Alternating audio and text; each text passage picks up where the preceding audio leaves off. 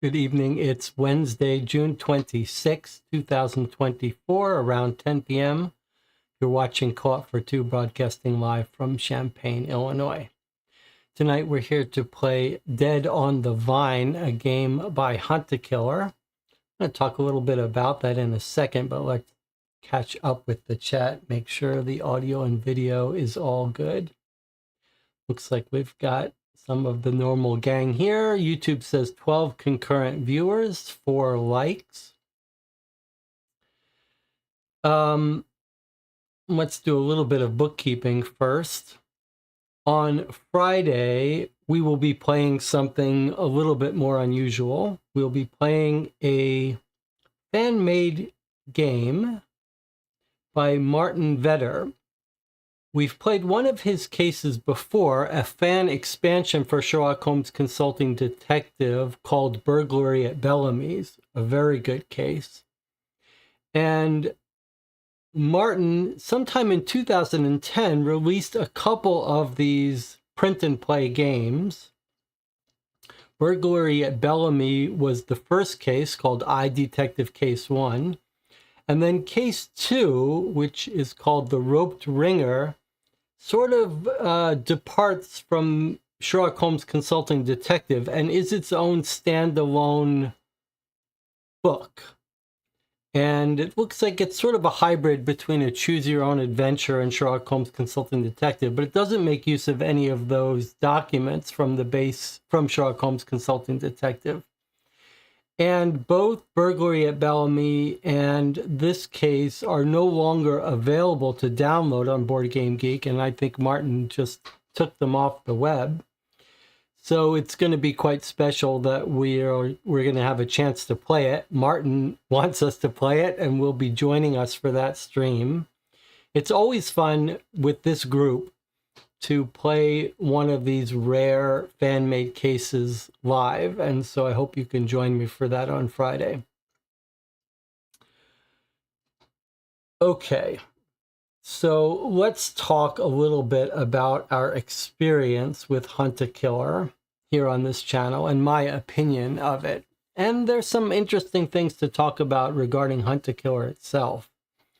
In the channel, Noah said, tried to buy this, but it's sold out. So you may or may not know that Hunt a Killer, it was bought out by another company and is undergoing some changes. It's a little bit in flux now. Hunt a Killer was the big boy of the subscription mystery services. And they've announced they're going to move away from subscription services. And it seems like they're not the only company doing this recently. Cozy Killer, which makes these big, expensive subscription boxes, have announced they're going to stop doing them like that. And Deadbolt Mystery Society, the other sort of big boy in this field, still is doing it. They seem to be going strong, but it's clear they're moving towards offering digital versions of their boxes, and maybe they're going to move away. And maybe this is all because shipping costs have gotten so high. Hunt a Killer, though, is an interesting case because they started out doing these subscription services, 1 box per month. And then over the last couple years, they've been experimenting with standalone boxes. And they've released a whole bunch of them. I played and reviewed 3 of them on this channel, not live. I didn't play them live, but I reviewed them. And Murder at the Motel, Murder at a Dive Bar, Death at the Dive Bar, and Body on the Boardwalk were the 3 I did. Those were sort of medium rated. And then they've released a bunch of easier ones. They did one on a boat, one on a heist, one on a rodeo. But they're all easier. They're in a smaller form factor than this, and they're sold, if not exclusively at Target, some of them, that's their primary distribution location, primary way you can buy it. And that's where I picked up this one at Target. And if you're looking for these and you have a Target nearby, You can probably find these at your Target. They're not selling them on the website anymore as they figure out what direction they're going to go in. I tend to avoid the super easy ones, but in general, I think it matches with the focus of Hunt a Killer, which has never quite aligned with my tastes. My experience is that they tend to be more focused on expensive props and being easier experiences and more trying to make the experience feel more deluxe rather than focusing on the actual mystery, which is not to say that they haven't had some good mysteries. Of the 3 boxes I played, one of them I quite liked. I think that was Murder at the Motel. And we did play a long season from Hunt a Killer on this channel called Blair Witch Season 1, which we really liked. And I think that showed some of where Hunt a Killer, when they succeed, when the things they do well. And in that case, it was the multimedia. It was the videos were done very well. I don't think this one uses online content, but I'm not sure. So what's odd about this box is this box seems to occupy a sort of position in the middle between their big expensive seasons and their Target small boxes. The small box Target games are like $29 or so. This one was, I think, $59, so quite a bit more expensive. It is just one case, one standalone case. And I think the extra cost may not be length. It may just be the focus on having a more deluxe experience. And I think it's positioned as a more deluxe experience. Let's see what it says. So it does credit the author. That's something that I often find that Hunt a Killer doesn't do. Aaron Kwong. 4 to 6 hours. Actually, so this is longer than their small boxes. If it really takes 4 to 6 hours, we normally multiply by 3 for this channel. If so, we're not going to be able to finish it in one day. We'll see. So, little story. It doesn't say deluxe, but if you go on the website, they've got it positioned as a sort of deluxe experience. So now that I see this time, I am curious if we're going to be able to finish it in one day. Doesn't look like there's that much materials. And I don't see any mention of internet.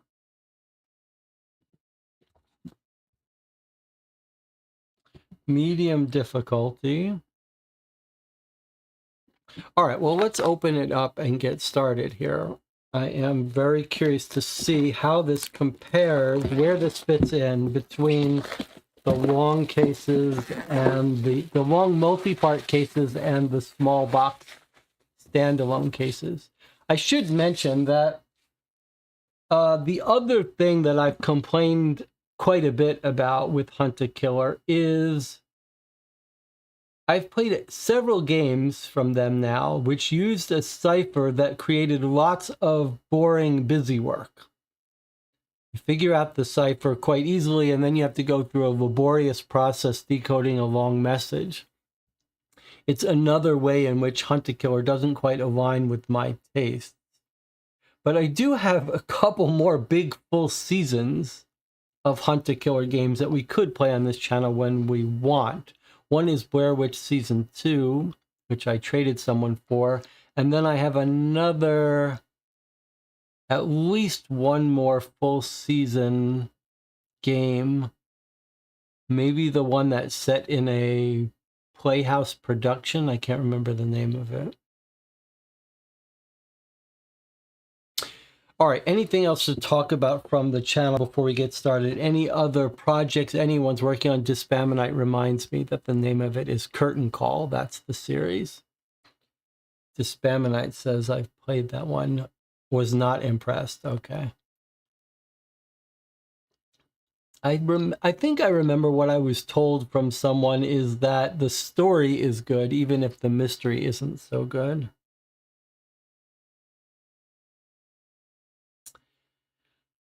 All right. Well, if there's nothing more, we'll just open up this box and get started here. Okay, so it's got a very nice deluxe magnetic slipcase. This is where all the money goes. Okay, Lewin Vineyard and Winery. All right. So I guess we'll just get out all the material, or maybe not. I see we've got some earrings. This is all the stuff I don't care about if it's not related to the mystery. Solution, okay, so not internet-based. Oh, I remember that's the other thing I complained very loudly about with what some of the small boxes requiring you to sign up to their newsletter to get the epilogue. Okay, well, there's a fair amount of content, but not bigger than would fit in a normal envelope. Okay, let's read it here. Full credits, well, I like that. And a full game manual. Interesting. All right, let's see what I get. Your goal in Hunt a Killer Dead on the Vine is to identify who killed Gail. In this game, you're playing the role of a private investigator solving the murder case.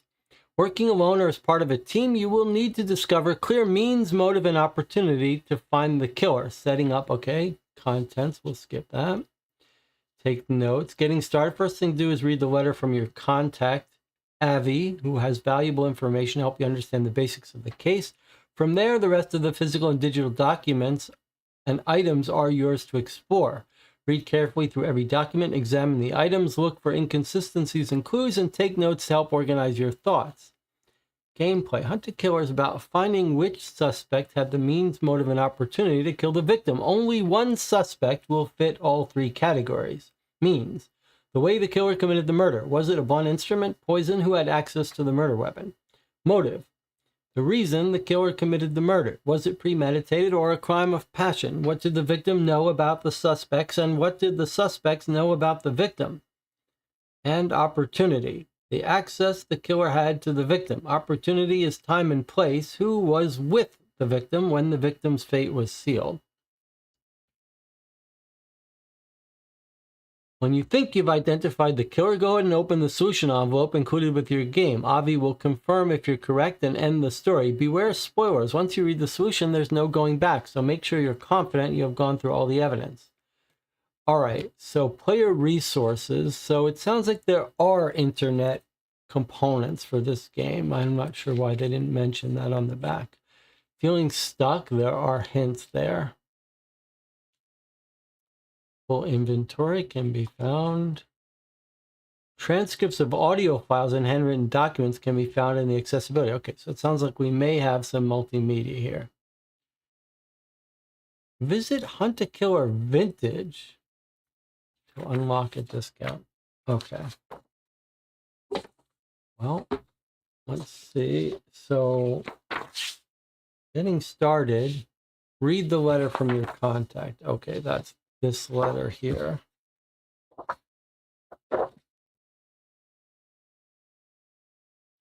So far, very nicely produced.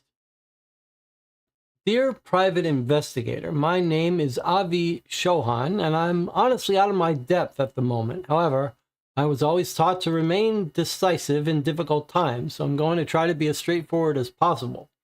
My grandmother, Gail Lewin, has been murdered. Before her death, my grandmother was the head of the Lewin Vineyard and Winery. It's a breathtakingly beautiful family-owned business in Napa Valley. I was lucky enough to grow up alongside the grapevines, and I work here now as an adult, though I'm only doing manual labor at the moment. In addition to running the vineyard, Gran essentially ran the family itself, up until several weeks ago when she died very suddenly. Here's what happened. Most of my immediate family met for a dinner party on the vineyard's grounds to celebrate my cousin Sterling's 21st birthday.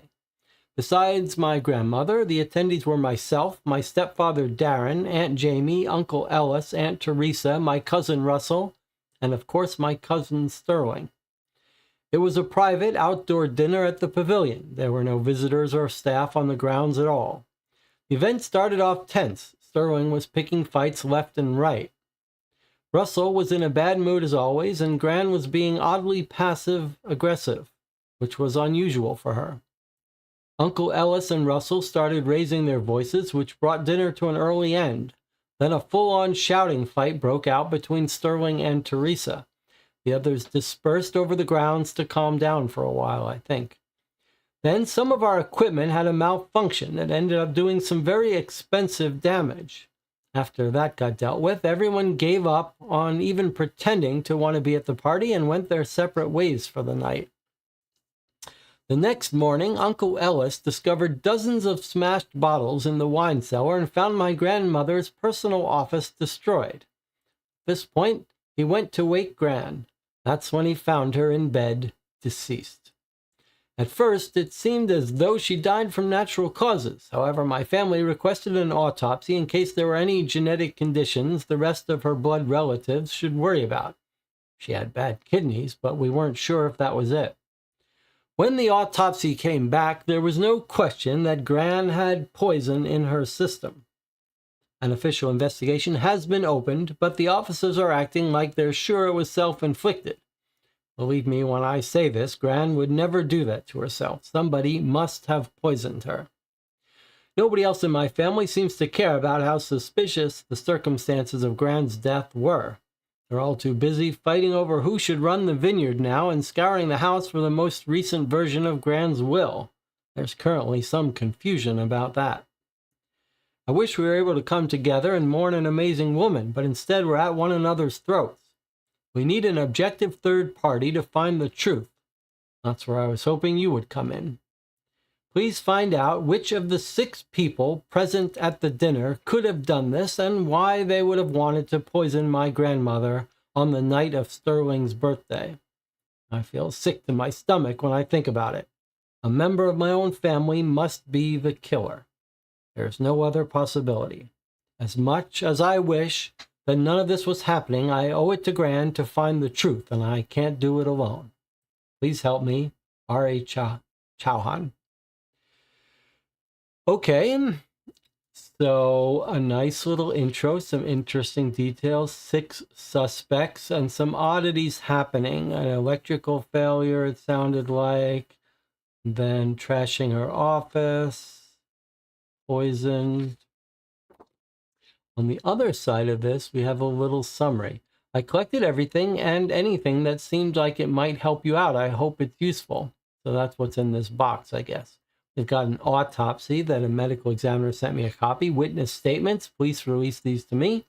2 photos. I took these just in case you wanted to see the scene of the crime. That's important to detectives, right?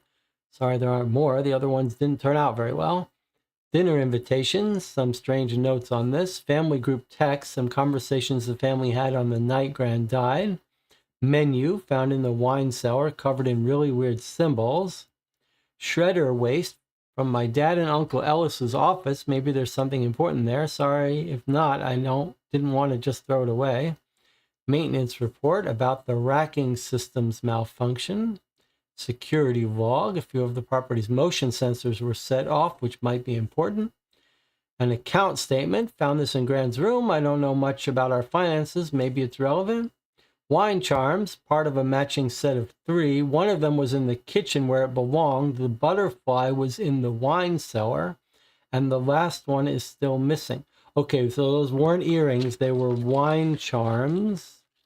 Everyone knows what a wine charm is, right?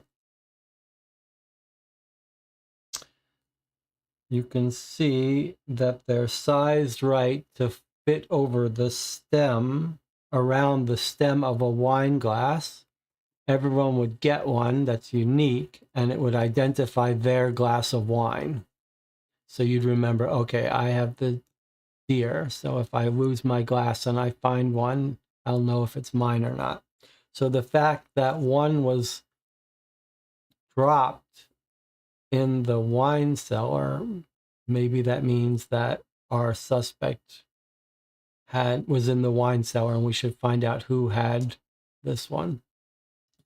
And then a locked bag from Gran's room. I almost didn't want to send it to you because there's a lot of sentimental value to it. My grandpa gave Gran her engagement gift inside of it. but there could be something important inside. Okay, here's something we don't often get that I really appreciate, which is a justification for all the items in the box. This is telling us that they're not just here out of thin air. This person has prepared them for us, and that's what's in our box. So I like that quite a bit. Well, okay, so our case has begun. We can go through these in any order we want. No mention of any website stuff, though. This is talked about player resources. I wonder if it expects us to go here before we start, because there doesn't seem to be any other mention of it. Well, why don't we put that off? We'll go on our first break or something.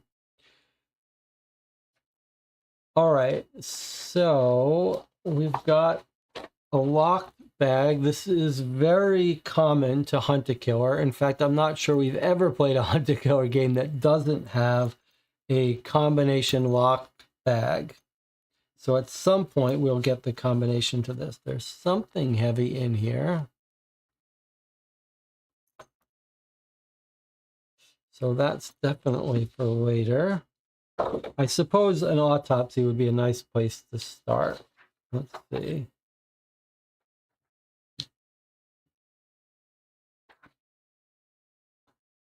Let's take a look at our autopsy here. Office of the Chief Medical Examiner, Melissa Brightman, MD, Napa, California. Circumstantial summary. The decedent was a 76-year-old Caucasian woman who was last seen alive by several family members at a dinner party on the 16th of July. She was found unresponsive in her bedroom on the morning of July 17th by her son, Ellis Lewin.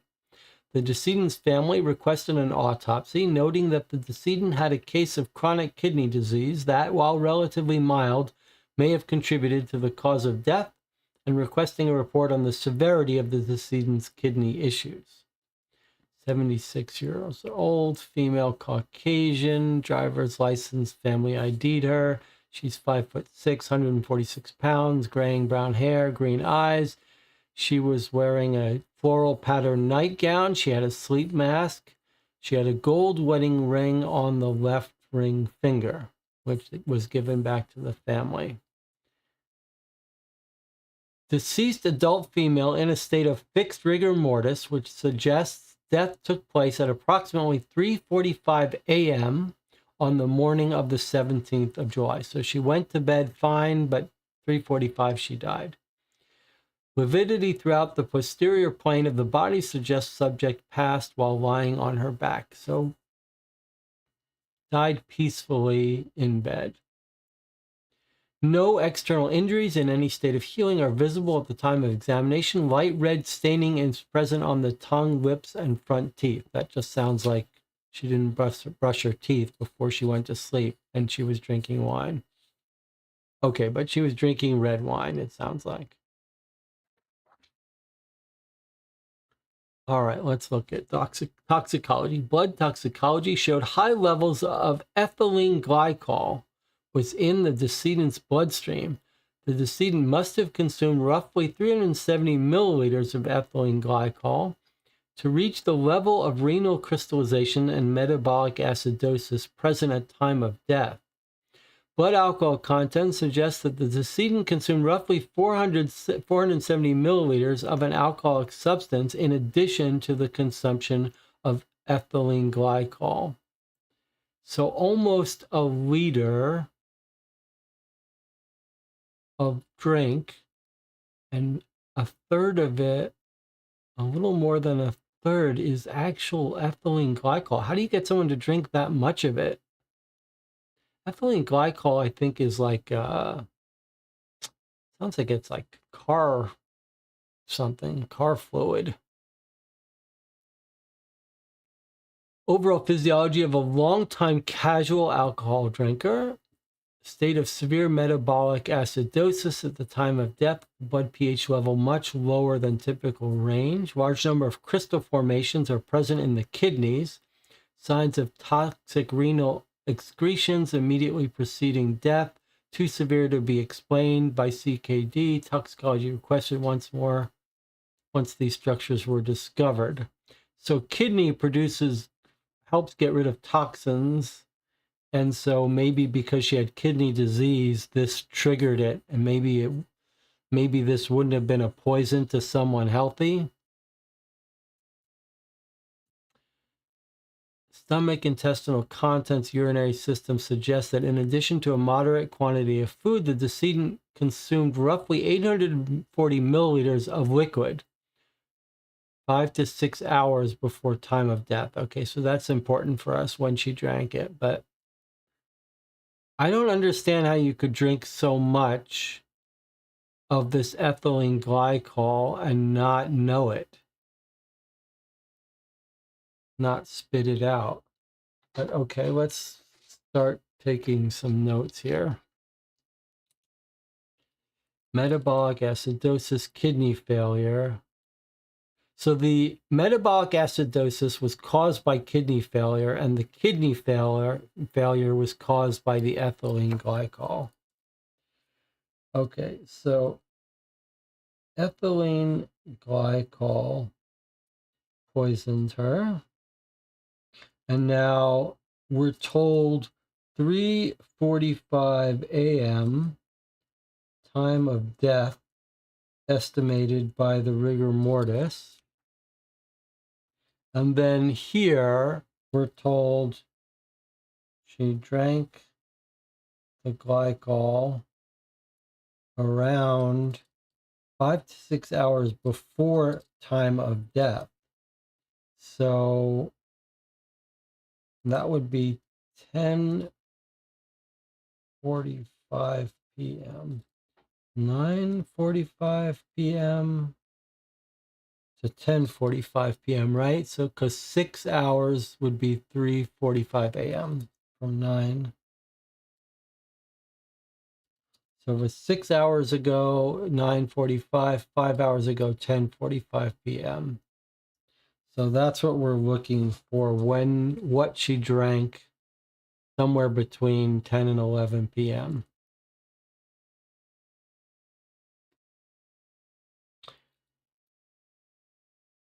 The decedent consumed roughly 370 milliliters of ethylene glycol, a highly toxic chemical, and died in her sleep within 5 to 6 hours after this consumption when her weakened kidneys were unable to process the chemical. As ethylene glycol poisoning has similar symptoms to severe alcoholic intoxication, it is unlikely that the subject or any family member present would have thought to attribute the decedent's symptoms to the consumption of a toxic chemical. In other words, she would have just acted like she was drunk, I guess. The decedent herself may not have been aware of her own consumption of ethylene glycol, as the chemical's sweet taste can cause it to be mistaken for a consumable beverage if not kept in an appropriate labeled container. Wow, I did not realize that. Okay, so ethylene glycol, we're just going to put that it's got a sweet taste. I mean, if you're running a vineyard, though, surely she would know if she was drinking something sweet. I mean, most wine is not sweet, but maybe we're going to hear that she thought she was having some weird sherry or something. But it is odd. You can't give someone a glass of regular wine that's half some sweet alcohol and not have them know it. So that is going to be something we need to figure out the answer to. Surely she did not. Surely a wine person did not drink that ethylene glycol thinking it was delicious wine. All right. We've got witness statements, photos. I mean, let's go. Let's not go through this in order. Let's play it in the order that we want to. Let's take a look at our crime scene first.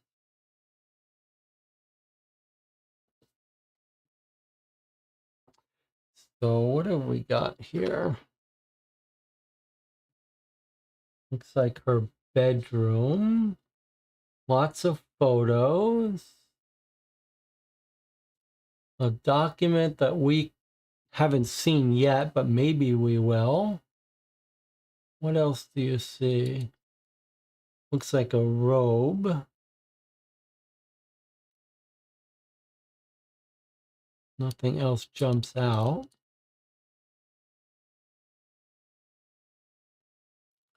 Fireplace not on. Robe is the only thing that jumps out to me there. Grandmother's bedroom. Took this after they removed the body. Okay. Maybe we should take a look. Keep your eye open for this document if it turns up in our collection, because it looks like she was reading that recently.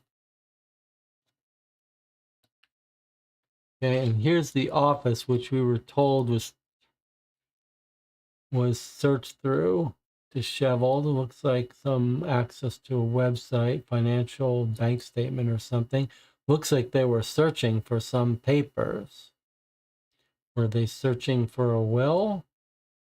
We don't know. There's some blood or wine here. This looks like blood to me. Did someone cut themselves?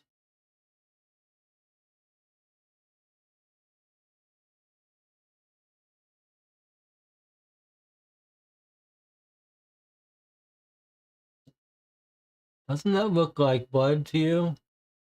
Blood or wine? Anything else look out of place?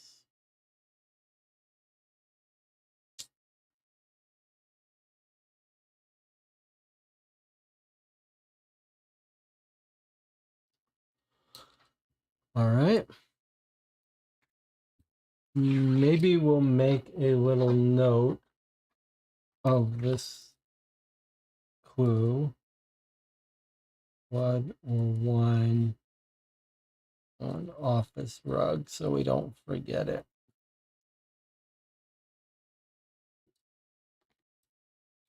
Okay. There's our photos.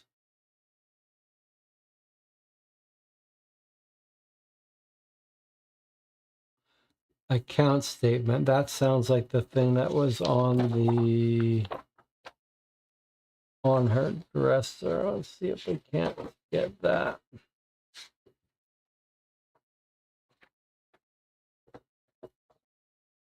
Group chat, bank statement.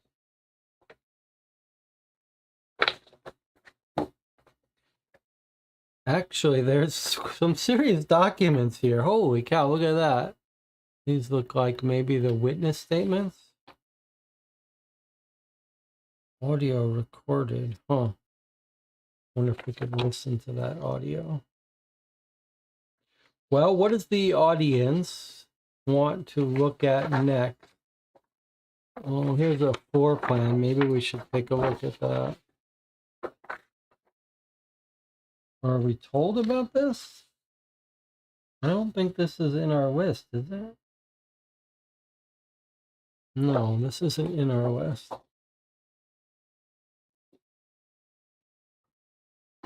Let's see what we've got here. Here's a map of the estate.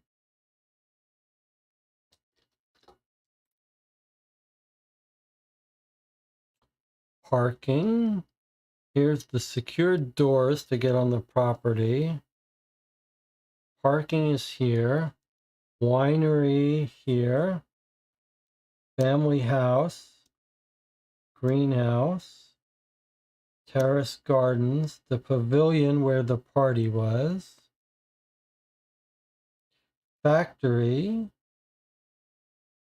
with a ferment hall, crusher and racking system, ferment hall 2, barrel hall. The notes say the pavilion is where the party was, and that in the factory there's a secured door to get in, but somewhere there's a racking system which malfunctioned. So did someone get in there and sabotage it? So they must have the secure access to the doors. Then we've got a storage building and a gazebo, which is 9 here. There's the vineyard rows. And then here's the actual winery, which is not on this map, I guess, further away, or maybe this is its... Okay, so let's see. Carport. Oh, here, 2 is the winery. And this is a close-up of the winery. So there's the carport here. You come in, you've got the main hall, the front desk, the tasting room, which would be here, recreation and stairs here.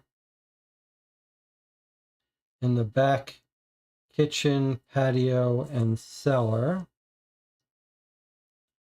The cellar is where I found all the smashed bottles, the menu, dinner invite, and the butterfly charm. Okay. And then where is the grandmother's room? Presumably here in the family house.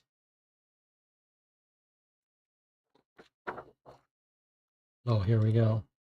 Offices at the winery upstairs. I see. So actually, she wasn't in the family house. It looks like she was... Oh, yeah, she was. This is just where her office was. Okay, so upstairs in the winery, we've got the printer room, shared space office, secured door. So if you come up the stairs in the winery, you have to still get past the secured door to get to Gran's office. Destroyed the same night she died, bathroom, and then Dad and Uncle Ellis's office. Okay, so these are all upstairs in the winery, and you need secured access to get into all these places. Okay, that's pretty cool. We'll probably need to keep this nearby.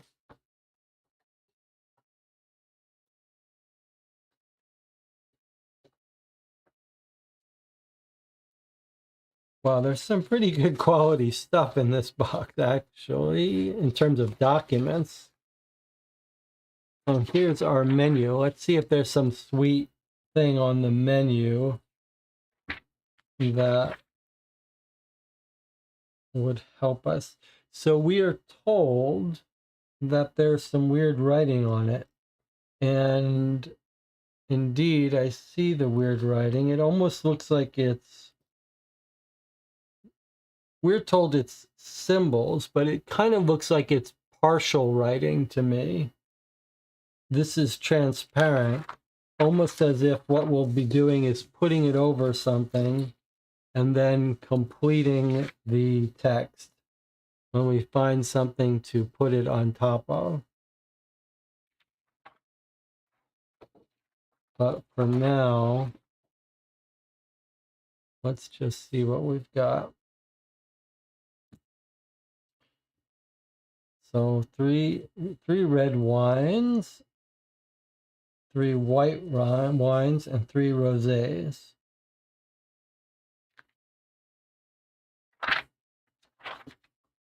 All right.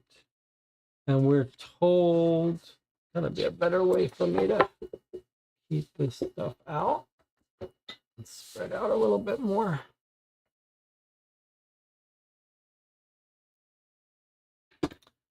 The menu, dinner invite, and butterfly charm are all found in the locked cellar. So this was just found sitting in the cellar somewhere. Okay. And we looked at the charms. Anything to see written on them? No, but we should be looking for who had the butterfly charm. Crystallis says, ethylene glycol is a chemical found in antifreeze. Possibly someone made a pitcher of water or lemonade and mixed it in. Harry says, it's the rose that did it. It's the rosé that did it. That stuff tastes horrible to begin with. Okay.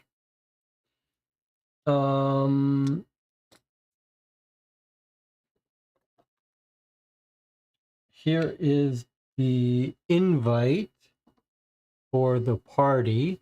Please join us for dinner to celebrate the 21st birthday of Miss Sterling Lewin. Saturday, 16th of July, Lewin Vineyard and Winery at 6 p.m. And we've got a mark here on this. It's not a fingerprint, is it? It looks like it's just some drops of red wine.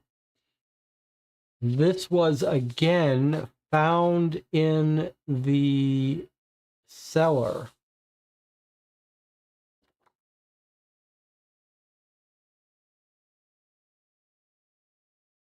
It looks like a conversation between two people. Looks like it starts here. Can you believe my parents are making me go to this? I hate formal get-togethers, and they know it. They just want me to act like I'm their picture-perfect little daughter. They don't care what I want at all. It's like they don't even see a person when they look at me, just the newest model of high-achieving Robo-Lewin. And then the reply is, we've got nice handwriting sample. The reply is, whoa, you're perfect just as you are, babe. Just make up an excuse during, and I'll pick you up after my gig. Meet me outside the front gate at 8:30. We can go sample the eats, near the apartments we looked at. She says, yes, please. I'll definitely meet you. I can't believe we found a place that fits your longboards. Like a surfer. True, true. It's right next to the new shop, too. Can't wait to wake up to you and do what I love every single day. By the way, this is cute. Talking about these drawings. You'll absolutely listen to what your mother overlord says. You'll absolutely love it. Listen to what your mother overlord says. It's kind of, I'm not sure what those mean, but okay. So he says, by the way, this is cute. And she says, no, it's not. My parents have called me their little starling for way too long. He says, yikes, babe.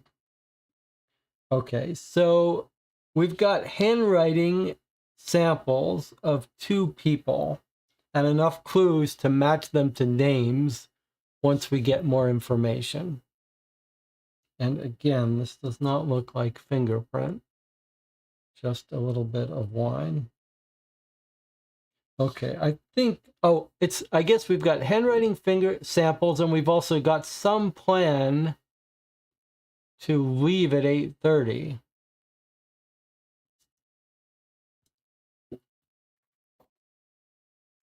All right, maybe what we'll do is we'll just look through the other pieces of evidence, not read them, and then we'll take a early break so that if you think you might want to play this game, you might leave now instead of watching it and watch this video afterwards. We've got a brochure from the winery, and it looks quite nice with a family tree and brochure. Oh, there's the map. Quick guide to wine tasting. I mean, this is pretty nice. High quality, heavy stock paper. Okay, we're just doing a little tour here of all the documents. We've got a big set of police interview statements. It does suggest that there's audio, so it may be that we could listen to these instead of read them on the website.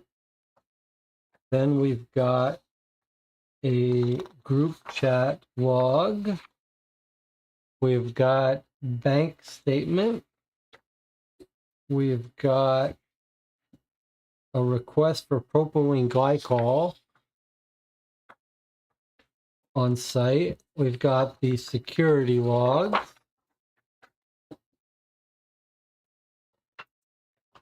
We've got another wine list with more of the writing, which absolutely looks like it might be the solution to our theory before about combining these on top of each other.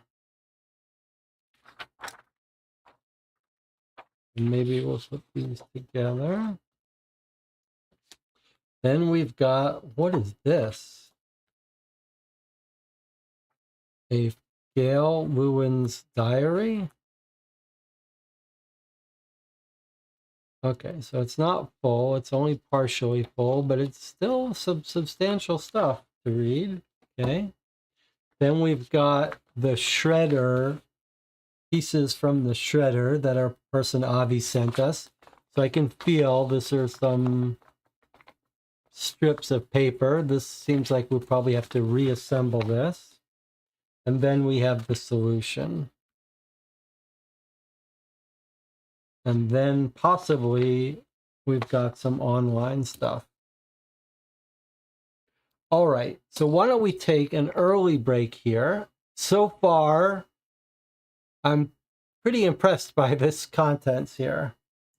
It definitely feels like a step up from the normal cold case game in terms of quality of documents and maybe content, quantity.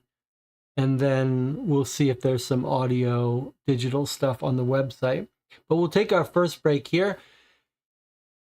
This is still available, not officially from the website, but probably from Target. So if you think this is a game you'd like to play on your own with your own group, instead of joining me for it, you could stop watching here and pick this up, although it's not cheap. I think $59 is what I paid. But if you're going to stick with me here and play it, I'll see you in 8 minutes.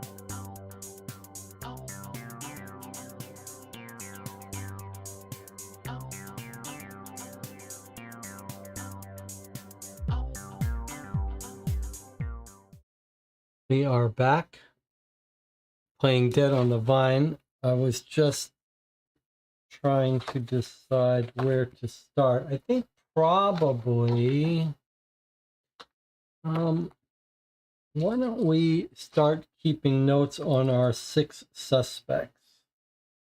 So we're told here that there are 6 people. Which of the 6 people present at the dinner could have done this?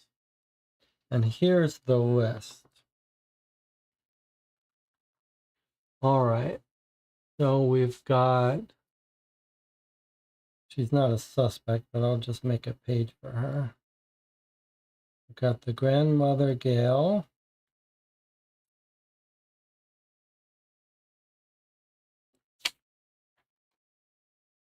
Okay. Then we've got Avi, who's the grandson. He's not really a suspect, assuming the suspect wouldn't contact us, which is pretty reasonable assumption. Darren.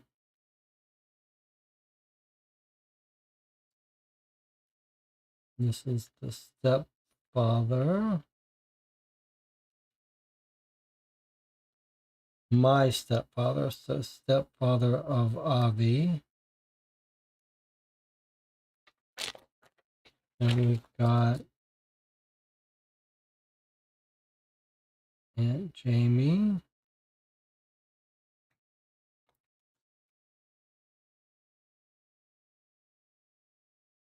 Uncle Ellis.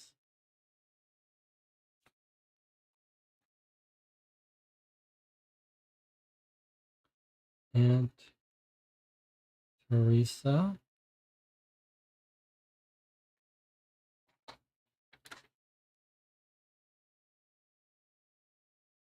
Cousin Russell.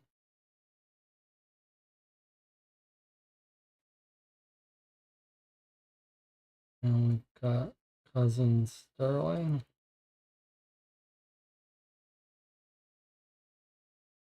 All right. Maybe I should have put these on cards, but we'll try it this way. All right. Let's see if we can put some faces to these names. So here's the brochure of the Lewin Vineyard and Winery.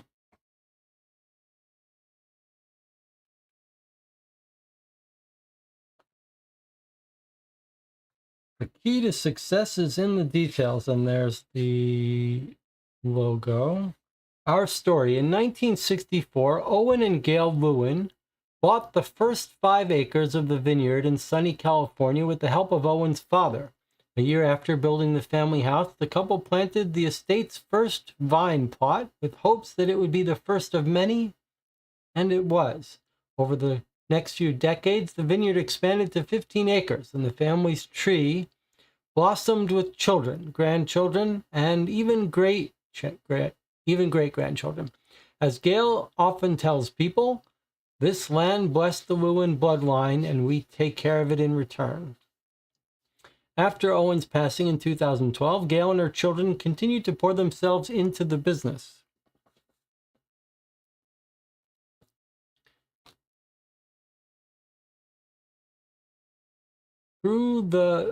Though the Lewin estate has seen wonderful success in the wine industry, Gail makes sure to keep herself grounded. To this day, she still takes a daily walk around her estate.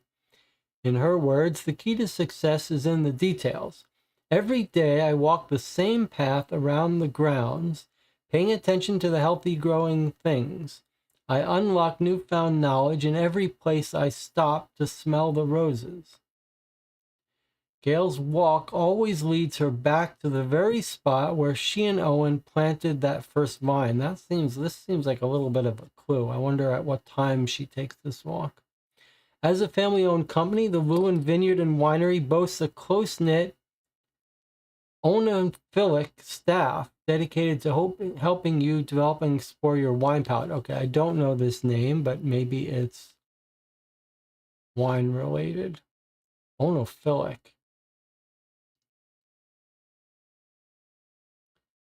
So not phobic, not avoiding ono, but attracted to it. Can someone look up oenophilic?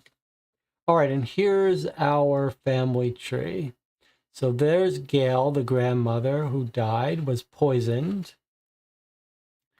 And then there's Avi. He's the one who contacted us.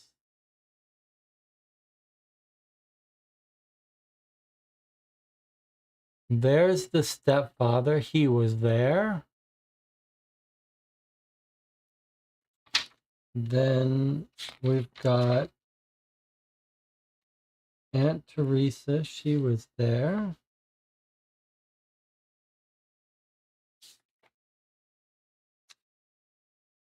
Aunt Jamie. She was there. Uncle Ellis. He was there. Aunt Teresa. She's there. We already got her. Cousin Russell.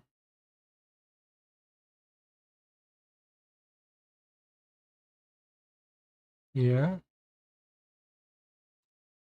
Cousin Sterling. That's going to be Sterling Starling. That's going to be our girl in our note.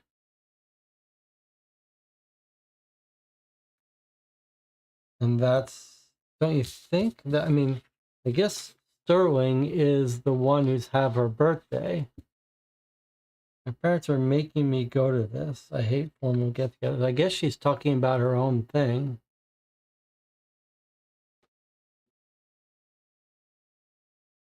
I'm assuming they called her Sterling Starling. And then we don't know who the boyfriend is that she's talking to, though. Okay, then we've got a whole bunch of other kids who weren't there. And Devia wasn't there, and Bran wasn't there. Okay, here's some specialties. So many options, it can be hard to choose which wine to try first. Here are some of our personal favorites. We've got the Belle-Île, the Dark Sea, the Gwydion,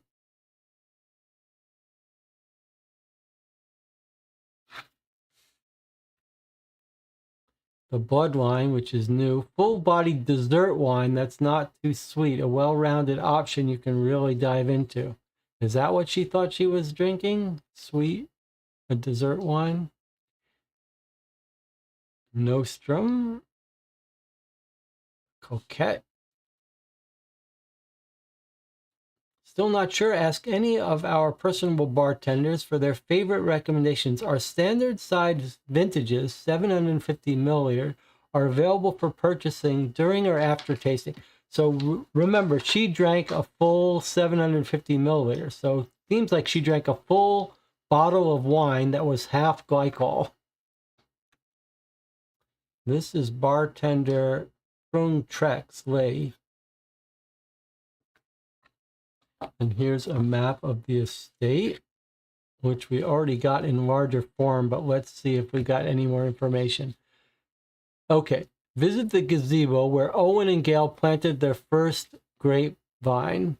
So based on this discussion, where she always leads back to where they planted their first vine, so her walk takes her here at the end. You can sign up for tours lasting about an hour. Starts from the main hall of the winery, stretches past the pavilion, and ends in our Pinot Noir fields. So maybe that's telling us that the full trip around would take you an hour. Free parking. Catch a glimpse of upcoming products at the experimental greenhouse. Okay, quick guide to wine tasting. 4 major steps to consider when tasting a new wine. Look, smell, taste, and process. Looking at your wine is the best place to start. Slightly tip your glass to get a good look at the color and the opacity. Determine the viscosity. Take note of how it smells. Is it sweet or tart? Fruit or earth? Swirling can help bring the aroma.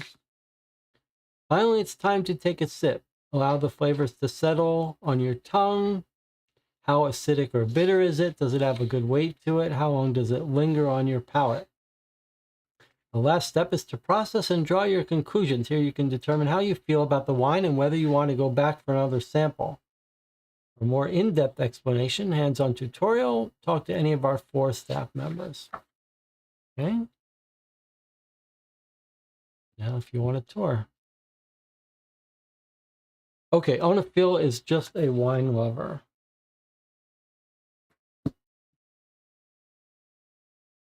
All right, so the main thing we got from here, in addition to some photos, which don't really help us, but I guess they do show us that the parents of Sterling were both there, Russell, but Teresa and Darren, but not their spouses. But we were told that Gail takes a daily walk around the property. That was kind of interesting. Maybe we should start here with Gail's notes.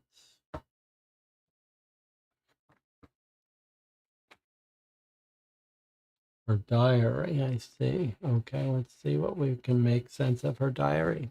July 1st, so this is 2 weeks ago. Profit's good, everything pulling into place for harvest next month. We'll arrange bonuses for the workers to show appreciation for efficiency. Ended the day with a decent book on the gazebo and opened a nice Zinfandel. Felt impatient, chose not to aerate. Watched the sunset. July 2nd, I presented E and what letter is that? With a phenomenal idea for a summer blend. He had budgetary concerns, overly cautious, that boy, insisted on postponing. I overruled developing D's idea for next year. D presented E and I. Sorry, D presented E and I. Let's see if we can. Okay, so D is going to be Darren, probably. So let's just say Darren might be D. I'm not sure who else it would be. I'll put a question mark. D presented E and I. Okay, who is our E? Ellis probably is our E.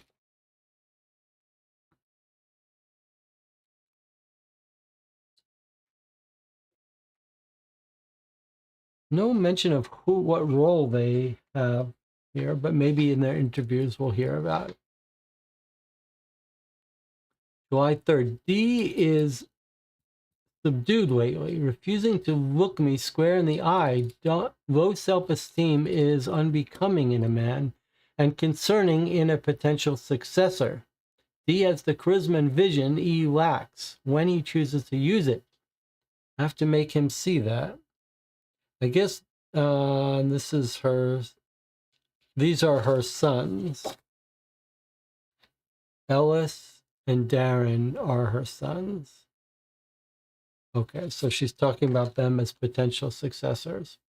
Had a few glasses of Nostrum over dinner, promising flavor, profile, but could stand to be a bit bolder. July 4th in the evening. Went to see fireworks with E, J, and D. Okay, so J is going to be Jamie.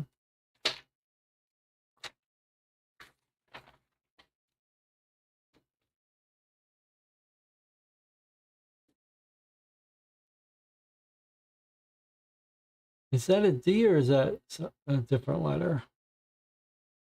D spent the entire trip either picking fights with J or looking at phone. E answering emails the whole time as well. J seemed unbothered. If only they would spend real quality time together. I had thought O and I instilled that. That's Owen, that's the husband. All right, so she refers to everyone just by the letter of their first name. And this is a capital S, says DJ. S bet picking fights. Who would be our S then? Are you sure it's an S? Because I don't think we have an S except for Sterling. And Sterling, E, J, and S. Okay, well, I guess it could be S. That could be their daughter. E, J, and S. Jamie, Ellis, and Sterling. Okay. S spent the entire trip picking fights with Jamie or looking at her phone. Okay, so I guess S is Sterling. So that's our S. The birthday girl. All right. Relaxing in my room with a glass of Gwydion, aerated for 30 minutes ahead of time to mellow the youthful tannic punch into something more palatable to my reserved sensibilities. So we're hearing her try all of these different wines. I wonder if we're gonna hear she knows the tastes of all these, but not the one she was poisoned with. July 5th evening, visited factory for inspection, walked in on R shouting at a worker, that's going to be Russell, who had spilled some processing wine. Poor man was quaking in his boots. Stood behind R until he noticed me. The boy nearly jumped out of his skin, changed his attitude immediately. No people skills. Perhaps his position as an authority figure does not suit his competencies. I should have known. Belly Mars with leg of lamb for dinner. That's another one of their wines. The wine shines on its own, but is transcendent when correctly paired. Okay, July 6th. Today is the anniversary of O's passing. That's her husband, Owen. Bedroom felt larger, emptier than usual. When I woke, received a kind card in the mail from A. I gave from AJ, gave me consolations over breakfast. We'll have C drive me to the cemetery later. Okay, so we'll have E drive me to the cemetery. Okay.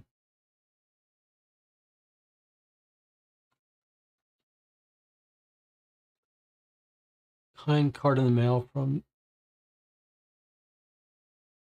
I'm not sure what this is saying. AJ gave me. July 7th. Particularly hot today as I took my walk. Must keep an eye on the Pinot. Why do I keep saying Pinot? Pinot. Must keep an eye on the Pinot experiments. The greenhouse has been feeling dry.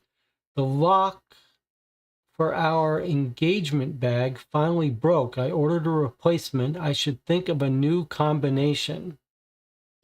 That's our locked bag. It needs a new replacement. Sampled a competitor's strangely sediment-heavy Zinfandel after a 30-minute aeration to give it a fair shake. Nothing worth noting down. This might be our timeline. Help us with the timeline of the poison wine. Like if she let it aerate for 30 minutes, this one she let aerate for 10 minutes. So if we hear she opens the poison, a certain wine, we shouldn't assume she drank it right away. Sometimes she opens it and aerates it.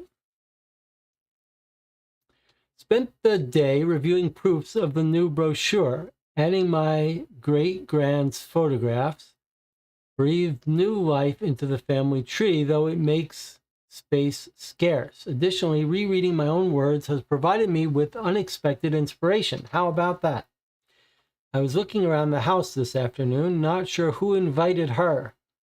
Hovering at the kitchen counter with a glass of red in one fist, her chatter was ceaseless until I found a distraction to lead her away. T is my family now and forever, and I will never turn my family away. However, I often wish B made a better choice of spouse. T was working. Okay, so that's going to be our Teresa. Teresa Lewin, she's talking about, and she wishes Bran, her son, made a better choice instead of Teresa. So let's reread what she says. He's working around the house. Who invited her? She's got a glass of red, ceaseless chatter. And Gail says, she's family, I've accepted her, but I wish the son chose better. J, after extensively complimenting my sense of interior decorating, asked if she could throw S, that's Sterling, a 21st birthday dinner here? I said yes, despite the short notice. Apparently, Jay has only just gotten S to agree to have a party at all. Not surprising. Lately, the girl turns favors into arguments and events to ordeals. Okay. I insisted she would get invitations, decorations, and food in order. Must respect her initiative. When J and E married, I was sure she was as empty-headed as T, but her calculating nature has proven her worthy of my family, though she employs it in a way I would not. Shared a bottle of Coquette with her.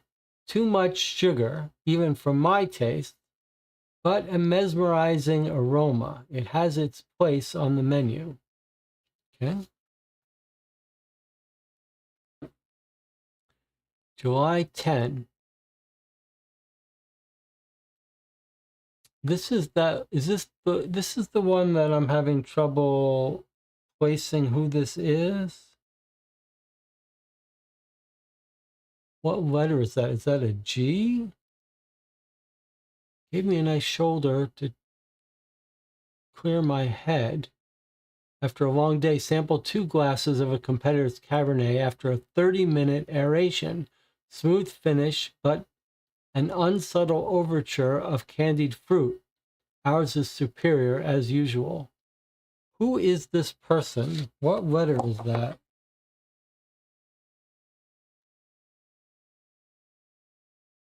Avi? It must be Avi. It must be A for Avi. Okay, so we think that's A for Avi. All right. July 11th. Caught the tail end of a conversation between D and Div. This is Darren and his wife, Divya. She told him to follow his heart. D replied he did not know what his heart was saying, or somewhat not. Not sure what that was about. He has always been unsatisfyingly indecisive. Was about to enter the room and ask what they were on about after Div left, but as soon as she exited, D received a call. I didn't interrupt. We'll have to speak with him about this later. Drank Vermil tonight, a layered experience, pleasant on all levels. She's drinking her own wine. Okay, where was the dessert wine? That's the only one that seems to me like you could possibly mistake it for a blood wine. Okay, so let's just keep an eye open for if she says she's had this one. We've seen her drinking most of these.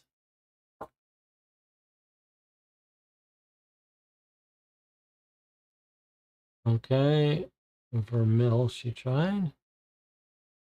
He has been working more punishing hours than usual lately. Part of it is the usual preparation for harvest season, but there's a tension to him that is even more pronounced than usual.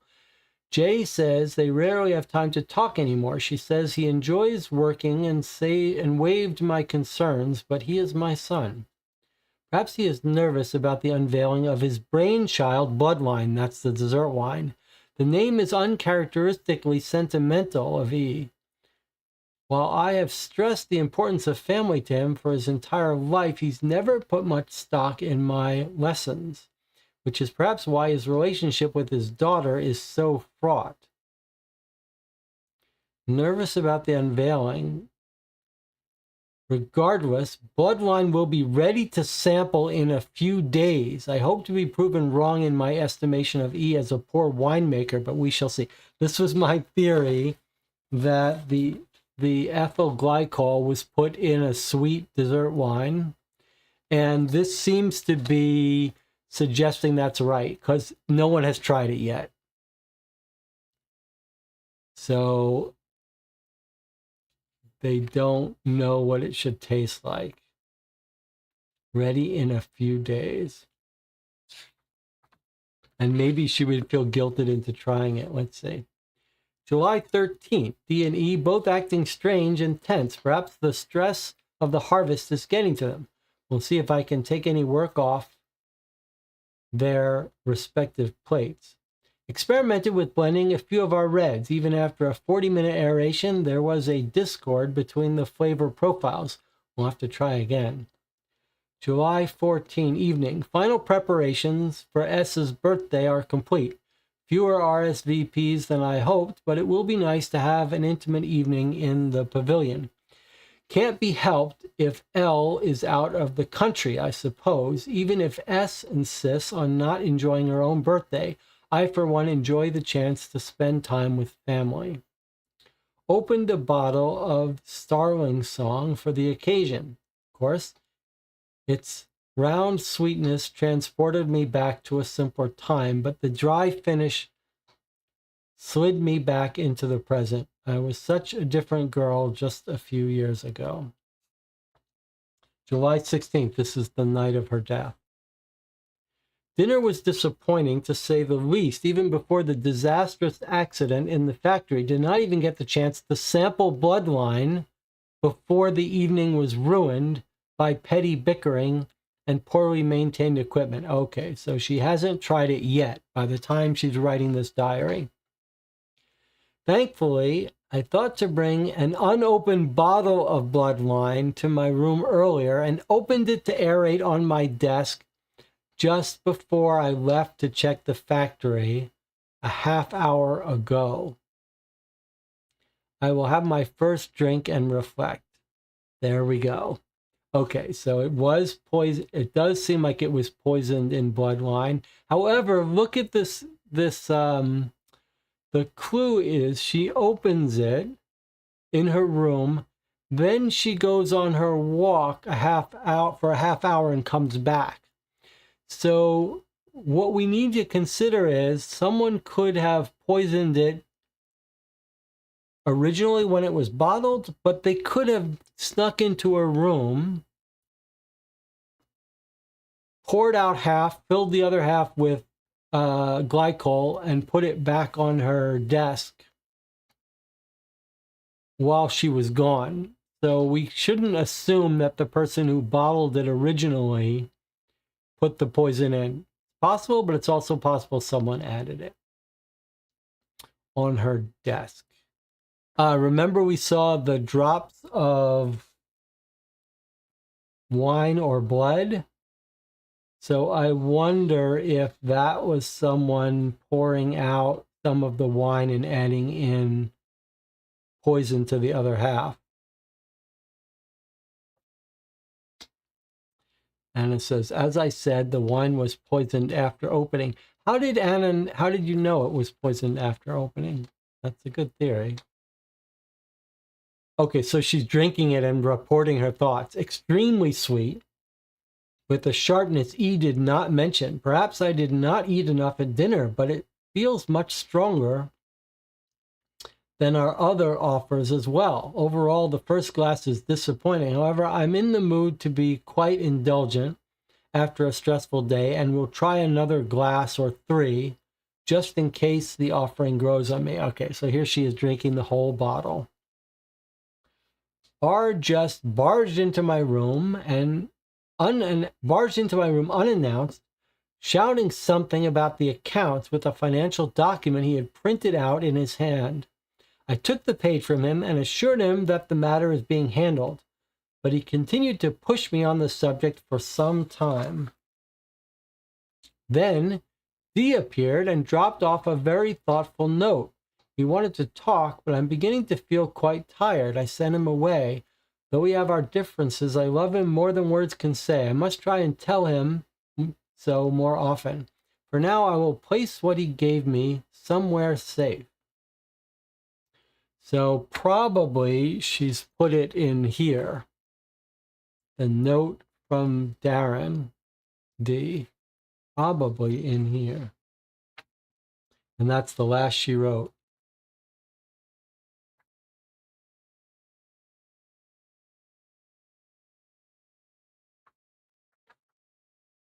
All right. Well, she mentions an account that Russell came in shouting about the account with a financial document he had printed out. Okay, this was pretty cool. Let's make sure there's no more writing on any other pages here. We're still looking for the code she used.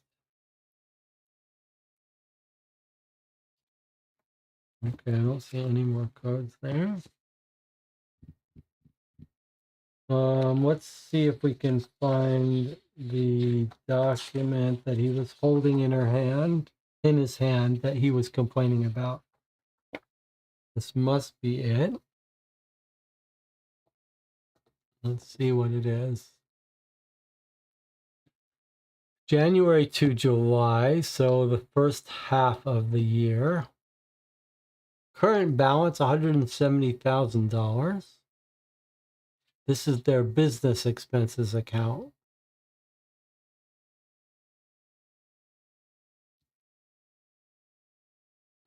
Someone withdrew $105,000 Prestige Insurance bundling account.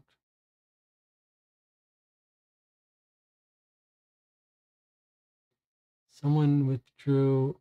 Wait a minute. Oh, January. Okay, so back in January, 105,000, 74,000 for supplies,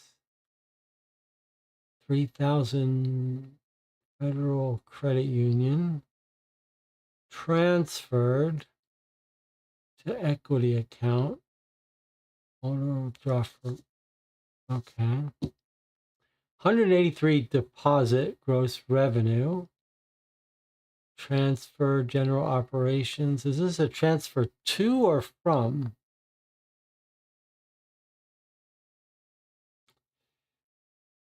Payroll, 57,000. Sanitation, marketing, family maintenance, Green Goddess agricultural equipment, Napa, treasurer taxes.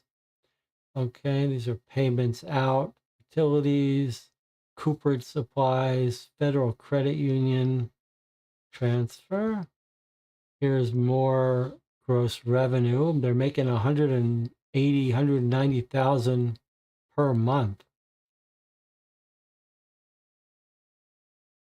Payroll, $57,000 payroll. So we don't have the beginning of this month. Marketing consultants, 11,000. What do you think he was upset about? Is it going to be something in the most recent stuff? All right, let's just skim this stuff through.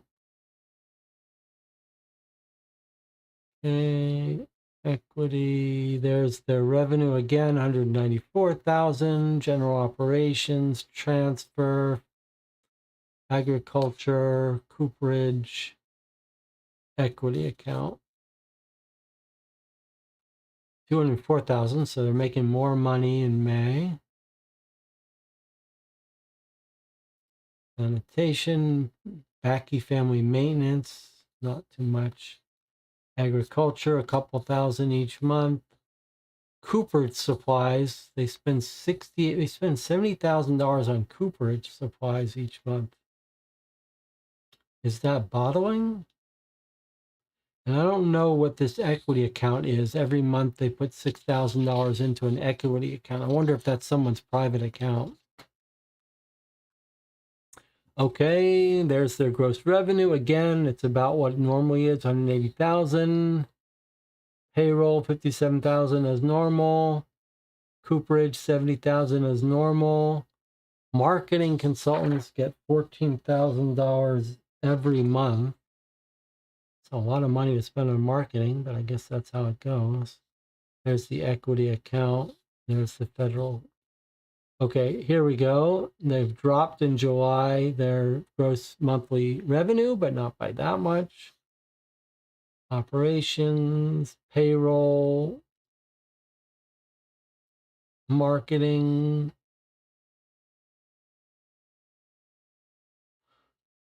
No transfer to the equity account. But that's just because it ends on the 15th and the equity account doesn't happen until the end of the month.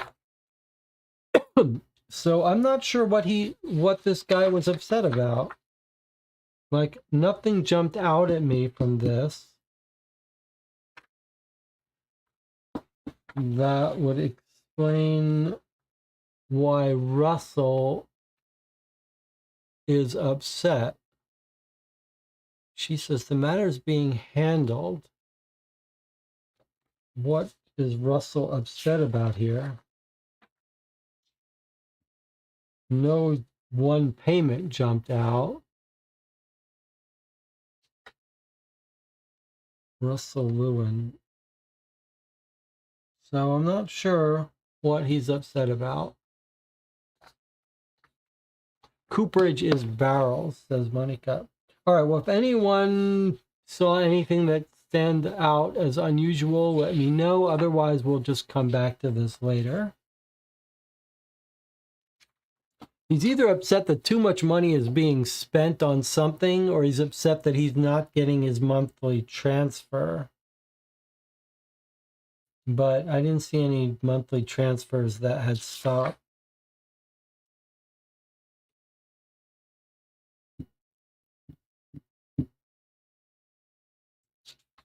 Maybe he's upset about someone else getting more money.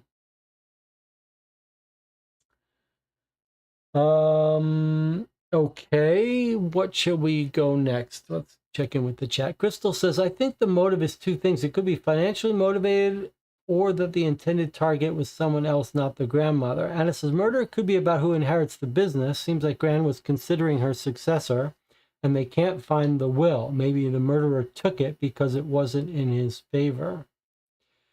It does feel like this might be an inheritance problem.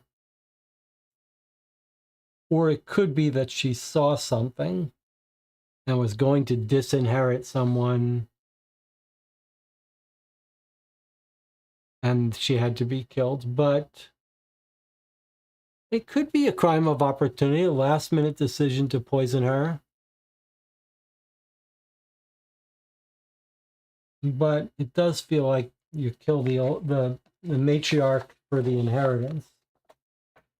Okay, let's look at the family chat. How about that? So they've got their own channel here. Let's see, can we tell where it starts and ends? 7:15, 10:16 a.m. 7:16, 9 p.m. Okay, so it looks like it starts here on the day before the party. Leanne says, can't believe you're already turning 21, Sterling. We wish we could make it. You know how sick I get on planes. It was hard enough getting to New York. I don't even want to think about leaving. Sterling says, wish you could have taken me with you. Aunt Teresa says, it's such a shame. We're going to miss you so much. We would have had the whole family for once. Dad says, not even our new dessert wine. We're cracking open the first bottle tomorrow night. So this is, remember, Sterling and her parents, I guess. There's Sterling. Leanne is going to be one of the relatives that didn't make it to the party. There she is, Leanne, the sister of Sterling. And then Aunt Teresa is still in the family chat. She's the chatterbox.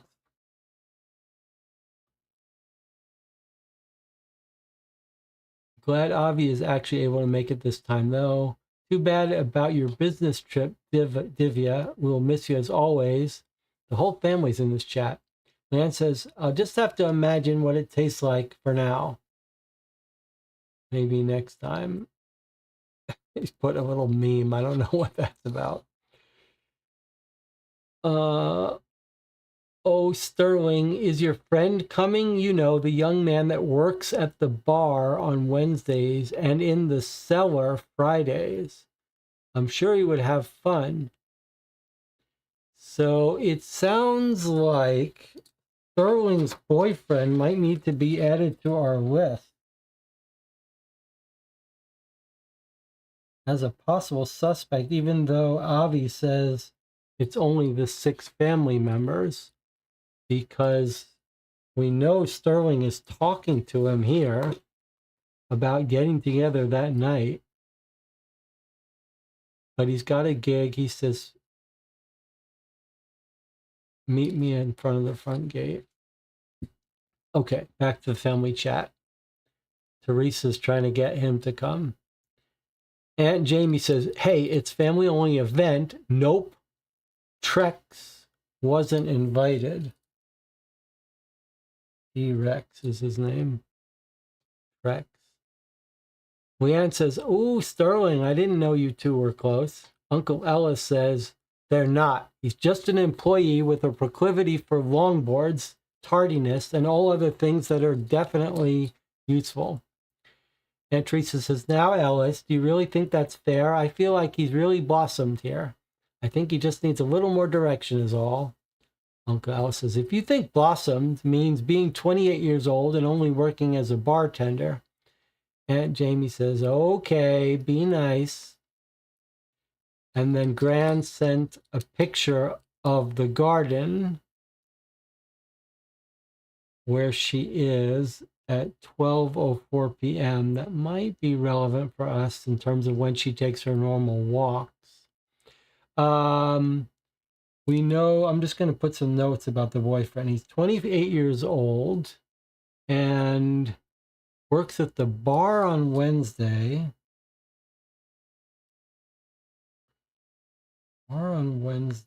And cellar on Fridays. And we might want to, do we know what day? I'm not sure we know what day of the week the 16th and the 17th is. Where is our party? Here we go. Saturday the 16th. Okay. So let's make a note that July 16th is a Saturday, in case that's relevant. So this guy is not supposed to be working on site during the party. So that's just a little piece of evidence.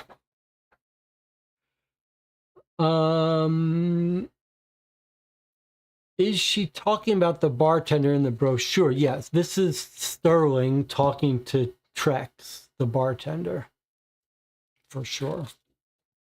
Okay, here is the family chat continuing. Hello all, when I stopped at the gardens on my daily walk, I saw this little one. It refused to grow until now. Regards, Gail. So this is our little information. We know Gail goes on her normal walk every day. So on 7:15, she took a walk to the terrace garden at 12:04 noon. So if she takes her daily walk every day at the same time, that's important. DJ Moneycut says there was a bartender in the brochure. Oh, you're right. Look, that's Trex. You are absolutely right. This puts a face to Trex. Bartender Trung Trex. All right, good catch.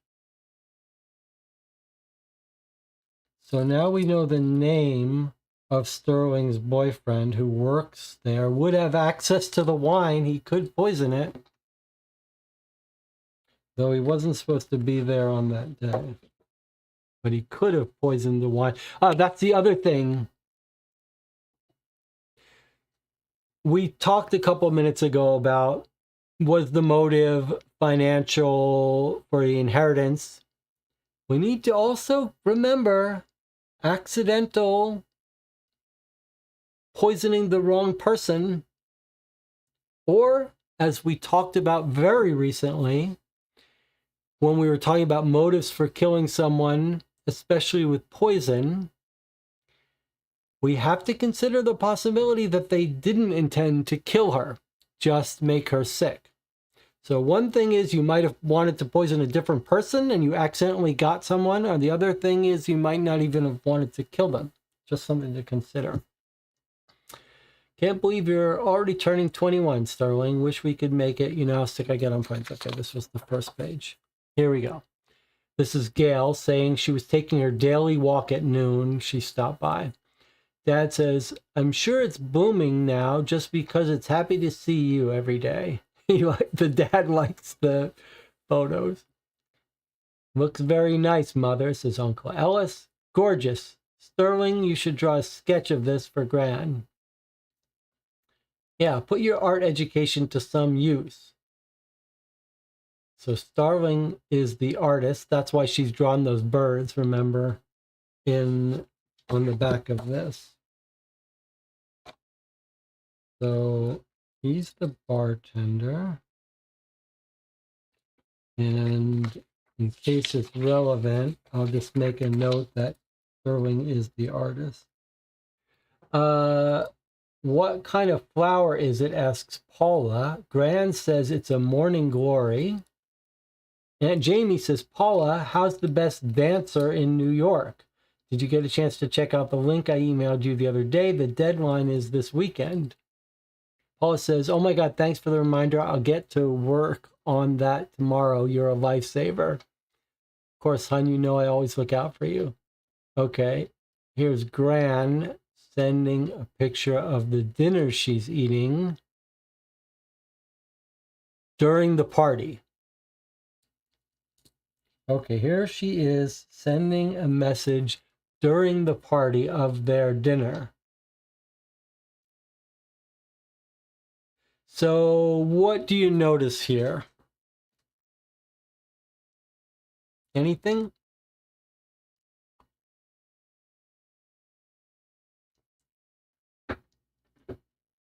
It's the evening of the party. They're having dinner. So I suppose we could write down that dinner was at 7:09 p.m. That's relevant for us. What else do you notice? This is the grandmother sending a photo on her phone to the family chat. Let's see what the chat has picked up, if anything. DJ Moneycut says, I'm noticing Gran is an alcoholic. Jonathan says, looks like lamb. Anna says the butterfly was hers. Okay, so first of all, I wish I could, I'd love to pretend that I saw that, but I didn't even see it. But that is an amazing catch by Anna. That Gran had the butterfly.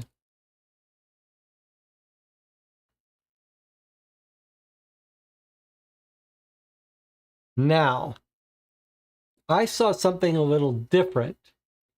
And in fact, this is a very cool little hint. And I'm going to make a little correction here. Okay, now, that's a brilliant insight, but now go deeper. Go deeper. Why is that wrong?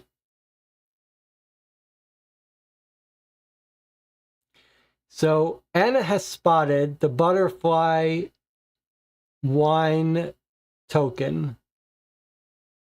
But what's wrong with this picture? Why is Anna not quite right? Although Anna was very observant. DJ Moneycut says that's someone else's hand. That's right. So my first observation was going to be, okay, Gran is left-handed. She's holding it in her left hand. But look how subtle that photo is. We're looking at the thumb and nail polish. That's someone's right hand holding that glass of wine. That means it's the person on her left holding the glass of wine in her photo. Okay, so, boy, that's a pretty subtle little clue, huh? So what we know is to the left of Gran, counterclockwise, is a woman, probably. Although these days, the boys wear nail polish, but assuming this tight-knit family and no super young boys. That's drinking wine. That's probably a woman with butterfly red wine. Boy, that's pretty. That's 7:09 p.m. That's pretty subtle.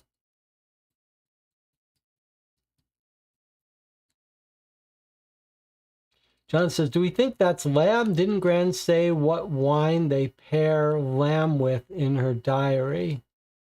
That's an interesting idea. That is absolutely looks like, well, I don't know. Looks a little bit like lamb chops. I'm not sure that's relevant. Did we say what was paired with lamb? Do we think it matters? Maybe it doesn't matter. Let's not worry about it till it matters. But I will put a note on this card that maybe they're eating lamb. Okay, so Gran says, here's what we had to eat. Another meal well done once again. Thank you for an absolutely splendid dinner, Gail. And Leanne is drooling. Everyone, the racking system malfunctioned again. There's wine everywhere right now. Should I call maintenance? Okay, so this is at 9 p.m. Let's make a note. Racking malfunction at 9:15 p.m. Maybe we're going to find that on the maintenance logs. Who's messaging that, though? Russell says, no, call me. I'm on my way. Don't touch anything. Who's,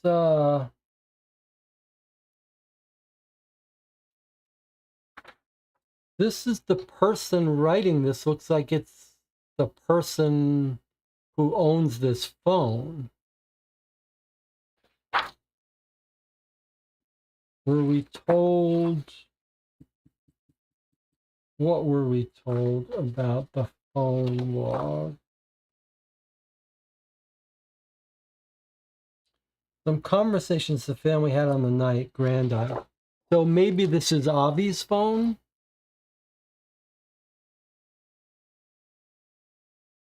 This could be Avi's phone.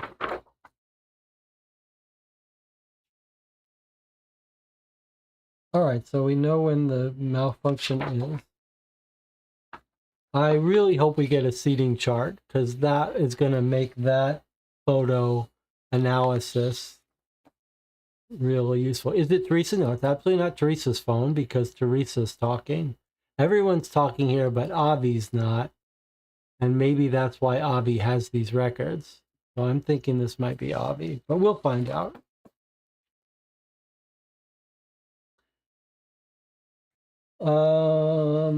Okay, let's look at the security logs. Oh no, we weren't. Do we have maintenance logs for the racking system? No, we don't. We have security motion detection logs though. Let's take a look at this.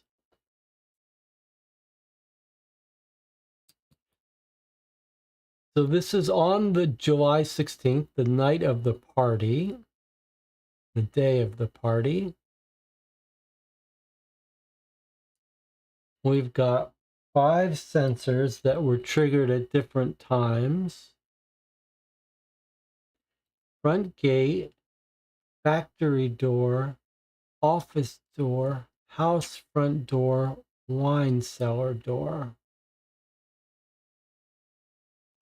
Remember, we think she ingested the poison from 9:45 to 10:45, and it was in her office. And then she opened it a half hour before she drank it. So if she drank it at 9:45, someone would have to have come in between 9:15 and 9:45. And then she could have had it all the way to 10:45. So anywhere in this range could have been the poisoner sneaking in.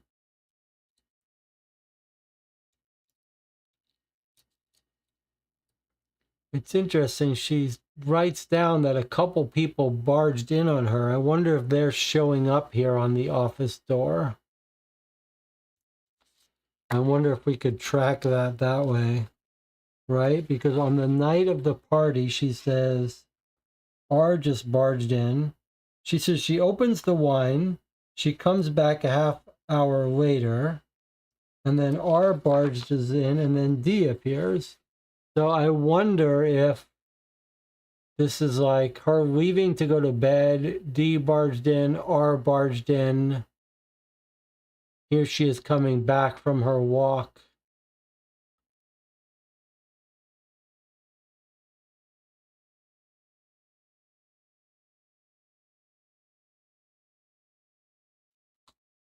Let's see. She's drinking it before they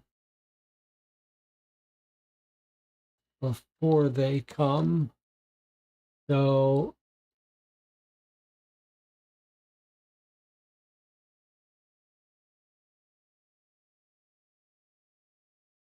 I don't know if they would show up on the log. That's the only thing I'm not sure. That would be in the house, not the office, right? I think it's in the office. Thankfully, I thought to bring an unopened bottle of Bloodline to my room earlier. Opened it. Oh, you're right.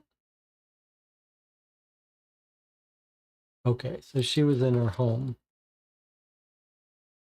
You're right. I thought she was in her office. All right, so somewhere in here. So I wonder if she's not like opened it. Let's just work it out. Let's say she opens it. She comes back a half hour later. She starts drinking it. Then in comes one, in comes the other.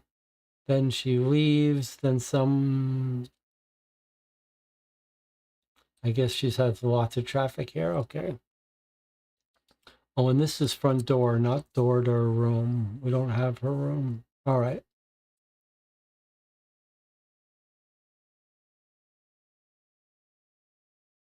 We know someone went through her room, but we don't know when. Well, okay, let's do this part first then. The only thing we were going to look up here is the racking malfunction at 9:15 p.m. So someone does come in the factory at 9:14.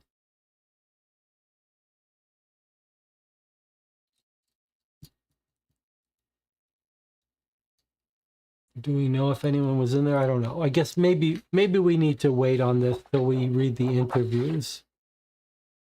That's just a lot of records there, and I'm not sure how we know how to use them. All right, but let's make sense of this. Request for equipment. Maintenance report about the racking system malfunction. Where is that?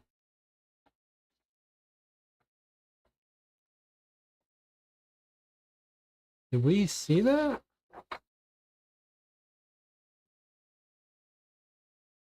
Incident. Okay, it's on this. Okay. Let's see. So here is the report about the maintenance problem with the racking system. But before that, we also have this. Requests made by Gabriel Delva, a production worker, on July 9th. Propylene glycol antifreeze we're currently using for the cooling system is an ethylene glycol, which isn't as food safe as the propylene alternative. I see you want propylene glycol. They're currently using ethylene glycol. I know it doesn't come into contact with any of the wine directly, but it might be safer to switch over in case of an accident. Supervisor reviewing request is Russell. He denies it. The kind we're already using is fine. That's interesting. So you could say that Russell was on notice that about this poisonous ethyl glycol. That makes Russell a little bit suspicious, but it tells us that the ethyl glycol was on site. Anyone could have had access to it who has access to the factory. Okay, so Russell sounds like the person who's the supervisor of the factory, maybe not Avi. Oh, no, look, it is Avi that did report it. We were right. Okay. 9:15, he got the report. A disconnected hydraulic tube. Hydraulic tube that connects a bunch of barrels of red wine got unattached during the night. This made gallons of wine shoot out of the barrels onto the floor and made a giant freaking expensive mess. Malfunction tripped an alarm and people nearby got the tube reattached. Okay, so maybe only the culprit was in the factory. The alarm went off and then Avi rushed over to it. Maybe. We're going to hear that in his statement, I guess. Summary of incident. At 9:15, Avi Chokhan texted he could hear an alarm coming from the factory. So I went to check. Okay. So none of the family was in the factory at the time. Gail was already there with Avi when I showed up at 9:29. They got it under control and were handling the cleanup. Gail told me I wasn't needed and I left. Returned this morning at 7 to fill out a report. Additional notes, inspected the goddamn thing 3 days ago and it was fine. One of the workers must have screwed something up. Okay, so now it makes sense to look at the factory floor. So someone comes in at, there's movement detected at 9:08, 9:11, 9:14, and this is when they arrive. So this is some intruder sabotaging probably the racking system. Alarm goes off. Here they are leaving. So like they're arriving, they're messing with it, they're leaving with the alarm going off. And then here they arrive to fix it.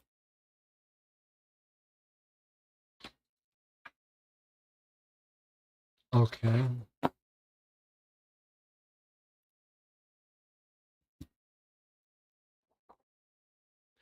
I suppose it's time for a break. I'll see you in 8 minutes.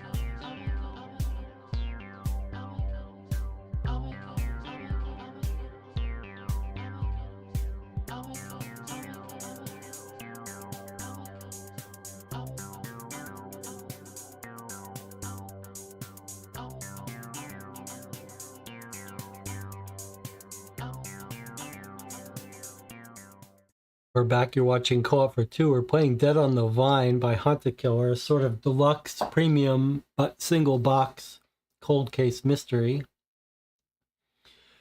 The highlight of our game so far has been that text message photo, but it does feel like we're dealing with quite a high quality production here in ways that is pleasing, unlike some of the other Hunt a Killer stuff. We've been through most of the documents. We only have a few left that we haven't at least read, but we've got one big substantial one, which is a collection of interviews. Now, it does say audio recorded on the morning of July 30th as part of verbal interviews with family members on the scene, verbatim transcriptions provided by Napa Valley Police. I did go on the website to see if maybe these were available in audio format. I didn't find them, so I don't think so. I think it's just a little bit confusing the way the rules say, scan the QR code, head over to Dead on the Vine, navigate to player resources to see all of the resources available to you, click on hints and reveals. So that didn't quite work for me. When I scanned the QR code, got me to a generic page for Hunt a Killer where we could click on Dead on the Vine.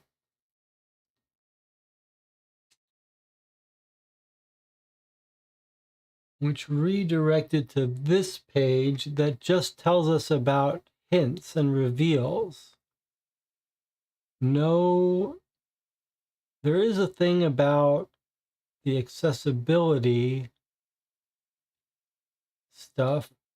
So I'm not going to go deeper in this because it looks like it could give hints, but it doesn't seem like these are available in any other format for us.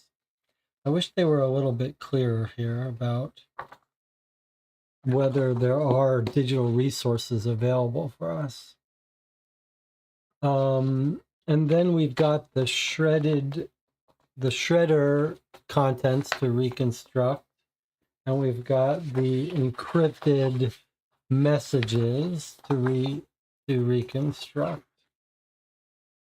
But I think maybe it's time to go through the witness statements.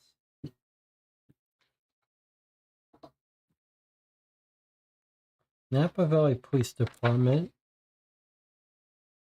Report by Jason Fenn at the vineyard.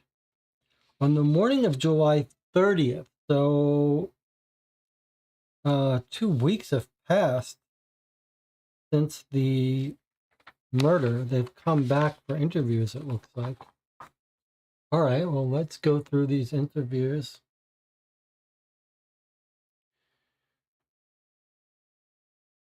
JP, this is the detective. Mr. Lewin, Gail Lewin was your mother, correct?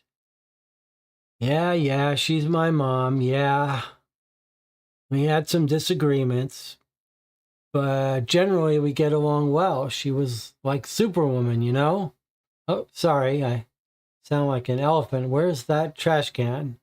He's knocking things around. I know, I didn't always do what you wanted, but I'd like to think we made amends that night before she, I guess I'll never know for sure. Here's who we're talking to, Darren. Let's run through that night, actually. Did anything unusual happen? Anything that would have upset your mother? Yeah, let's see. Dinners with us have always been sort of chaotic. Jamie went all out with the decor, as always. Mom, she liked the marketing plan for Ellis's new dessert wine. We were going to try it together, but I don't think anyone even got a good look at it before Ellis, my brother, got upset at something Mom said. Then Russ got upset. Basically, everyone got upset, and Mom went up to her room. Yeah, nothing too out of the ordinary for us, though. That kind of thing happens a lot. Big, close family, yeah. Sure. What happened after dinner? Well, I talked to my son for a bit. Didn't seem like we were going to play, but what's the name of that? A board game. So I went to take care of some business in the office. Do you remember what time that was? Yeah, around 8:50 must have been, and I was in there for an hour at least, I guess. I know it was late, but it was urgent. Well, I thought so at the time. Oh, yeah. At one point, Ellis burst into the office trying to start a fight or something. From what he was saying, I think he'd been eavesdropping on me for some time. He's never been, I don't know, he was acting, what happened?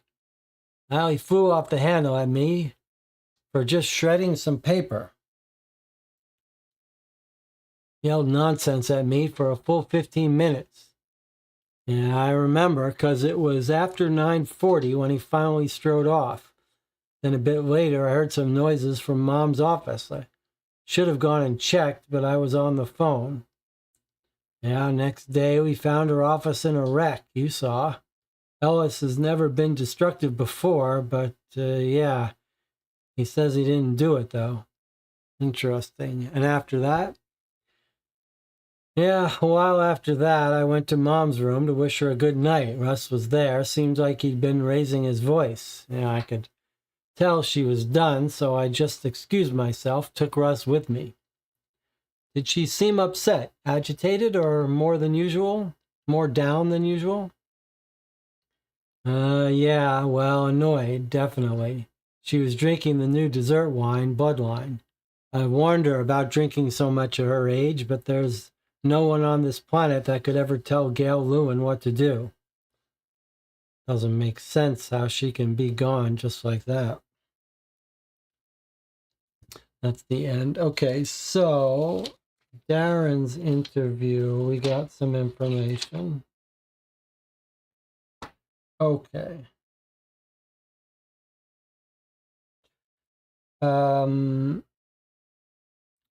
He says, Mom liked the marketing plan. We were going to try it together. Ellis got upset. Russ got upset. Everyone got upset. Mom went up to her room. All right. Maybe we need to write this down for timeline. Let's see. Ellis got upset. I mean, Ellis is going to tell us. And Russ got upset. And Mom to room.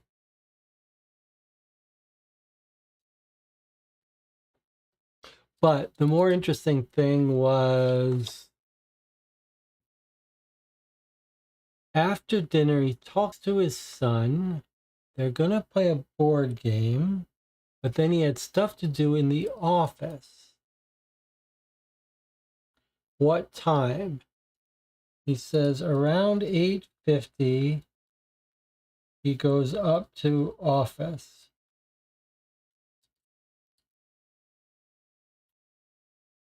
He was in there for an hour, at least.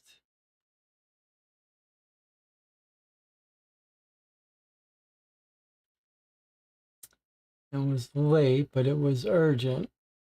I thought so at the time. Then Ellis comes in. He says, at one point, so while he was up there for that hour, Ellis comes in, upset. He says eavesdropping. Does that mean that Darren was talking to someone?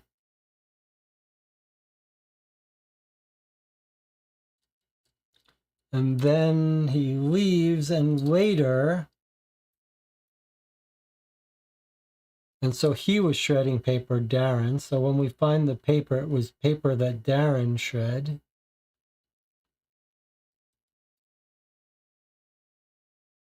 For 15 minutes. I remember because it was after 9:40 when he finally strode off.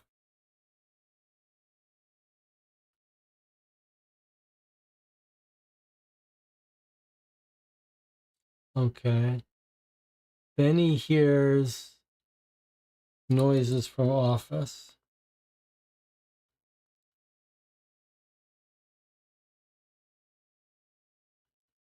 So presumably from 8:50 to 9:40, he doesn't hear anything. And then at a little bit after 9:40, he hears noises in the office. And then after that, then he goes to his mom's room, which she writes about. Okay, that's our first interview. Jonathan says, I guess originally they thought she had died naturally, so they didn't do interviews. Then after the autopsy came back, they conducted them. Yes, that makes sense.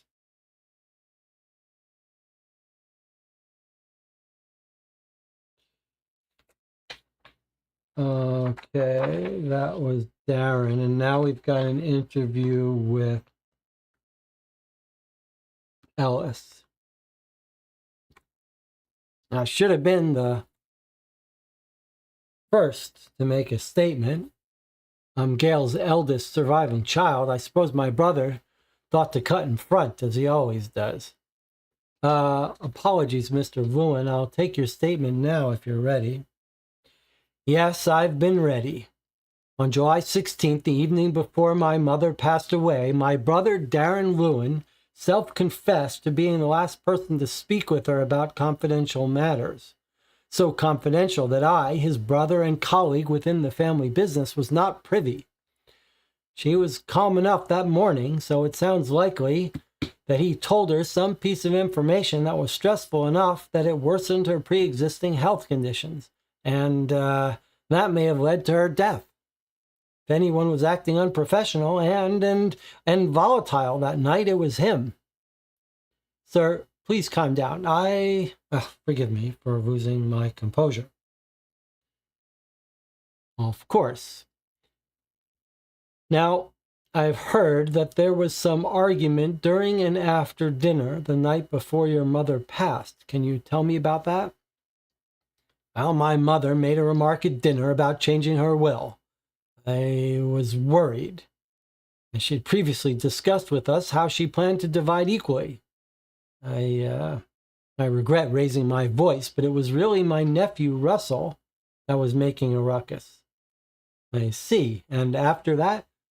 Well, after dinner, I saw Darren had made toward the office, and my wife and I went for a walk. We were out walking in the fields. We enjoy admiring the grapes until we saw a text about the factory malfunction. Your brother mentioned seeing you in the winery in the office. Did he? Yes, I suppose I stopped there for a brief moment only, which must have been why I forgot about it. Darren was on the phone talking about the vineyard in our office that night. He was defensive when I asked him about it as well, but then he'd been acting strange already with how he'd been. Decisiveness is a quality our mother made clear she valued. Darren never seemed interested in improving himself or running the vineyard. Recently, he was hot and cold with our mother. So I want to make some notes on Ellis here. So,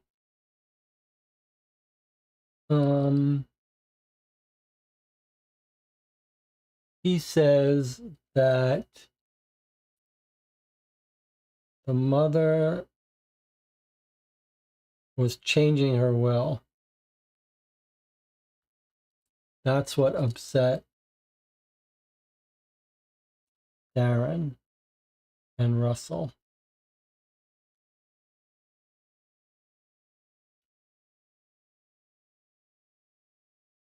Changing the will at dinner. Previously, they were going to divide it equally. Okay, and then after dinner, he says they went for a walk, but really says he went for a walk, but we're suspicious of whether he really did or maybe if just his wife. And then he says that he does admit to going up to the office and confirmed what we suspected, that the guy was talking. So Darren talking, he overheard Darren talking about the vineyard on the phone, right? He was on the phone. Okay. Defensive. Fine. He recently was hot and cold with our mother. Did he happen to tell you what his business was about? Oh, he asked the cop. Did he happen to tell you what his business was about? The cop says no. Ah, well, regardless. Since he was clearly not interested in speaking with me further, I left. I was going to look for, Yes, that's when I saw the text from Avi and went to the factory. I suppose I didn't hear my phone buzz earlier. So he's saying when he left, which we know was not until 9:40 or so, according to Darren, then he finally notices the text about the maintenance problem. So when he notices it, he leaves. That's when I saw the text from Avi. I went to the factory. I suppose I didn't hear my phone buzz earlier. All right, Mr. Lewin. The next morning, you were the one that called emergency services, right? Yes, I did. That morning, I'd gone to the cellar to retrieve a few bottles, and the entire Starling Song stock was smashed into pieces. When I went to file an incident report in my office, I saw my mother's office had been ransacked. I hadn't seen that the previous night. I hadn't seen Mother come downstairs, so I went up to tell her. She was unresponsive, and I called 911. There were times when I was very frustrated with her, certainly, but I must hope she knew I only wished to succeed for her. Okay, so we're told on the morning of the 17th, he went to cellar and he discovered all of Sterling's bottles smashed. The Sterling wine, the Starling Song wine. So that's new information for us. We heard that they smashed up bottles, but we didn't hear that they smashed up only one kind, the Starling Song. That's interesting. And then he gives a little giveaway that he had been in the office, the mother's office, and it wasn't ransacked. He says he goes upstairs to his office and he sees his mother's office had been ransacked. And then he starts to slip up. He says, I hadn't seen that the previous night. So he admits mother's office visit last night. Maybe he's looking for the will. But he says it wasn't ransacked then. So if we believe him, it gives us a little bit of insight into when the mother's office was ransacked and that he didn't do it. All right, next interview is with Jamie.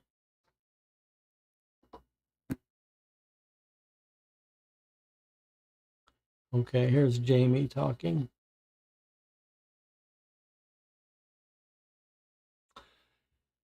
Sorry about my husband, officer. He's been very emotional since Gail passed. It's been hard. I'm sure you understand.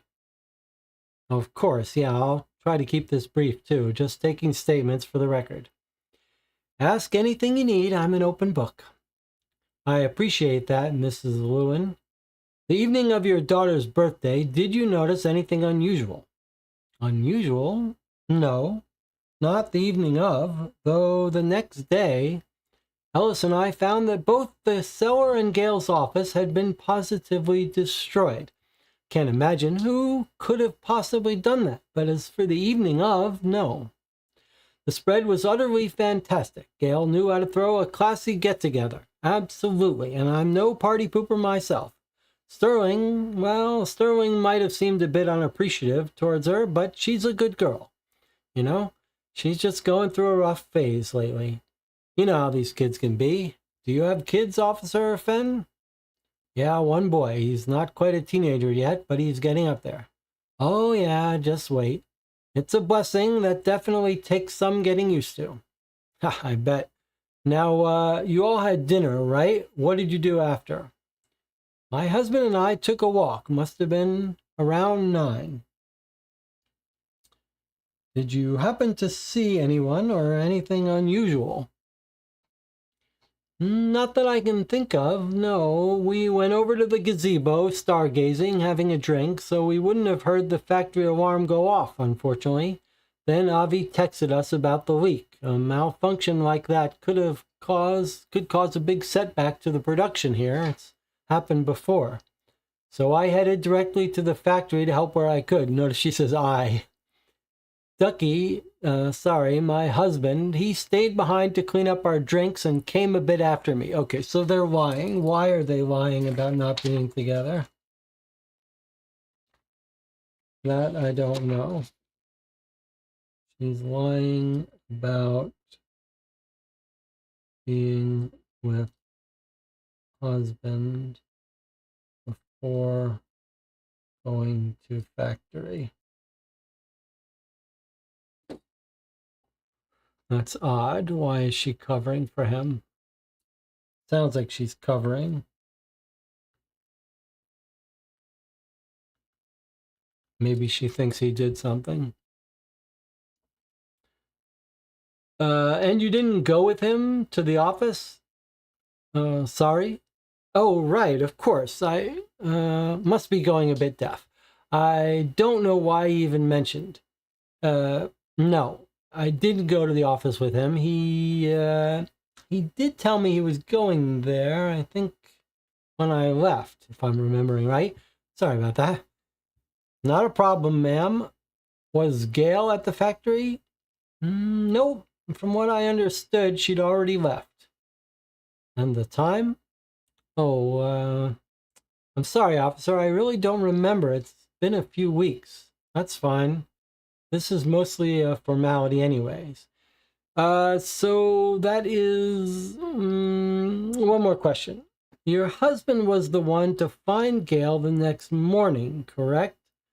Where were you during that time? That's correct. We'd come back to the house and I was brewing coffee for us.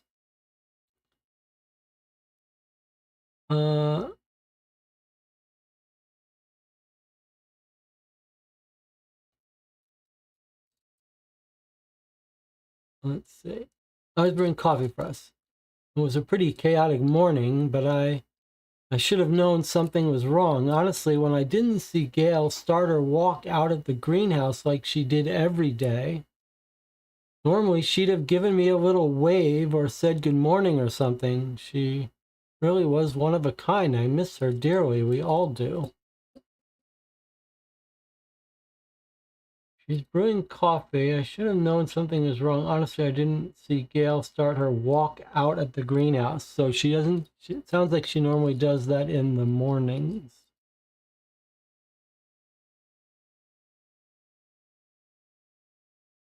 It's a pretty chaotic morning. I should have known something was wrong.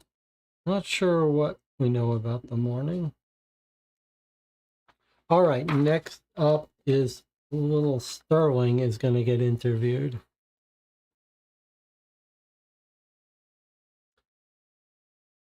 I understand it was your 21st birthday recently. Oh, at least someone around here recognizes I'm an adult. Yes. Well, first question, who was Gail Lewin to you? She's my grandma and my dad's boss, though I'm not sure either of them knew the difference. Care to explain that a little more?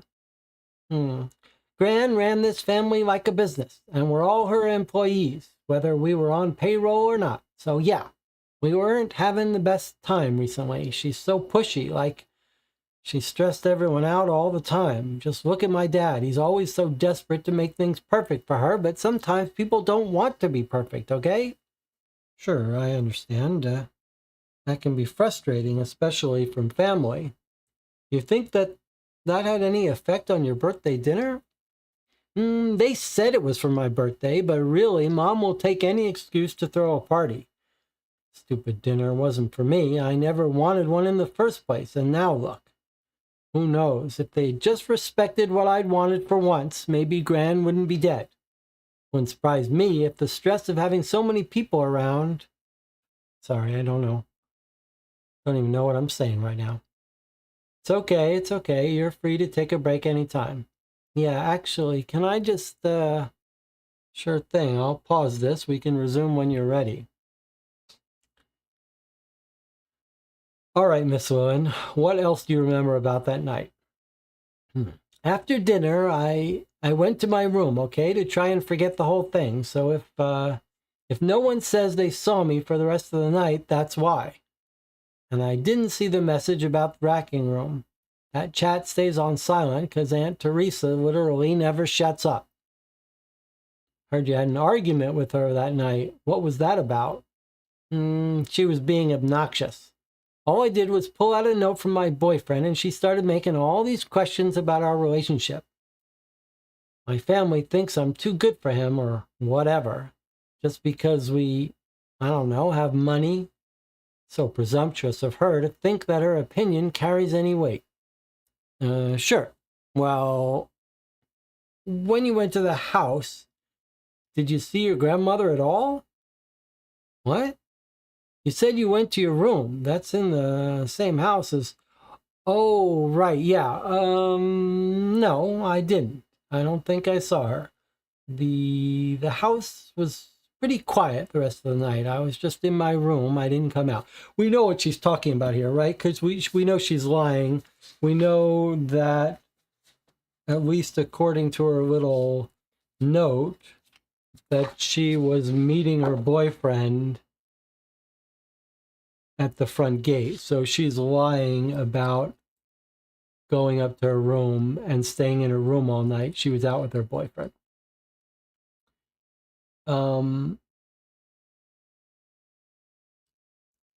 So the cop is saying, you said you're in your room. Didn't you see anything? And she's like, oh, yeah. I was just in my room. I didn't come out. And what happened the morning after? Okay, so Dad and Mom were freaking out because some of the expensive stock in the cellar was smashed. I thought it was pretty funny. Like, it's the wine they named after me, right? But I hate white wine. So what do I care? Anyway, Dad went to go tell Gran eventually. And then, yeah, I think he called 911 right away before he even told me and Mom. I went up, saw her lying there. I was so pissed at her for so long, and now she's gone. Okay, so little Sterling is lying, but we know why.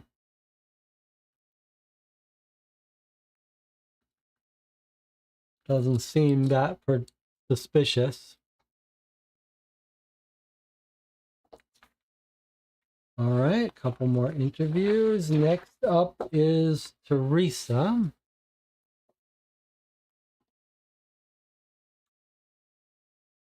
Who's right there.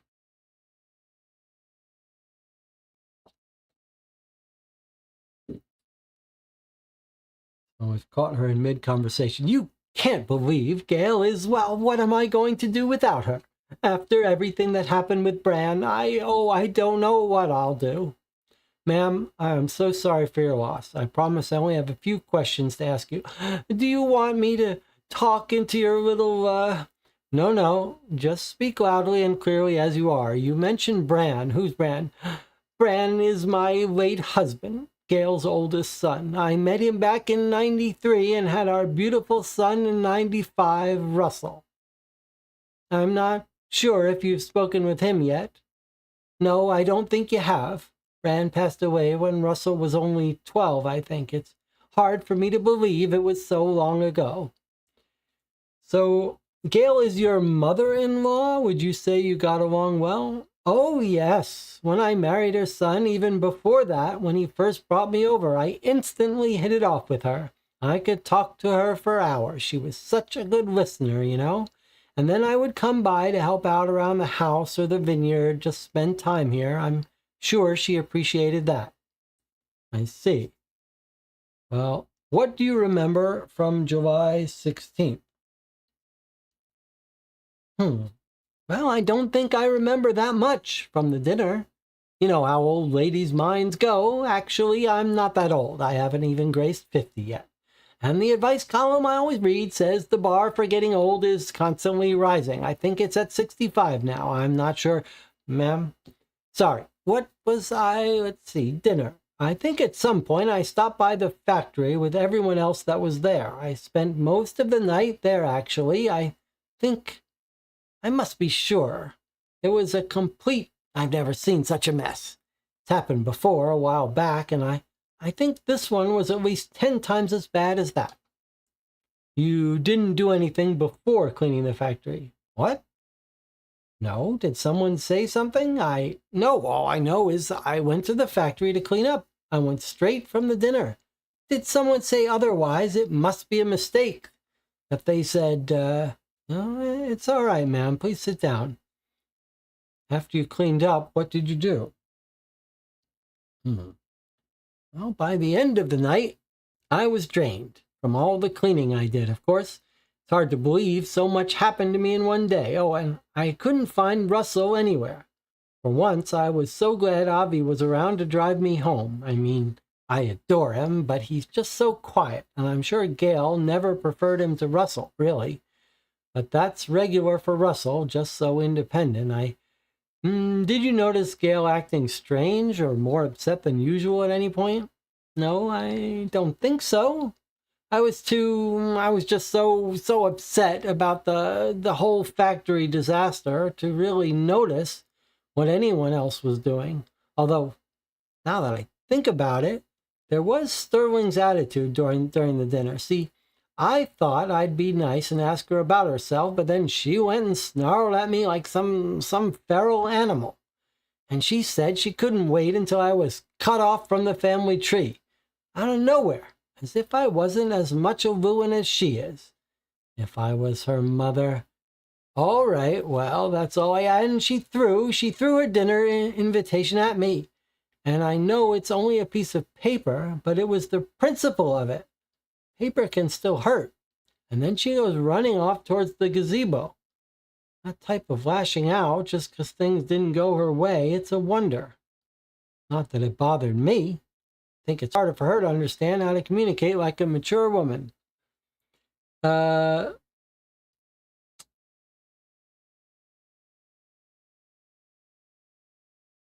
There's something weird about this, about her upsetting Sterling from the asking her about...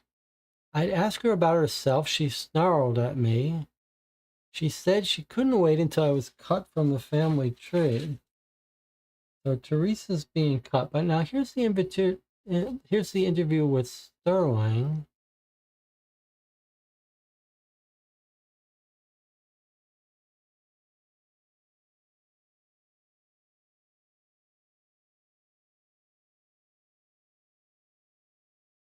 She's telling us that now. Here's Sterling's telling of that incident. She was being obnoxious. All I did was pull out a note from my boyfriend, and she started asking all these questions.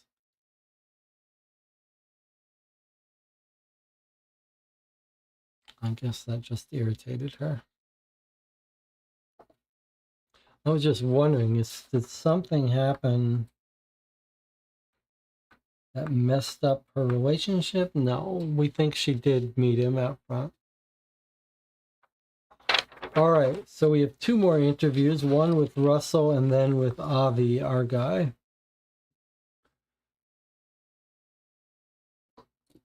So here's the interview with Russell, who's a bit suspicious. Where is Russell?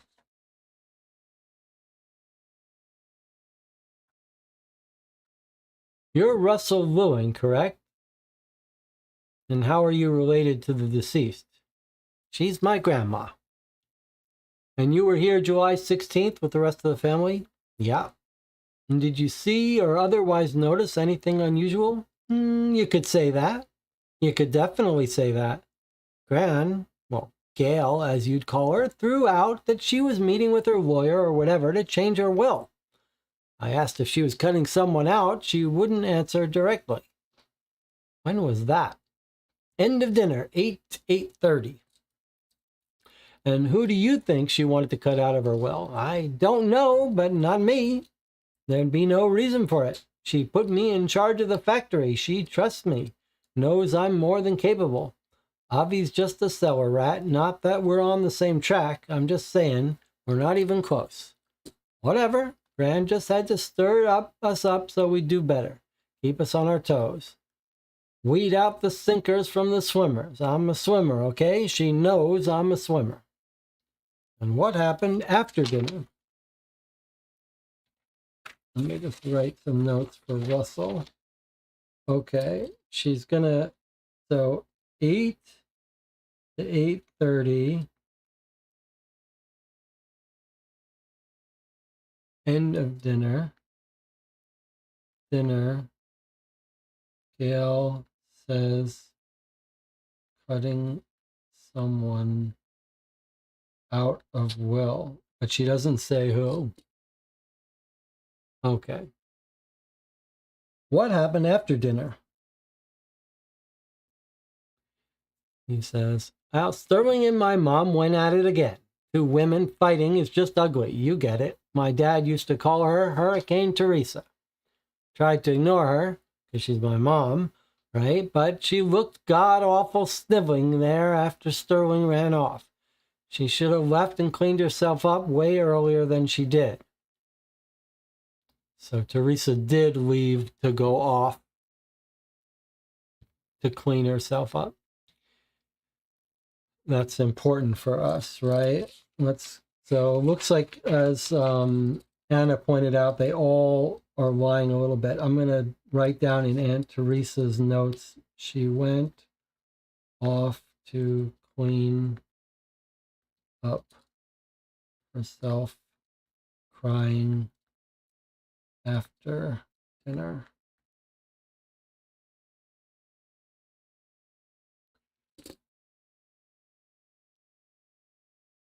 You stayed at the pavilion then? Yeah, until Avi texted about the factory. After my mom ran off, Jamie disappeared. Typical of her, throwing a huge bash and slinking out of the cleanup. Then Darren and Ellis left too. I was the only one who stayed and finished cleaning. Figures. And the only reason I didn't check the factory first was because I didn't hear the alarm, okay? Let's talk about that factory incident. I went down there, yeah, right after I got the text. I'm on top of things, okay?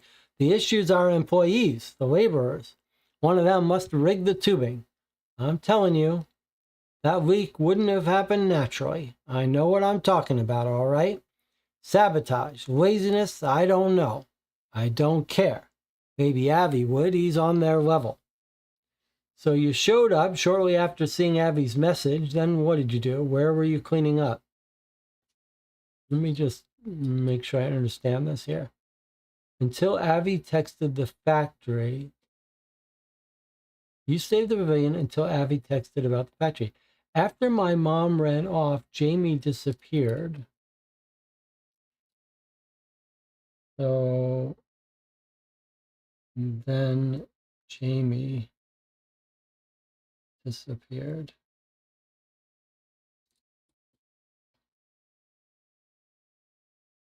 So he says he goes down there. You showed up shortly after seeing Avi's message, which we know from the timestamp was whatever it was, 9:15. I went down there. Okay. Last I checked, that's not my job. So when I saw Avi and Gran had it, I went to the offices to handle some real business. Classified information. Okay. But look, I was definitely there because I heard Ellis yelling, even though through a few walls. He sounded pissed. Sounds like he could have been the one who messed up Gran's office. I'd put my money on it. Did you hear anything from her office? No. I see. Okay, let's stay on track. Were you in the offices for the rest of the night then? No, I was done there by 9:45. Gran normally goes to bed a little after that, but I had to talk to her about some some business. So, yeah, I went up to her room to make her see reason, but she was already into a bottle and wasn't in the mood. Darren came by too, and even he got sent away. Wasn't just me. After that, there was nothing left for me to do, so I bounced. That was the last time I saw Gran. Okay, so he goes to the factory to help them clean up, but he sees they've got it taken care of. He goes to the factory, comes back early to offices, and then he's done by 9:45 p.m. Then he confirms the thing about Darren coming by.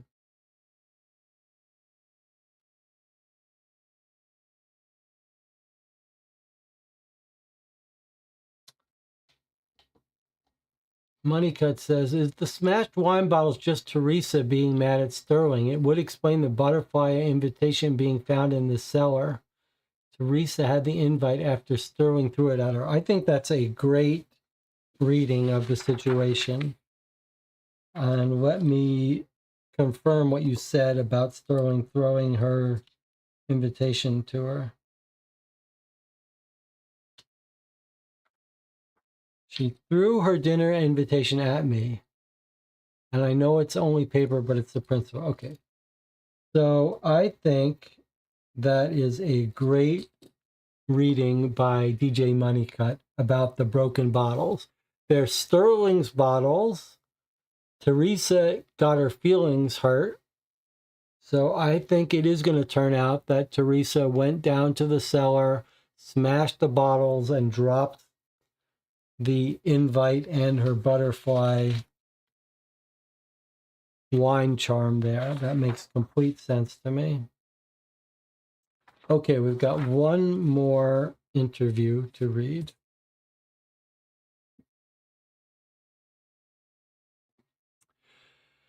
All right, sir, how did you know the deceased?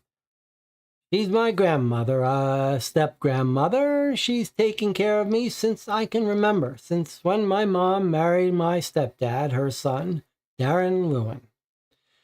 And what was your relationship with her like? Were you close? Yeah, Gran always made me feel at home here. I work here now. I spent every summer here growing up. Gran always treated me as one of her own, even if the rest of the Lewins, I mean, they're all great. I just guess I wasn't always sure how, how the rest of the family saw me since, well, they're all very accomplished and they're proud. I mean, rightfully, but things don't come easily to me, I guess. I try to work hard, though. Sorry. I see. I'd like you to run me through July 16th. What did you do? Did you notice anything? Did you notice anything unusual? Well, I didn't think anything of it at the time, but yeah, we were having dinner at the pavilion when Gran mentioned something about changing her will. That upset pretty much everyone. Uncle Ellis and Russell were the more vocal, but I think Gran really didn't want to hear it regardless. She went back to the house, I think around 8, before Sterling and Aunt Teresa fought.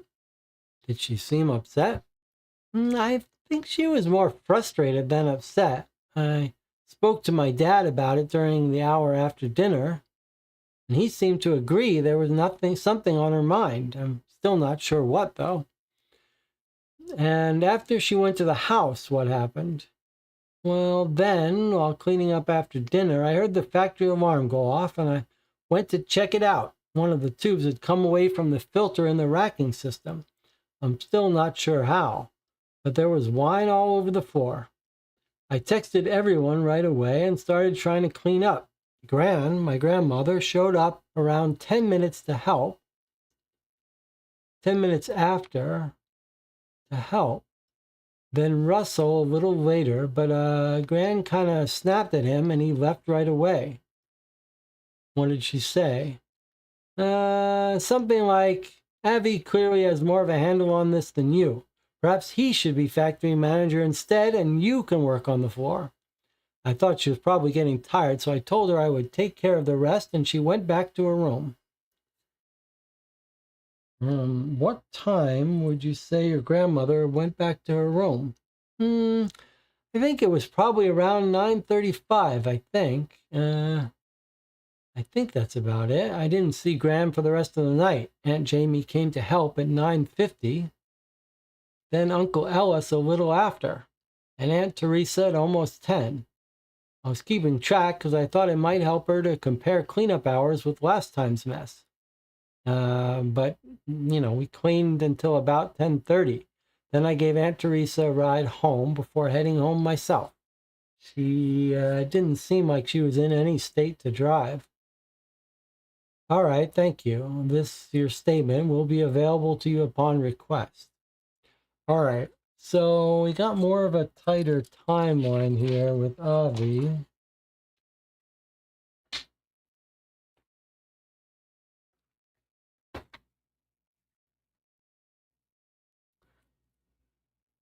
Let's see. Factory alarm goes off. He texts everyone. So after text, Gran arrives in 10 minutes.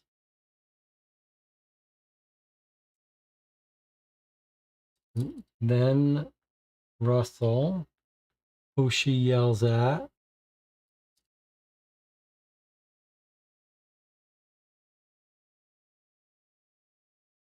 "9:35.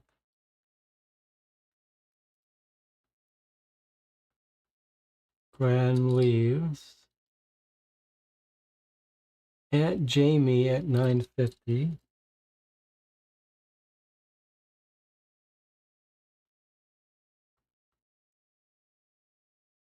Uncle Ellis.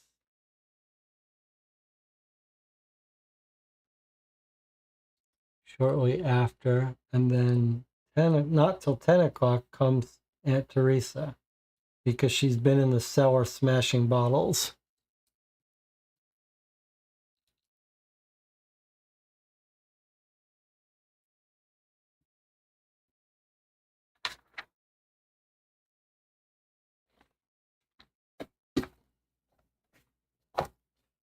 So the grandmother says she's going to take someone out of the will, and everyone freaks out thinking it's them. And maybe they're searching all over for the will, and maybe that's all the noise we hear during the interviews, like the whole place going crazy looking for the changes to the will. No one knows if they're the one being excommunicated, and they all have reason to fear that they're the one being kicked out of the will.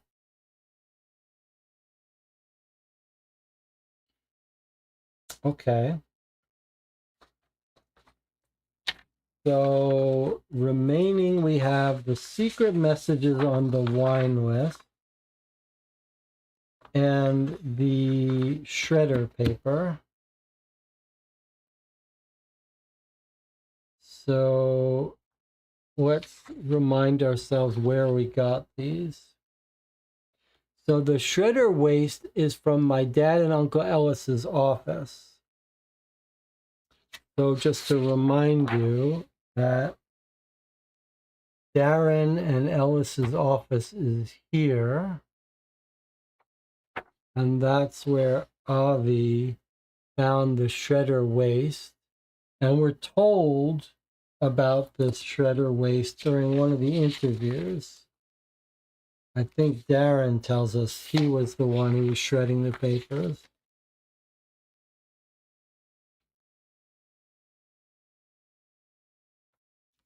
Darren was talking to someone about the vineyard. and he was shredding paper. So we know this is Darren shredding it. And then what about these written on menus?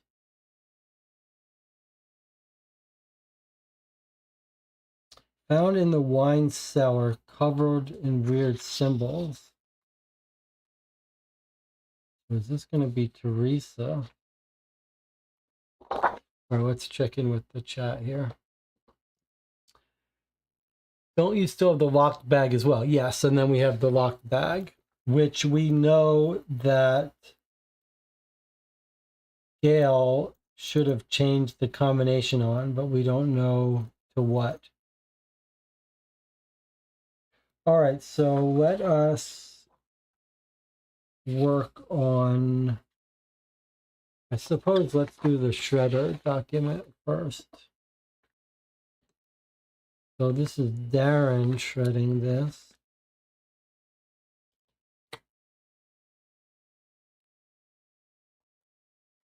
So probably we're going to have a little bit of a reassembly puzzle here.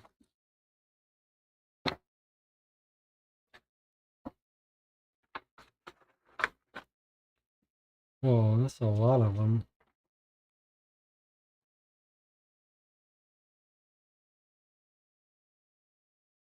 Wow, that's a lot. Okay. I wonder if it's more than one sheet. All right, well, this might be a good time to take a, if you're watching, to just, are they double-sided? Yikes, they're double-sided. Okay. Well, we've done this, we've been through this before.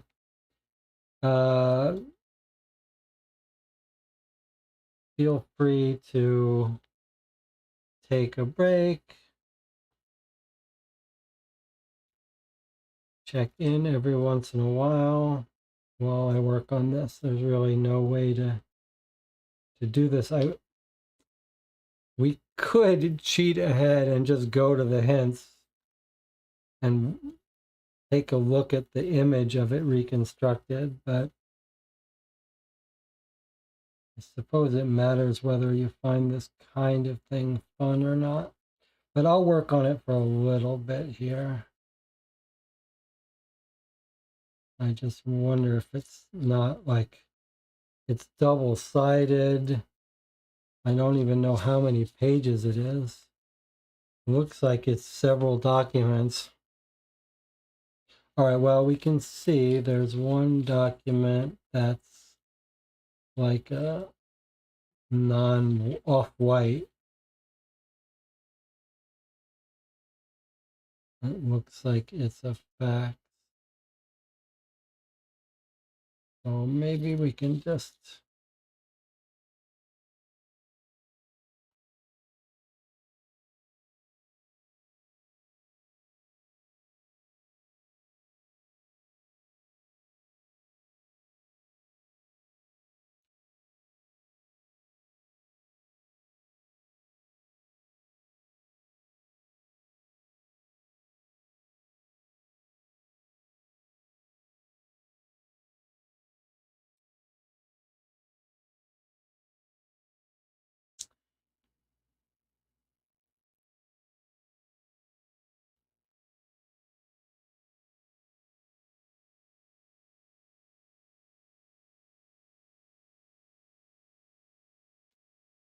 There's no printing on them.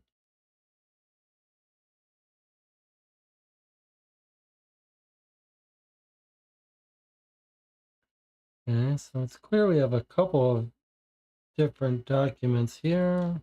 These aren't so bad. There's a lot of duplicate, a lot of blank, and there's clearly multiple documents here.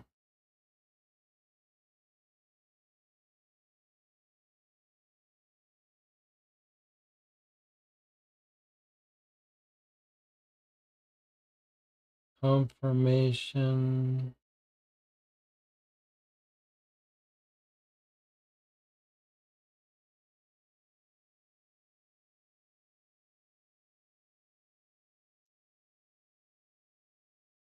successfully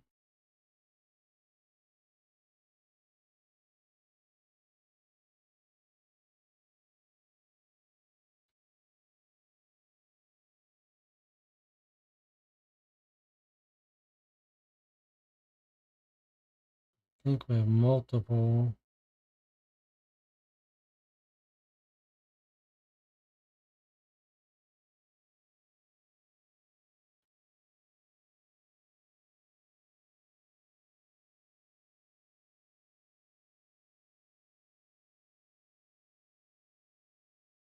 Okay, well, at least that's single-sided.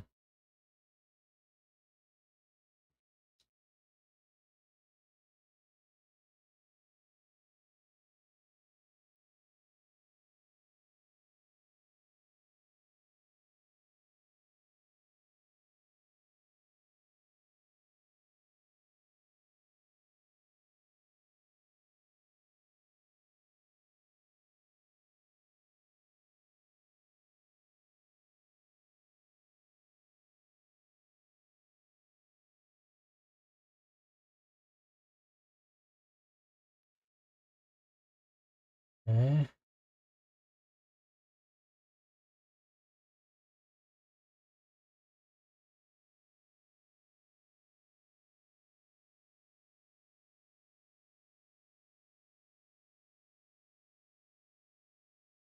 I'll start taping these together soon.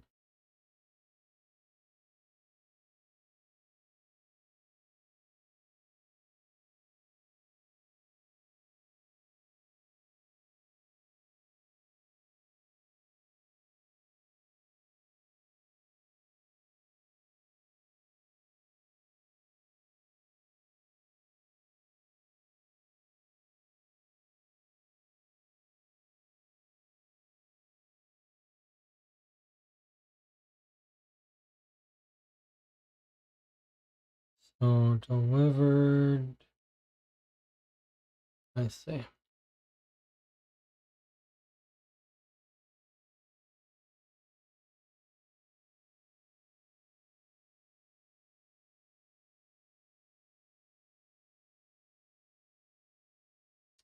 Confirmation of delivered fax.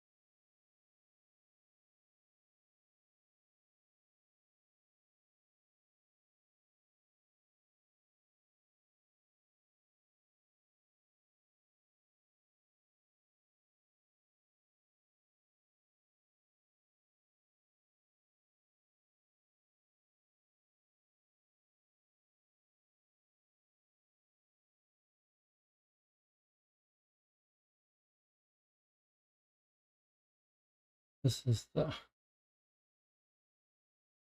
9 part. Try to line it up and then tape it together.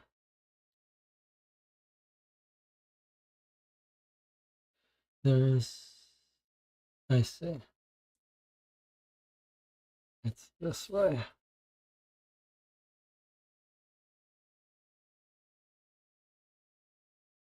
Confirmation of delivered fax.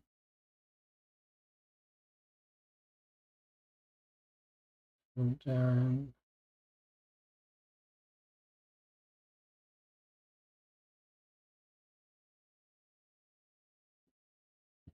What are we missing though?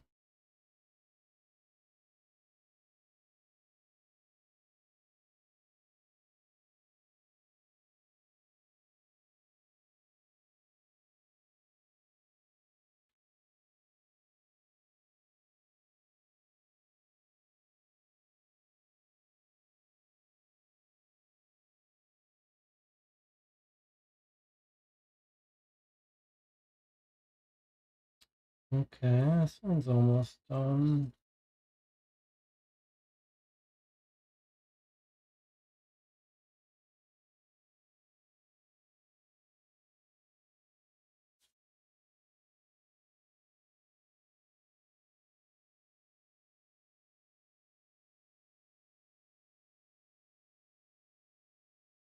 We've got a bunch of documents here. All right, I'm trying, this is how I'm trying. Normally this would get tiresome, but I'm trying to remember that this is an enjoyable case. What's the rush? You guys can theorize about what we might be missing otherwise while I try to put together, and it will just give us a little bit more suspense.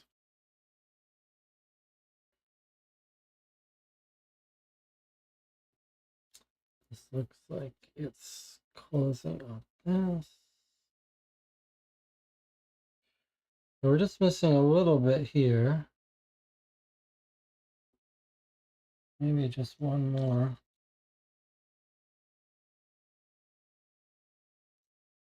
That's it here.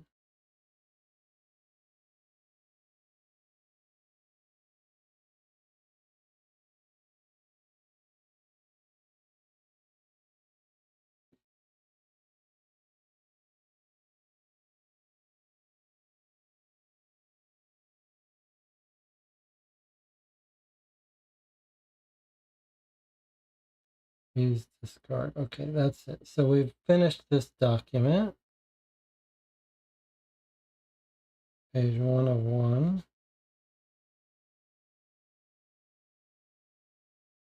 Let's see if we can't get this taped up so that it doesn't get moved.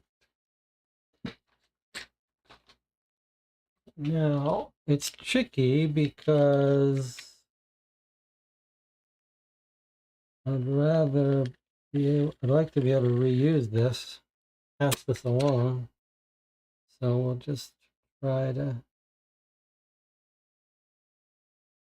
keep it with some temporary tape.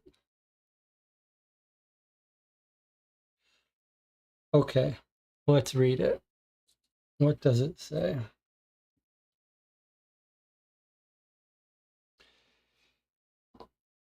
So, confirmation of delivered fax, July 16th, sent at 9 p.m., July 16th. All right, let's make our little notes here. So this is a receipt of the fax he sends while he goes up to his office that night. So confirmed fax, 8:58 p.m. Saturday, July 16th. Okay, subject, urgent change in plans to Linwood K. Reed, Allied Trust International.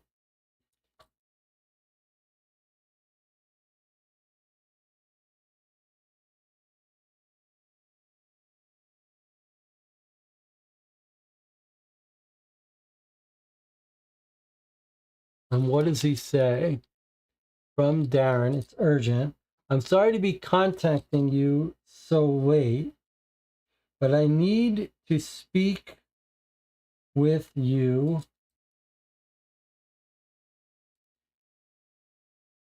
I need to speak. This is a little.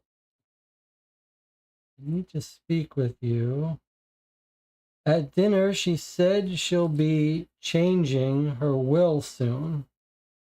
So now I need to be decisive. I've been thinking about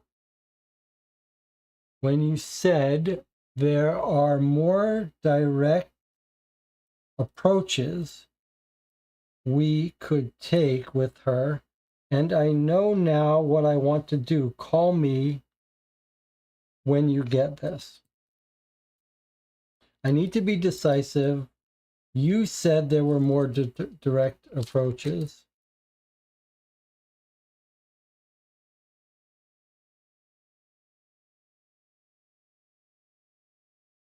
Okay, and he's decided what to do. Now, we know that company, right? Because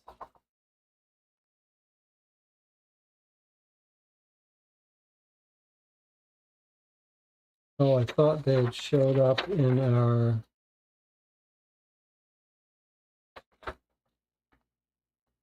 Allied Trust International. Where's our trust here? Wasn't there a trust?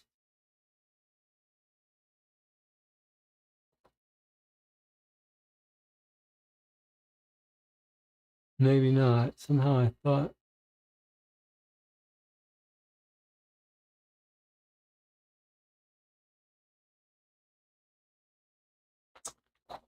thought we had that company in our trust, but I don't see it.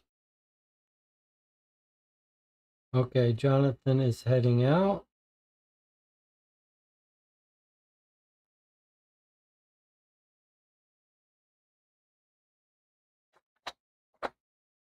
All right, well, there's our thing. We'll take a screenshot of this in case we want to come back. Maybe we can get it on the website now that we've gone to this trouble. Put it someplace. This is not double-sided, right? Okay. However, now we've got maybe just one more document. Yeah, maybe just one more document. But it's a double-sided document, so we're going to have to be more careful. All right, let's see if we can't figure out what's face up. Looks like handwriting on one side of it and lines on the other. So I don't think this will be that hard to line up, thankfully. So let's turn everything on its right side. Try to arrange it a little bit.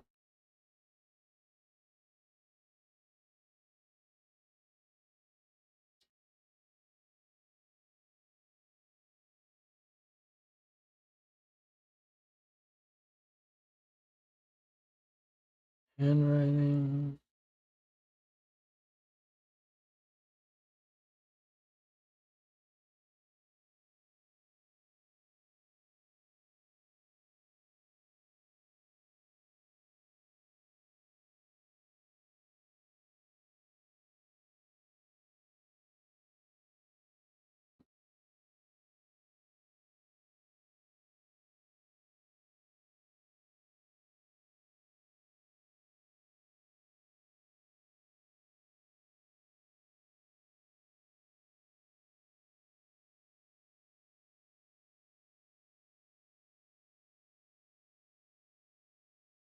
I'll tell you what, there's something about this game and the materials so far that makes me feel like these are real. Sometimes we play these games and they don't feel very real. And occasionally we play a game where I feel like I'm dealing with the real documents. And this is one of those times. So I'm a little bit more invested in this. I'm not sure why. I guess, you know, they've done a good job of making this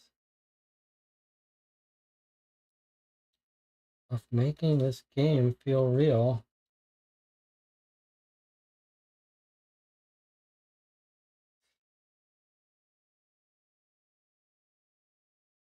Okay, so I have everything on the right side up, and we've got some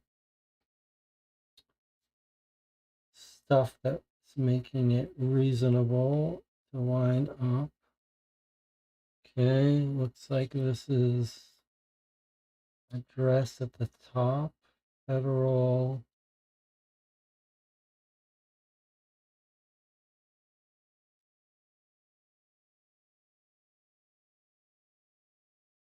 Let's see. There's a statement.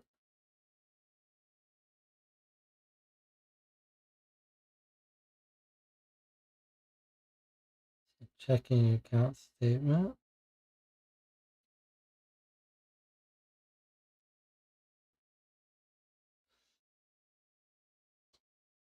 It says account balance.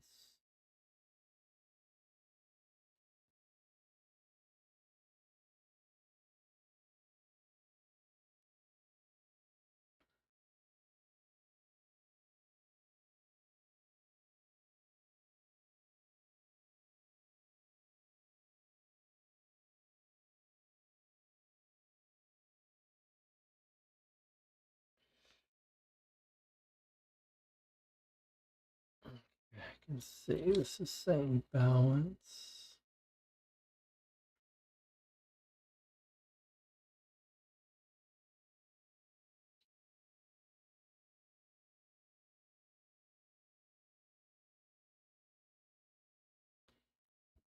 Balance as of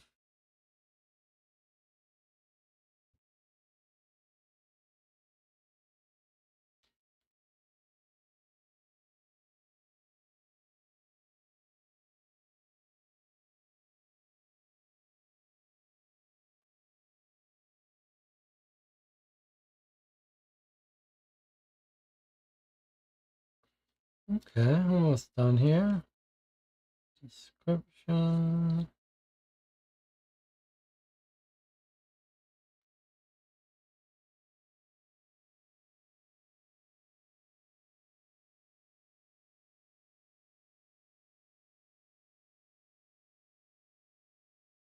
Shopping, outlet shopping. That looks like it's at the end, girls.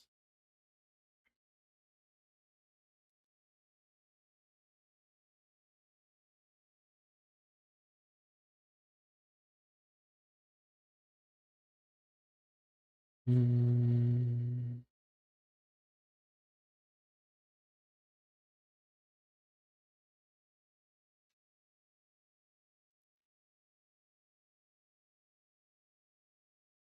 What's this?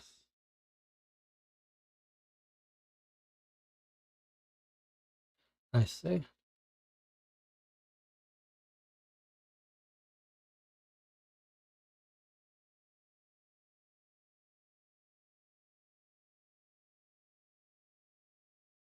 And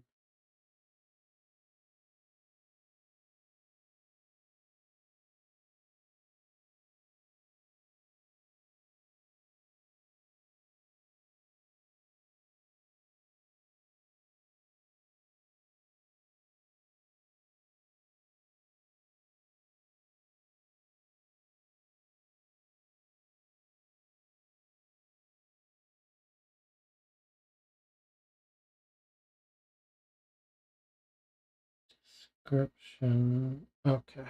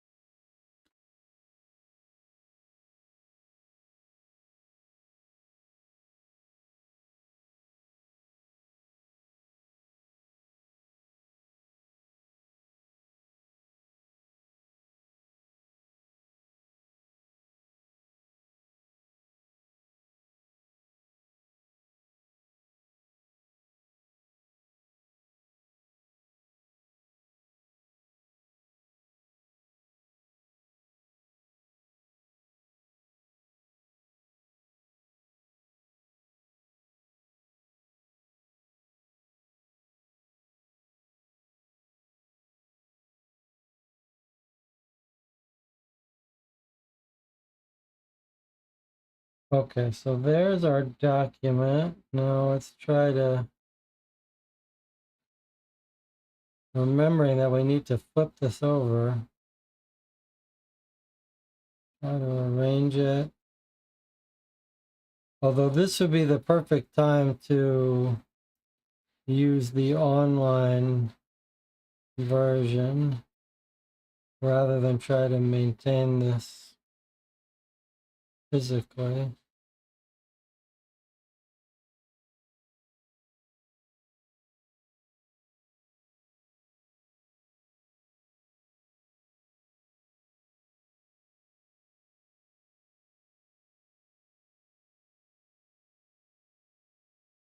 All right.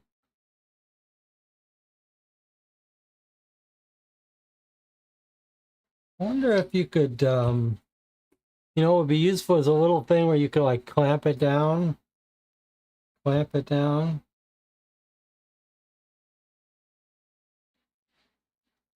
Let's see what the online, now that we've reconstructed it, let's see if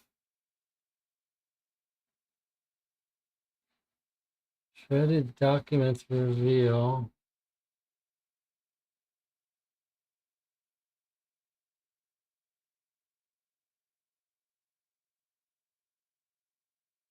Okay. So here was the fax that we saw, that we reconstructed.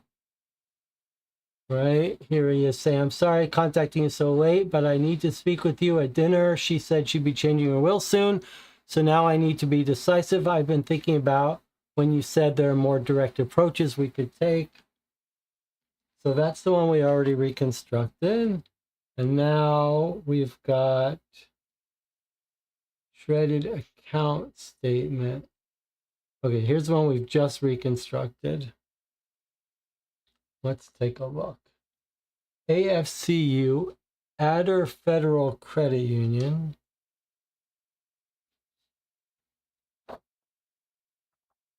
So we do have entries here. Whoops. We do have entries here for Adder Federal Credit Statement. And it is that same account. $3,000 withdrawal each month.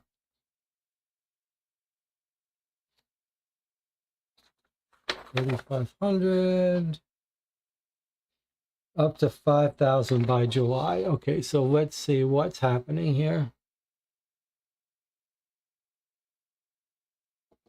Can I show it to you in better detail? Not really.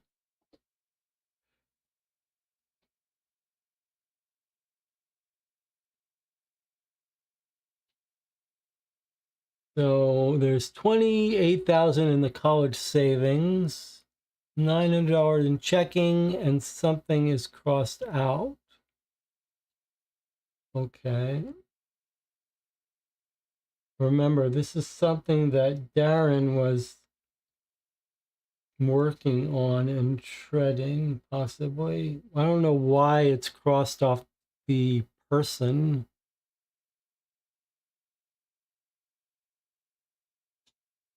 What's down here? Oh, it's code. Here's our code. Wow, look at this whole long thing. Oh, this is what's on the other side of this. Okay. So let's do one thing at a time. So here's the statement.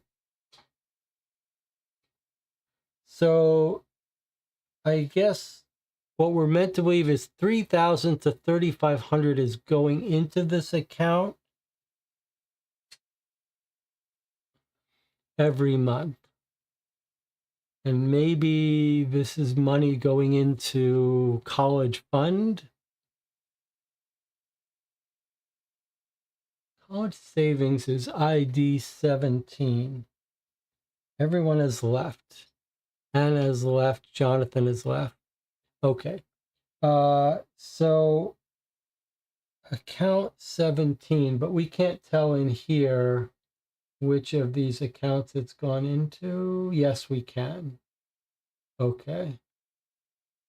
So you can see that money is coming out and in. Okay, so look at this top January 30th deposit, LVWB 38572. That is matching this account. So that's our withdrawal from here sent over to this account, 3,000. So every month money comes out of the Lewin Bank to this account at the Adderall Federal Union into the checking account, into the regular checking account. Okay. So this might be Darren's account or someone else's account in the family, but money is coming out of Lewin's account into this account. This could be Gail's account for all we know. Let's see. Dinner with the girls, Barbados, outlets, weekend spa trip, auto full transmission. So whose account is this that's going on all these outlet shopping and dinner with the girls?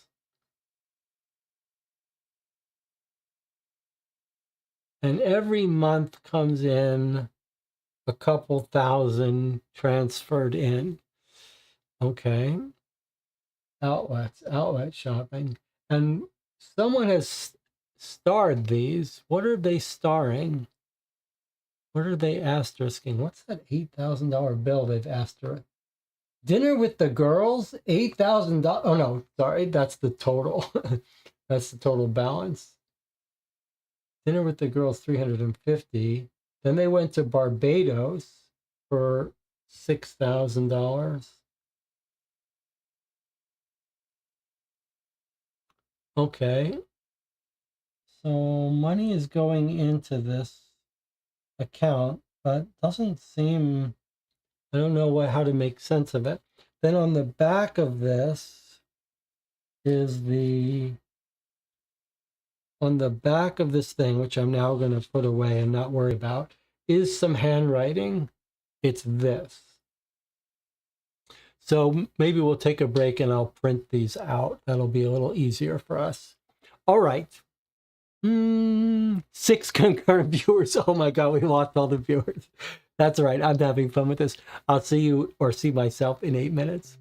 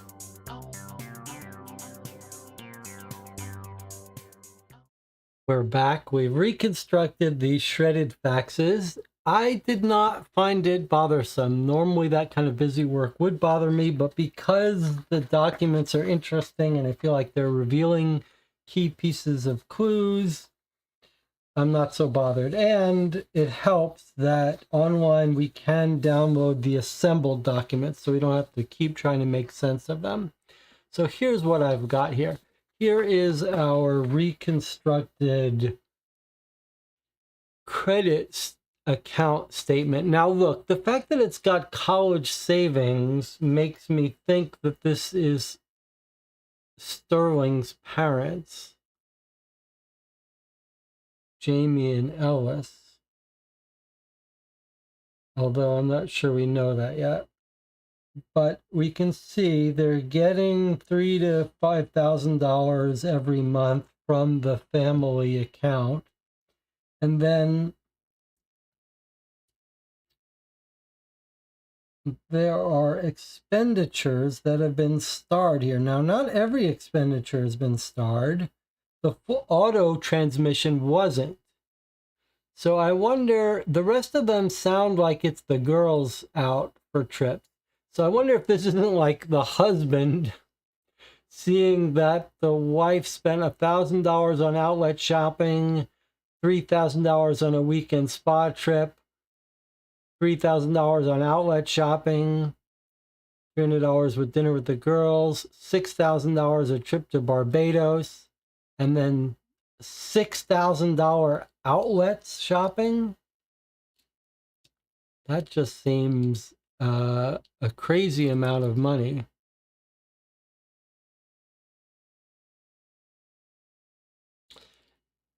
Okay, a good point is being made that by DJ Moneycut that all the starred ones are to account 14.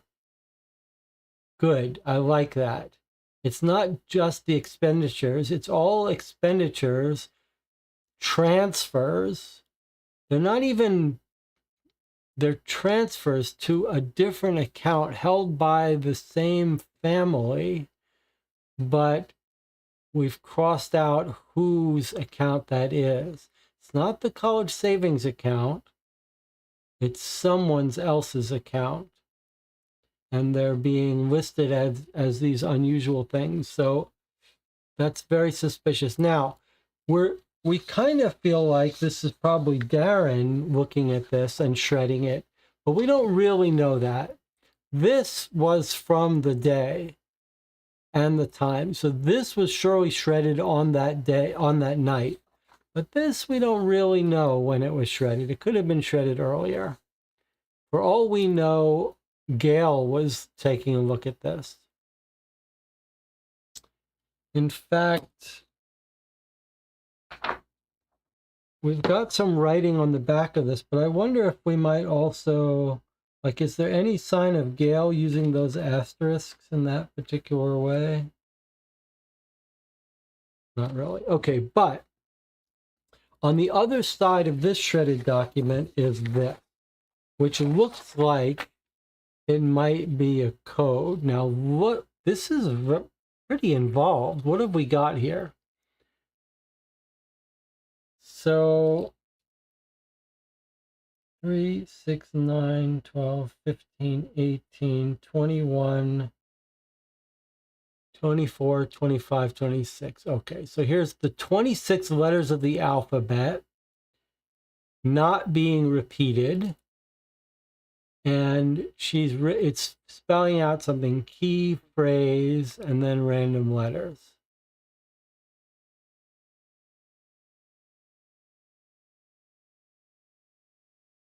Okay, let's see what this, let's see if we can make sense of this. It sounds like someone is writing out how to write a code. Now, we've got handwriting here. We've got several handwritings, so we might be able to figure out whose handwriting this is. Now, it's not Gail's. It's not Gail's. Who other handwriting do we have? Here's Avi. Look at that uppercase R. That's an unusual looking uppercase R. Doesn't really match this one. That's Avi's handwriting. Where is the handwriting? This is more from Avi. Where's our handwriting on the wedding, on the party invite?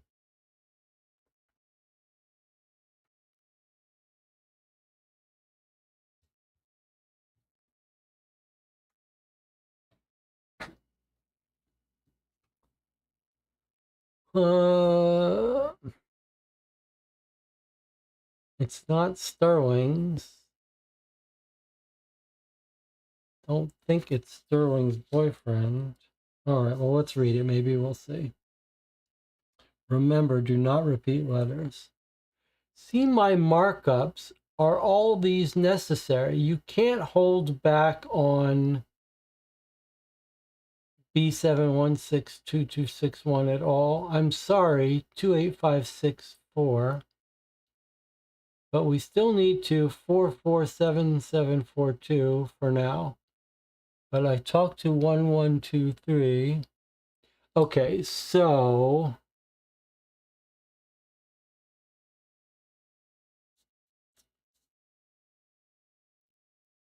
let's take a look at these numbers. Boy, that's unfortunately that they didn't have this image in higher resolution.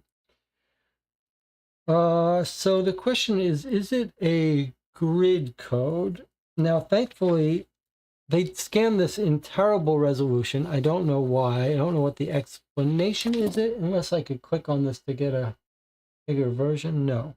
But they did give a transcript. So if there's any doubt, we can read the numbers.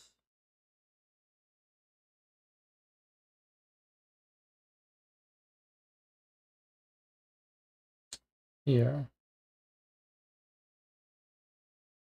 I'm sorry, 28569. We still need to.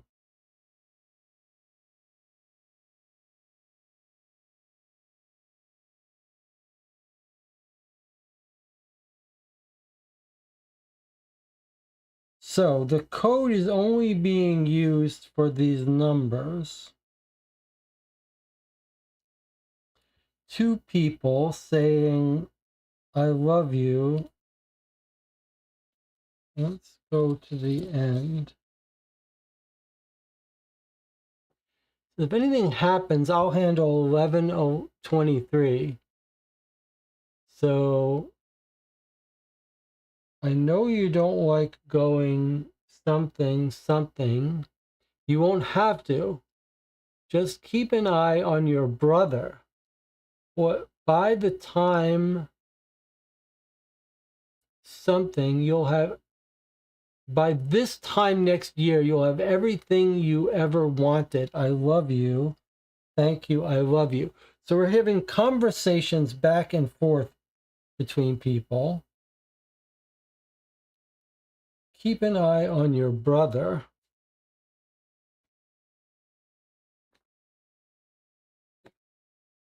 So is this someone writing to Darren saying keep an eye on Ellis, your brother, or vice versa? Sterling doesn't have brothers. So, and Russell doesn't seem to have a brother. So it seems like one of these two is being told to keep an eye on your brother.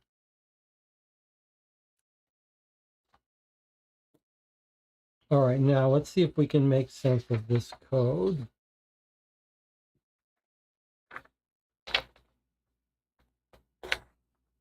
Okay, so it feels like it's telling us how to, it's only this. that I'm a little bit troubled by. Do not repeat letters. It's almost like telling us to fill out a new grid. Feels like a known cipher, but I'm not sure. Well, let's just work it as if without trying to look it up. Let's just try to make sense of it. Okay. So we've got some fairly long string of numbers, and then occasionally they're separated. So they're digits.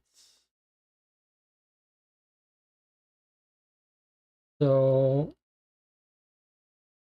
these are all the encrypted words I've underlined.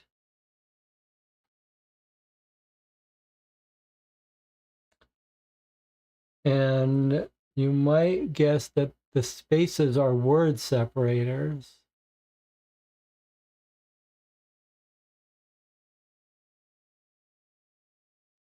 But are they always in pairs? No, sometimes there's a triplet. You might assume that it's, the grid location of the letter, like row, column, and then index. That would be 3 digits for each. That would never go above 3. That's not what we're looking for here.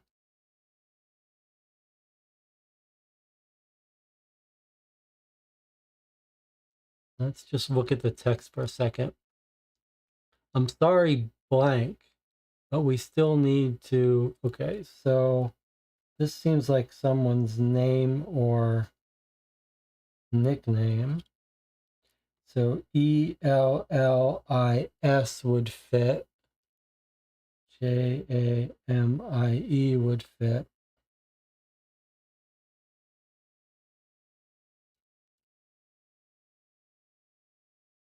I'm sorry. So this is the first handwriting E says, I'm sorry, blank. And then that same handwriting says, keep an eye on your brother. So how would this be Ellis if it is Ellis's name? Let's see. We still need to blank. For now, I talked to 1123.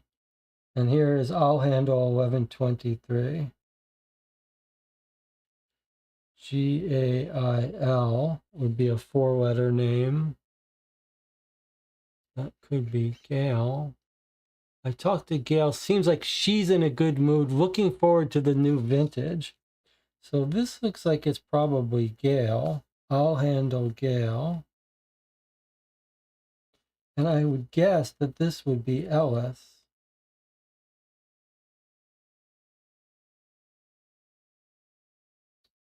We still need to blank for now, but I talked to Gail. Seems like she's in a good mood, looking forward to a new vintage. You keep saying for now, can we talk in person?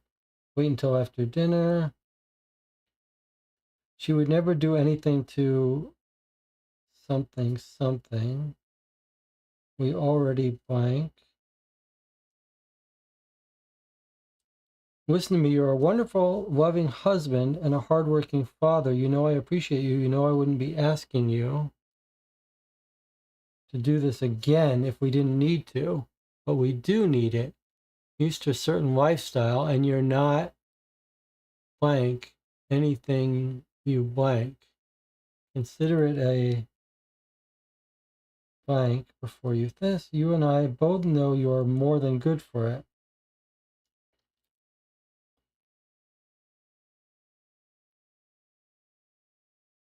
And that's if everything goes to plan. It will. I know you don't like going.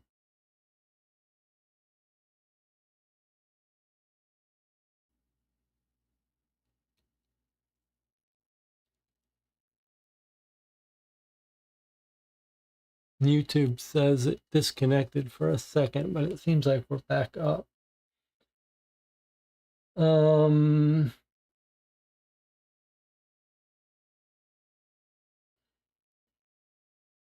1, 2, 3, 4, 5, 6, 7, 8, 9.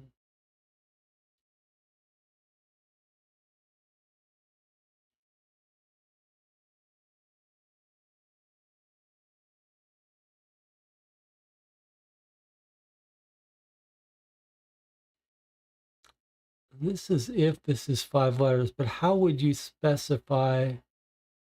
Doesn't seem like you have to address any letter in here. You need more than a single digit for each letter.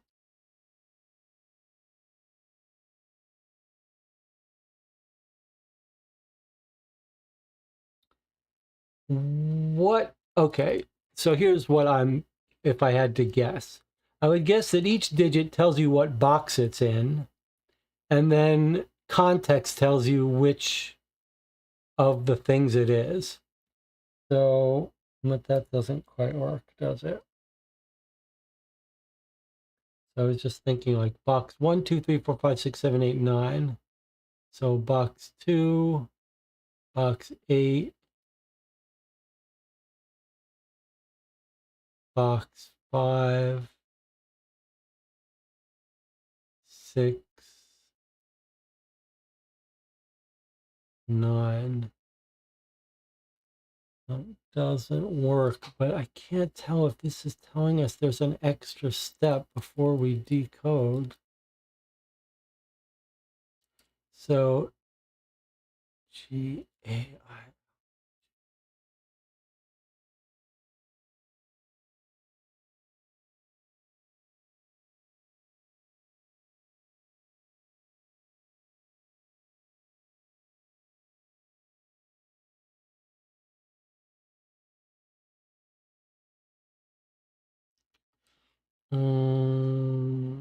Do we start?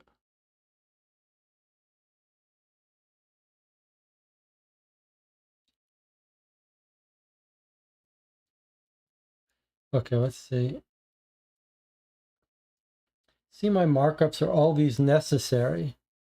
Okay, see, my markups are all these necessary. I think he's talking about this, saying, see, my marks are all these necessary. You can't hold back on blank at all.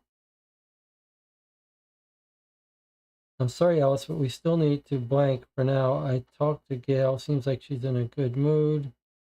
Keep saying for now. Can we talk in person before we proceed, or at least wait until after dinner?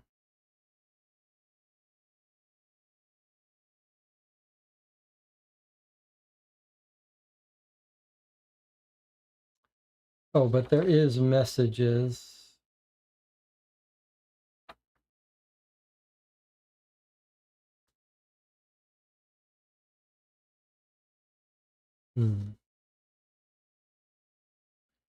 Key phrase goes in.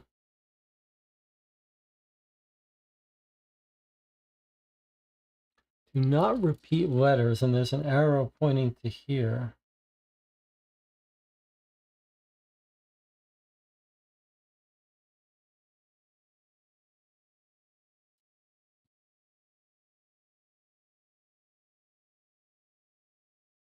B, C, D, E, F, G. Okay, so let me just, okay, here's what I think. This is not this might be a sample of how you do it.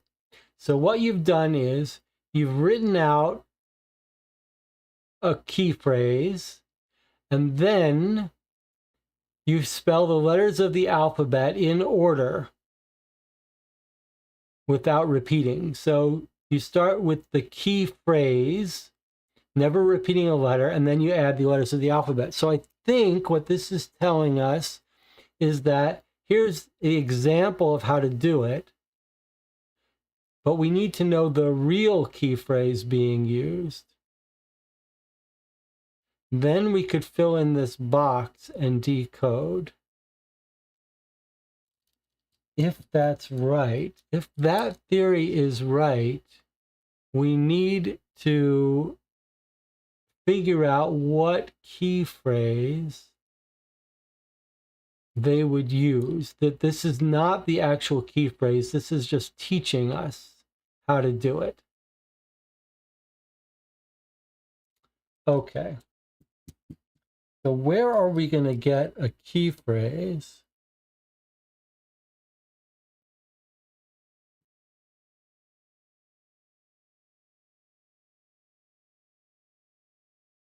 Now, if I'm right, though, about some of the decoding, we could actually guess about some of this, right? Like if I'm right, then the E is in this box, E. Let me just guess at this. Well, here, let me do a different one. Like, if I'm right about what some of these things are, we could maybe get some hints about this. And if we know who's talking, maybe in their interviews, we would see the phrases they use most often. So if I'm right that this is Gail, G-A-I-L, look at this, 1, 1, 2, 3. So that would mean the G and the A have to be in here in some order. And then the I has to be in here, and the L has to be in here.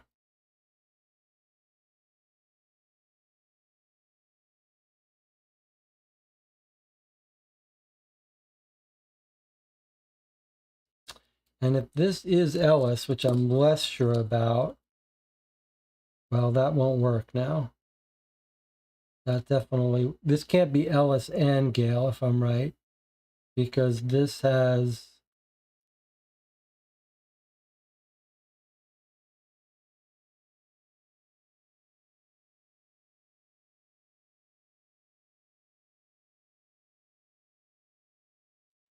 well, what if it's Jamie? That would mean the J is here. The A is an 8. That doesn't work.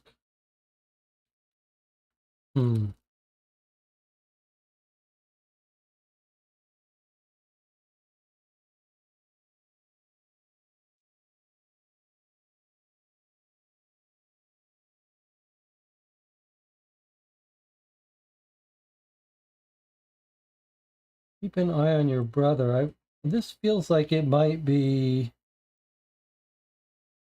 one of the brother's wives is having an affair with the other one or something. I wonder if this isn't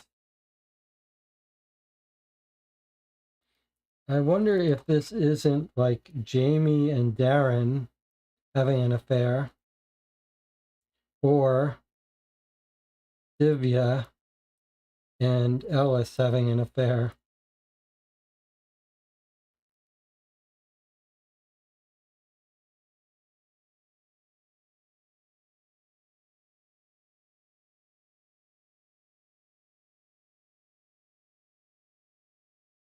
Divya, Ellis, and Jamie are all 5-letter names.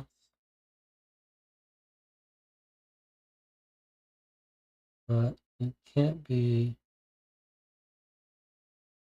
None of them are compatible with that being Gail, though.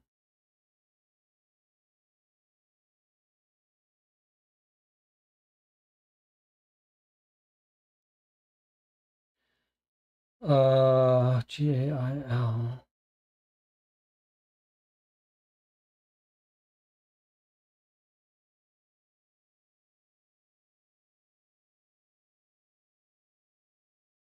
I was hoping that I could get from context.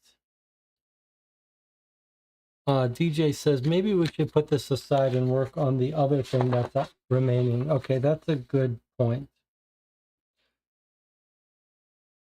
That's a good point, but I'm liking this. I'm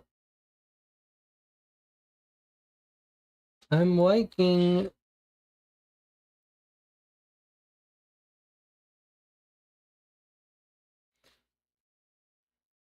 Seems like she's in a good mood, looking forward to the new vintage. Might not be Gail. I'll handle Gail. This could be Jamie instead of Gail. Keep an eye on your brother.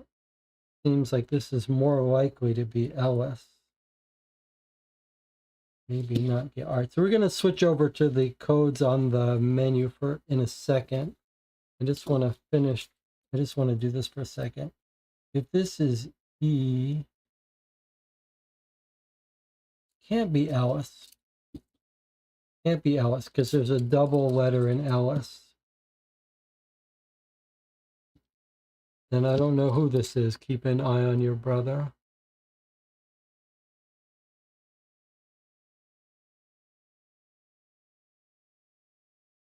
Now I am confused. Okay. Well, we'll put this aside. We'll come back to it. Let's try to figure out this thing. All right. So these feel like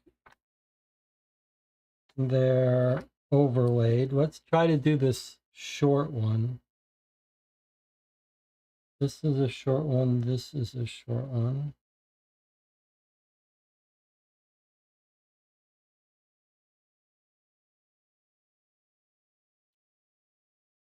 Does it look like it's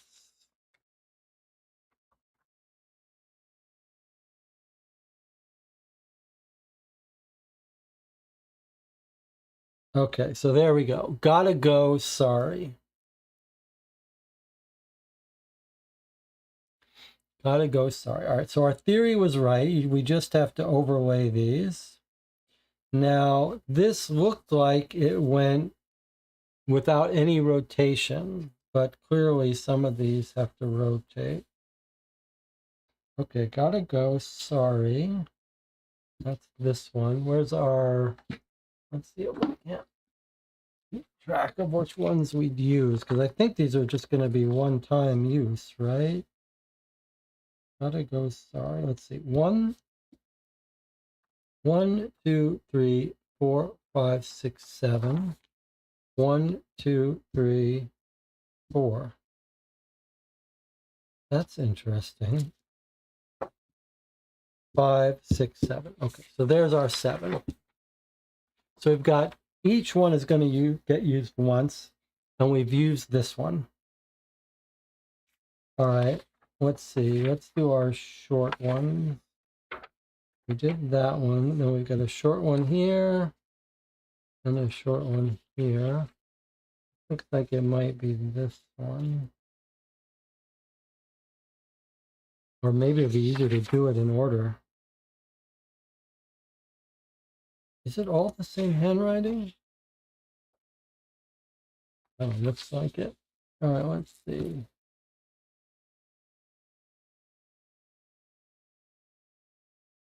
Well, this one's harder. I mean, it's harder to see.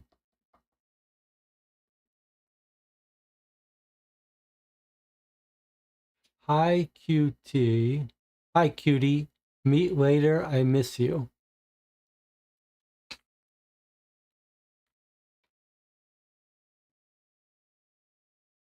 Okay, let's number these. This is number 2. This one was number 1.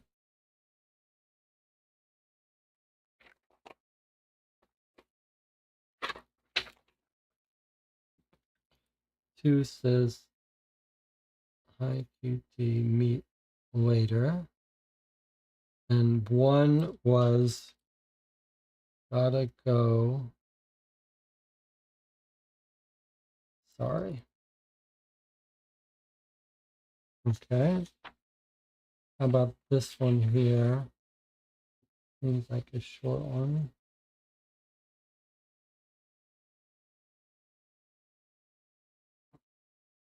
What?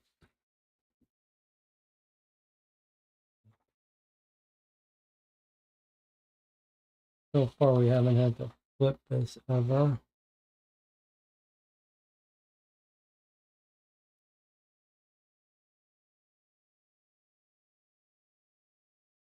I wish.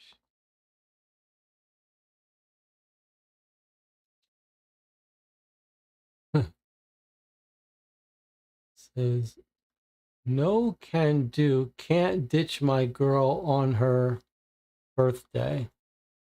on her B-Day. Okay.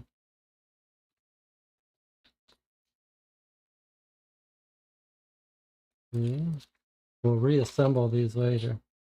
No can do, can't ditch my girl on her birthday. Okay. All right, let's try to do one of these longer ones. Does this look right? No. This looks like what it is. Yeah. All right, let's see if we can't do this one.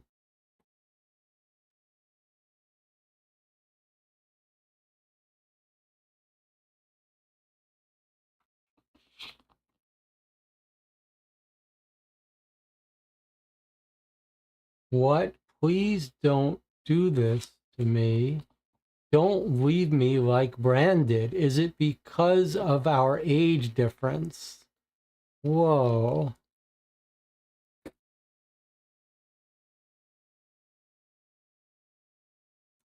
Please don't do this to me.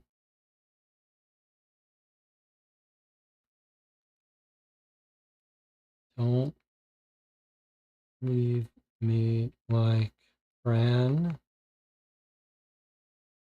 Is it because of age difference? Now remember, these were found in the cellar where we think Teresa went. So I think Teresa, remember, Bran died, right? Bran died and left her.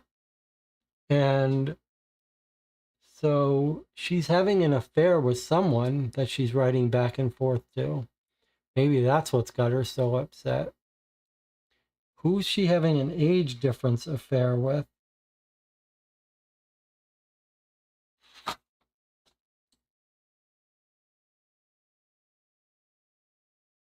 I probably should be marking on these too when we finish them so I don't keep trying to do these again. Uh, 1, 2, 3, 4. We did this one too, right? Okay, so that's all that's on this, sorry, all that's on this side. All right. How about this one here?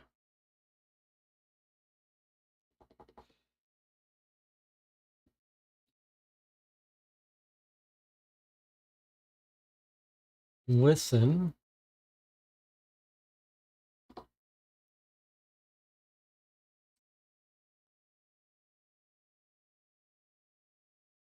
It's been fun, but we should quit before we get caught.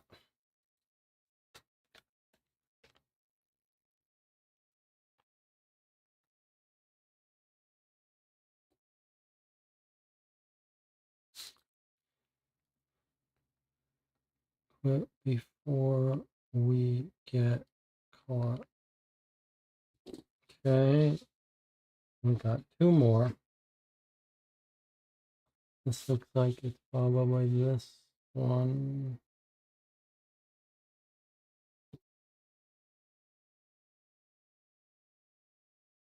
Hmm.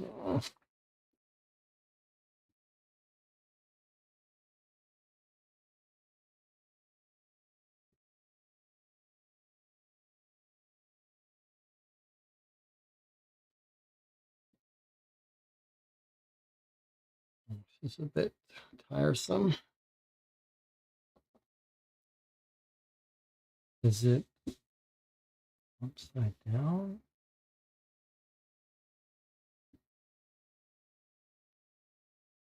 Oh, guys, come on.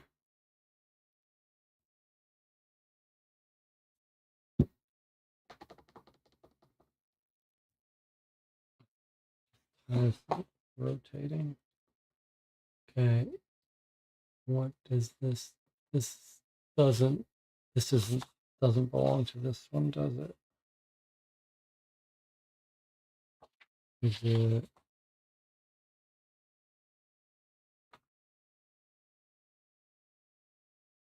No.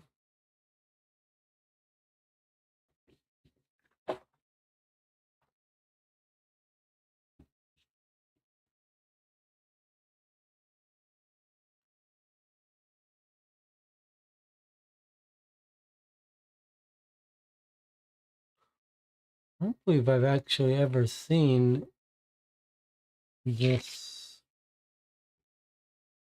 kind of puzzle used before. This half and half writing.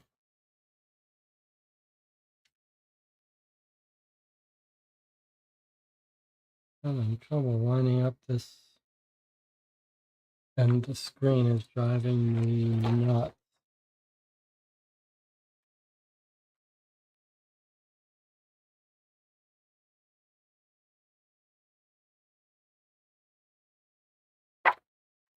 Screen is driving me nuts.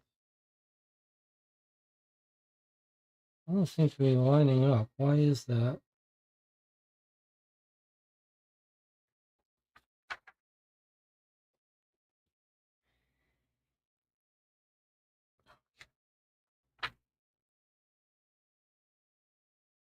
So, according to this, there's 3 we haven't done.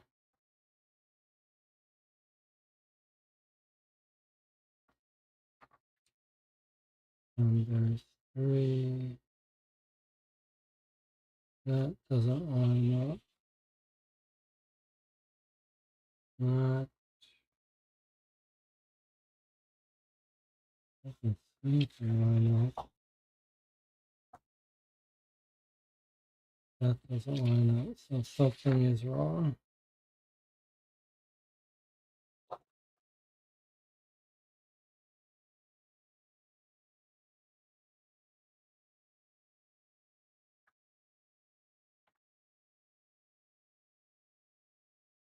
Have I mislabeled one of these?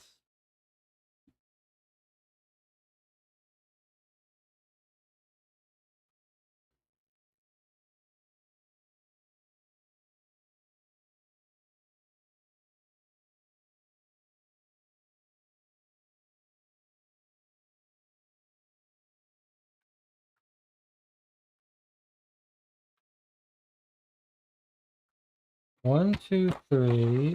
1, 2, 3. But this is a 2-line, and these are all 3 lines. How is that possible? Unless I did something wrong here.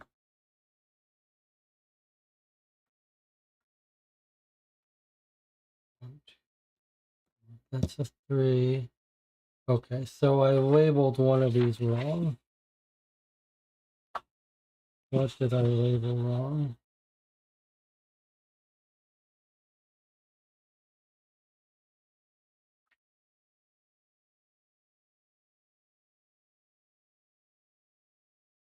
Sometimes. Sometimes.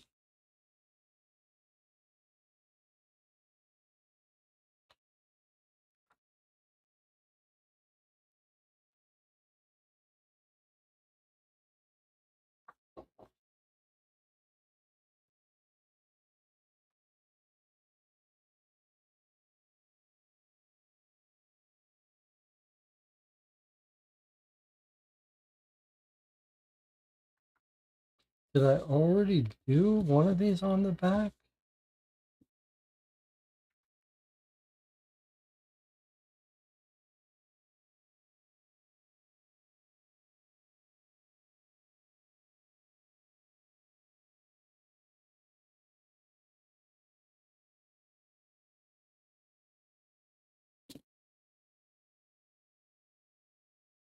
It says, yo, chill.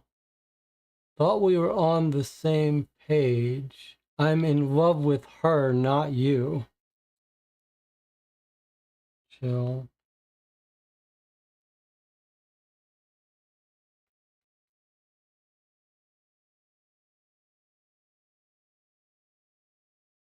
Is this Teresa talking to the bartender boyfriend? Yes, that's going to be it. That's why she broke the bottles of Sterling. It's not that Sterling offended her about the other thing. It's that Teresa's having an affair with the bartender. And he's telling her back and forth, I'm in love with Sterling, not you, to Teresa. Okay. But then this is 6. Where was the... And this is 6. Boy, the amount of work that has to go into not thinking, to not messing things up. So this must have been 5.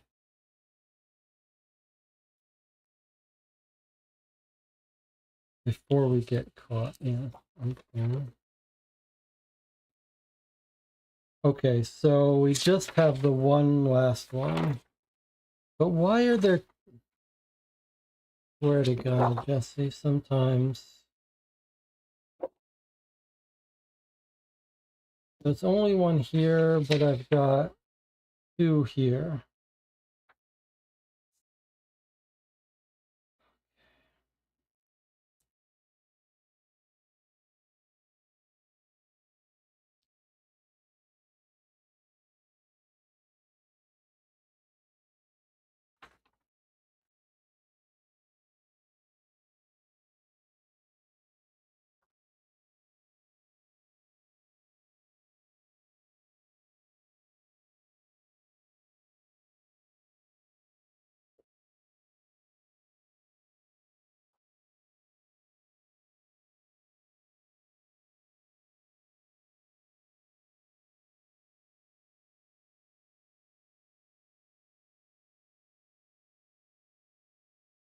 These don't really...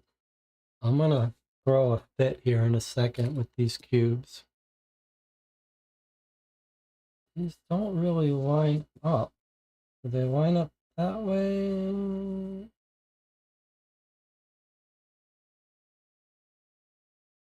Not really.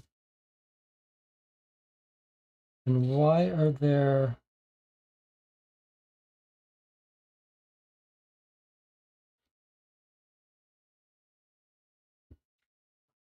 Why are there 2 that I have not marked?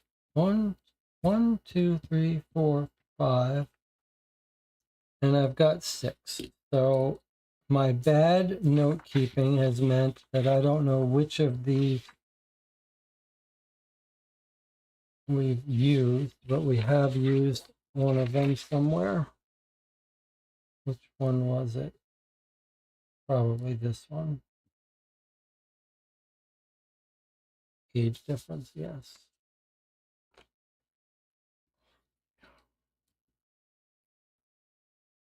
That was 4. So there's only one more left. It's this one, which has to match this one somehow. All right, let's see. How do we...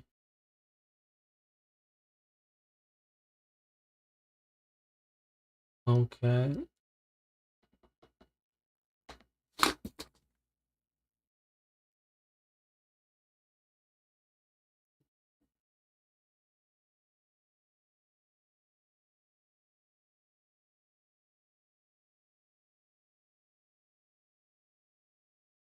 If you're set on seeing her, you can go, but if you love me even just a little, please stay.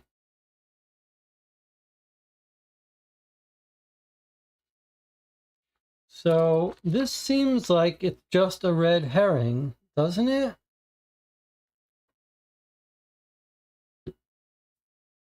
It seems like this is what's got Teresa upset, so much so that she smashed all of Sterling's bottles because she's having an affair with the bartender.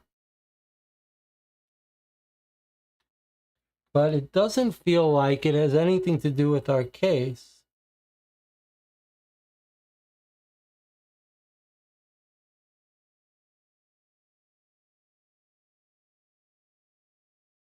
DJ Monica says it's a cool puzzle, but I'm not sure how anyone could have, how the characters could have actually written this.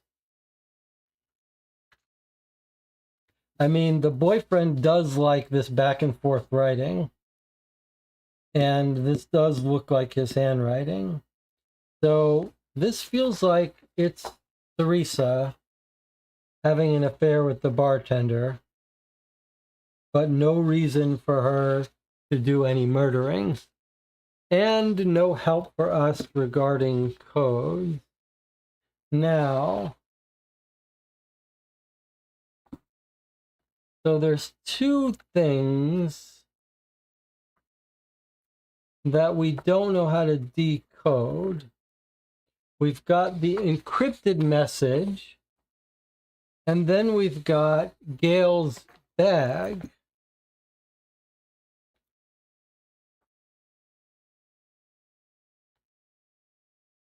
And it might be that the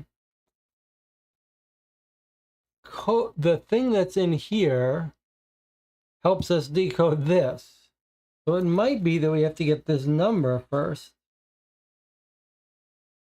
Now it's Gail, right? Is it possible it's her anniversary thing? I wonder if we can't guess the 3-digit code she would use based on when Owen Lewin would have died, or something about her marriage. Right? Because she says it's time for her to come up with a new code. Let's go back to her diary and see if we can't figure out what her code would be. Something about, it's going to be a 3-digit code, so 3 digits from 1 to 9.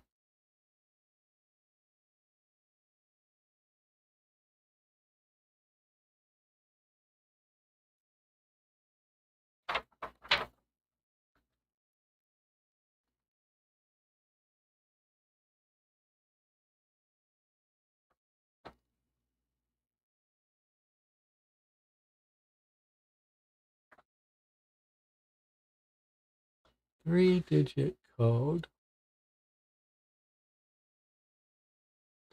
It seems like it would be something. Okay, today is the anniversary of O's passing. So July 6th is the anniversary. July 6th is the anniversary of Owen's death.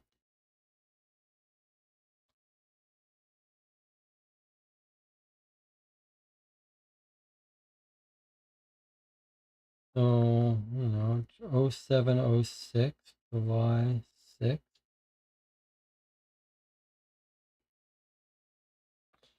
And the very next day, she says, I took my walk.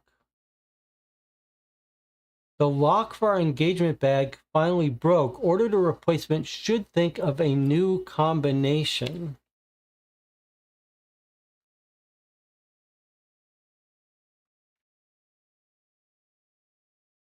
Anniversary of his passing. Okay.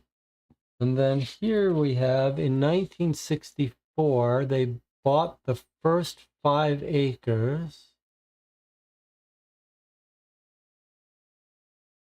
Then to 15 acres. So 5 to 15 acres.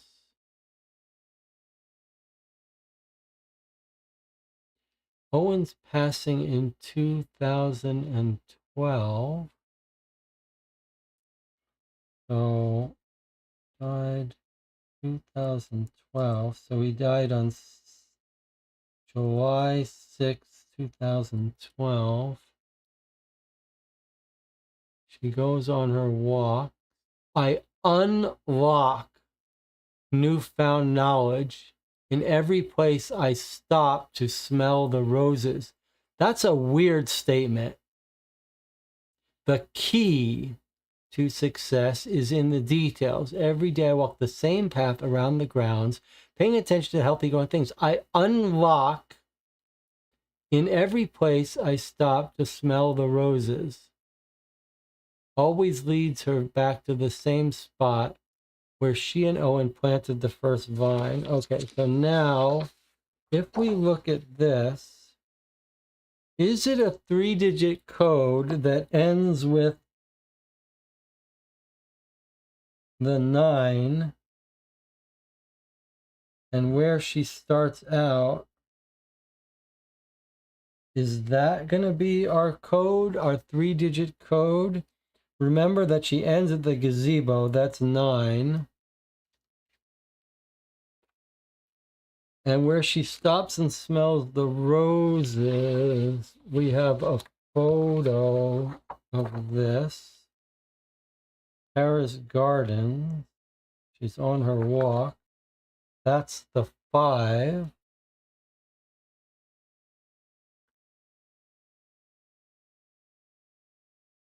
And where does she start? At the family house? 3, 5, 9? Or does she...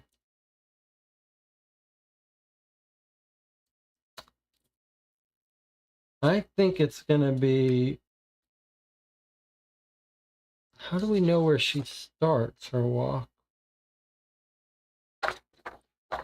I think it's going to be something, something 9, and then there's a 5 in there. But where does she start her walk is the question. Does she say anything else about her walk in her diary?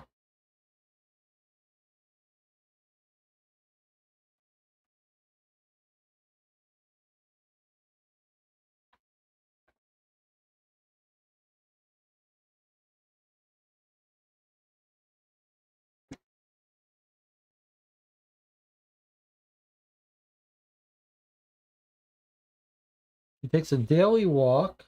She walks the same path.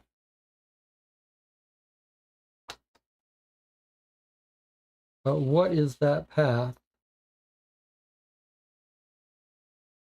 I think this is the key. They said she starts her walk. I think it was in the greenhouse. Did they say she started in the greenhouse? Then it would be 4, 5, 9. Let's try that.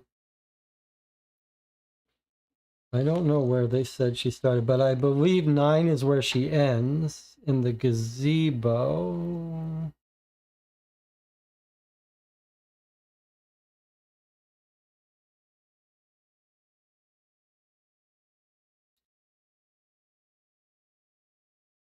Four, 5, 9 doesn't work. Okay. Maybe instead of guessing, we should figure it out. Okay. So she's definitely going past Terrace Gardens. I stopped on the gardens on my daily walk.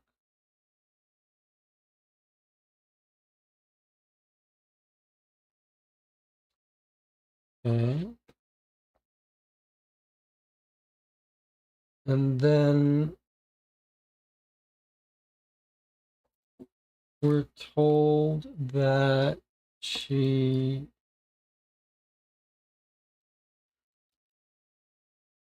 takes a daily walk.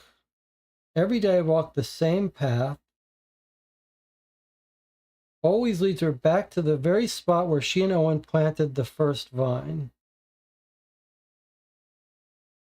First vine. Okay. And then we have to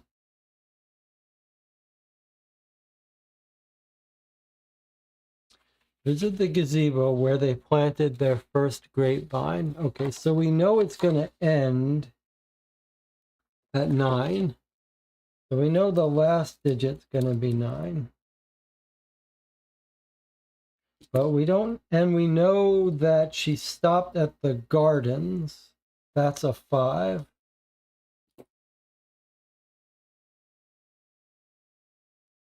But we don't know where she starts, unless she just starts at her. Oh, sorry, I didn't line it up right. It looks like this is where I should be lining it up. All right, so if we think it was 4, 5, 9, if she started at the greenhouse, then it would be this. Wait, it's hard to see this. This would be a 5, 4, 5, 9. Okay, that was it. So DJ was right.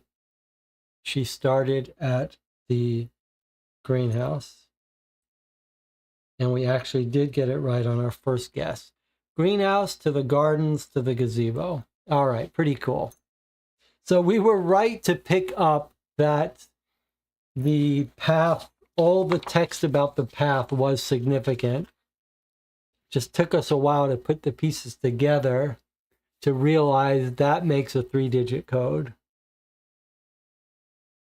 Okay, pretty exciting. All right, well, we have a decision to make here now. We've been playing for 4.5 hours. I'm here with DJ Moneycut and 7 other viewers according to YouTube. So here's our choice. We can either stop now, continue tomorrow at 10 p.m., and we can open up this thing tomorrow and try to decode that message. Maybe this will be the secret to doing that. Or we could take a break now and come back in 8 minutes and continue playing.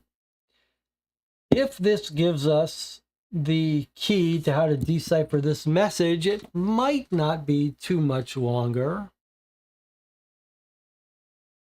On the other hand, there might be plenty of stuff to discuss. 4.5 hours. DJ, it's just you and me here at the moment. Anyone else in the channel should chime in. You're welcome. You can give an opinion. You can help vote. Isar is here and says break. Break for the day. We would continue tomorrow at 10 p.m. DJ, what do you think? Break or continue? Noah says, I'm not informed as much at this point. DJ Moneycut says, feels like we are close to the end. I say keep going. All right. DJ Moneycut is the one that's been playing along mostly with me, so we're going to keep going. Oh, break for 8 minutes, says Isar. Okay, so there we go. Noah says, I'm sure we're at the end. All right, well, you heard it. Audience has made their decision clear. We're going to take a break for 8 minutes, and we're going to come back and keep playing. I'll see you in 8 minutes.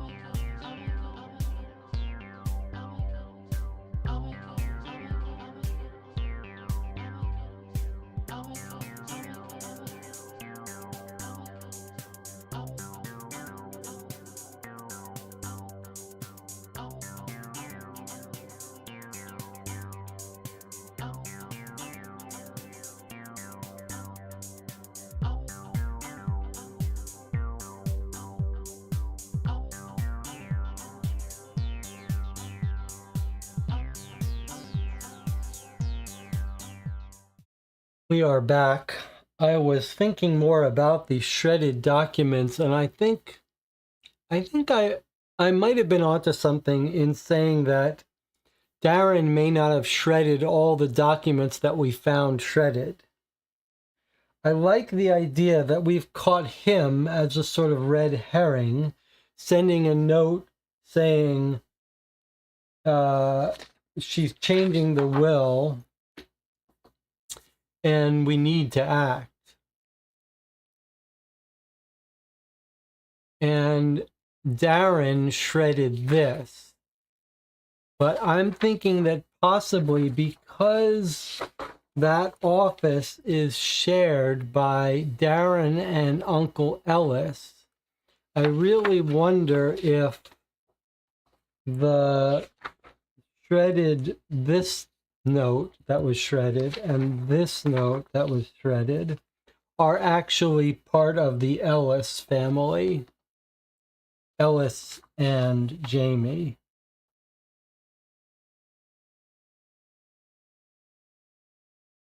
Okay, but we don't have to solve that now. We have unlocked this with the very cool puzzle of figuring out what Gail would have used as her passcode. And now we're going to see what this is. Now, before we open it, we have some idea of what's in there, don't we? Because on the night of the 16th, she says, Russell barged into my room, something about accounts he had printed out. And then Darren comes in, he wants to talk, but I'm feeling tired. I send him away. Though we have our differences, I love him more than words can say. I must try to tell him more often. For now, I will place what he gave me somewhere safe. So we think that in here is something that Darren gave her. So let's see what's in here. Got a page from the diary, a fact, a will, the will, and a wine stopper that says aged with love.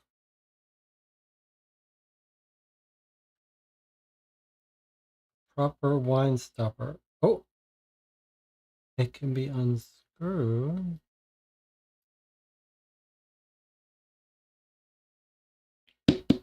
Doesn't appear to be anything in there.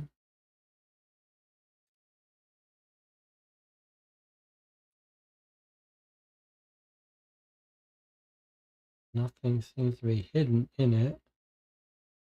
Just seems to be a prop. Okay, nothing else.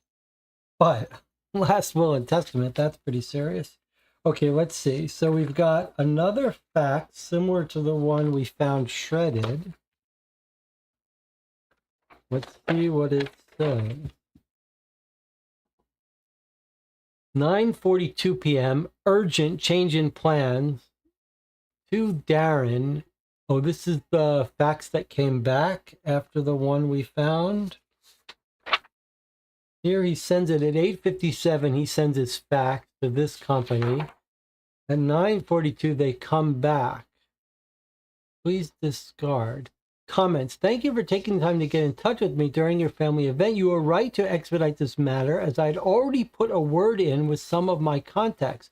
Though I am unsure what could possibly have possessed you to change your mind, I respect your decision to not sell your portion of the shares. I will promptly have our lawyers update Mrs. Lewin of your decision and retract our former offer. I'm sure it will give her peace of mind. Should you ever require my services again, you know where to reach me. So he has contacted them and said, she's changing her will. I'm going to be decisive. I've been thinking about what you said. There are more direct approaches we could take with her, and I now know what I want to do. And the reply has come, I don't know what possessed you to change your mind, but I respect your decision not to sell your portion of the shares.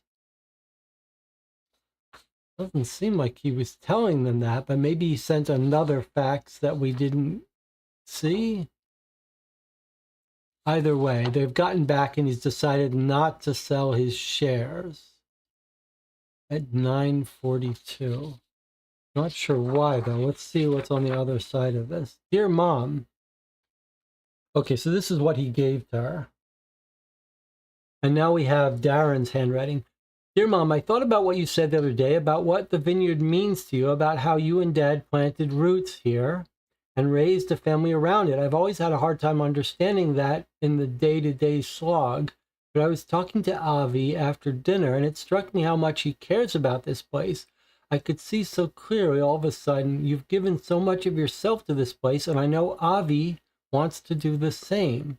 And I realized that the vineyard does mean something to me. I've spent my whole life imagining what it'd be like spend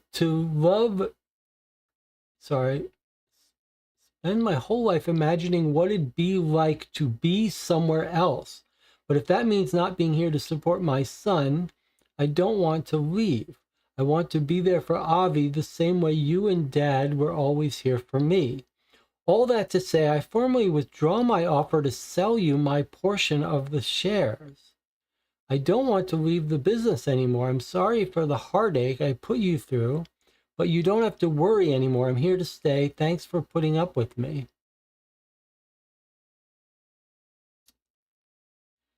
He's changed his mind. He doesn't want to leave the business. I'm sorry for the heartache. You don't have to worry. I'm here to stay. He wants to stay with Avi, and from her diary, we know she loves him. So she surely she wasn't going to withdraw him from her will. All right. Let's see what she's written in her diary. Oh, look at this. It's for the 15th. So we should have noticed that July 14th, 16th, seems like there's actually a page that's been torn out. And here it is. We could have noticed that, page 10, page 13.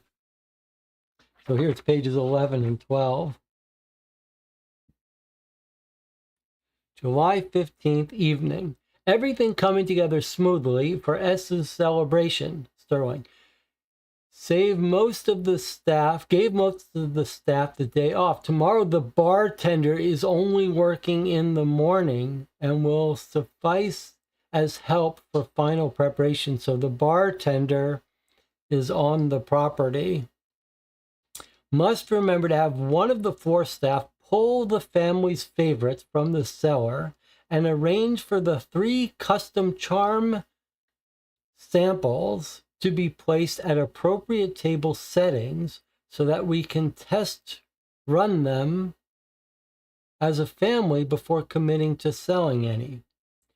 Should adjust the seating chart to move our ferocious little lion cub that he is away from A. Those boys will need to learn to get along someday, so Avi and Russell are being pushed away. Tomorrow will likely not be the time. E seems overwhelmed lately, more so than usual, pale and twitchy. Tomorrow morning I will take some of his workload so he can relax. Such a hard worker, but not built for it like O was. Pity. For now, however, it's time to unwind with a glass or two of Zinfandel. Delightfully understated and yet undeniably elegant as always. Okay, so it looks like we're going to get seating chart information, which will help us a little bit. Russell and Avi, and E is overwhelmed. That's Ellis. Okay, here's the morning of the party. My hands are trembling so hard it's difficult to write. I still do not want to believe what I saw last night. But there is no mistake and no excuse. Okay, what did she see? That's disinheriting someone. There is no mistake and no excuse, even despite their sad attempts at explaining away the missing money when confronted. They have chosen to tear the family apart, and for what? Petty greed. Not an ounce of the gratitude or respect I am owed after spending my life working myself to the bone to provide for them. As I told them last night, this cannot go unpunished. They have no further place in my business or my family. My willingness to tolerate this kind of slight withered and died on the vine. I will wait until after Sterling's birthday to announce what has happened. I cannot bring myself to ruin her day. We'll call Colleen first thing tomorrow morning, make an appointment with her to notarize and file the updated will, which I completed last night. Never would I have imagined it would come to this. Well,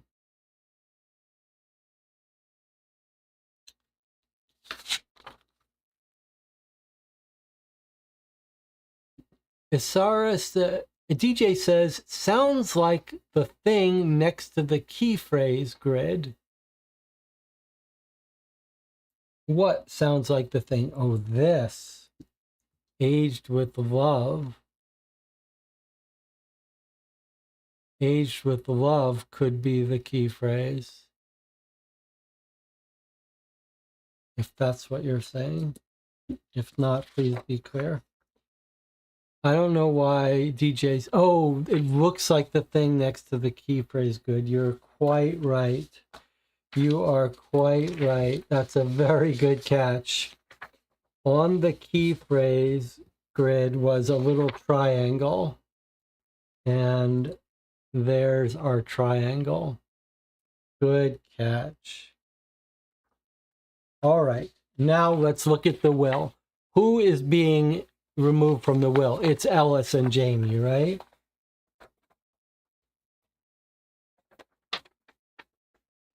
Let's see. Well, who do you think?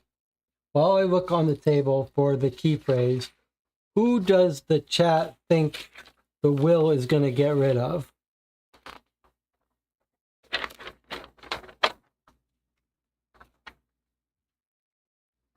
I think it's Ellis and Jamie, but I could be wrong.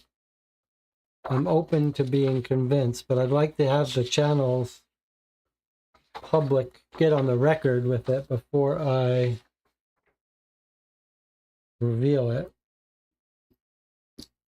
Now, what have I done? First of all, why is that like that? Okay. Now, where have I put it? Yeah. So, yeah, good catch. There's our key phrase.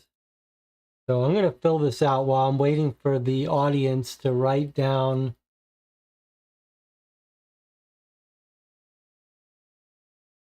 GWITHL,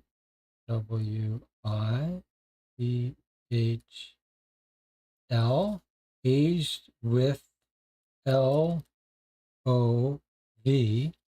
And now, just so you understand, you can't put an E here because the E is already out.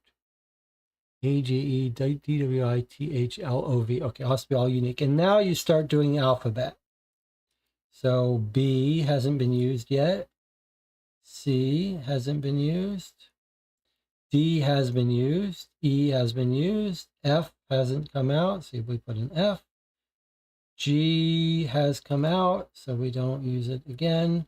H has come out, so we don't use it. I has come out. J hasn't come out. K. L has. M hasn't. N hasn't. O has. P hasn't. Q hasn't. R hasn't. S hasn't. T has. U hasn't. V. W has.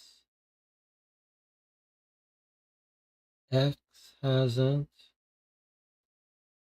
Y has better, otherwise I messed up somewhere and put a letter that's already out. Because we shouldn't have AGEDWITHLOVCFJKMN.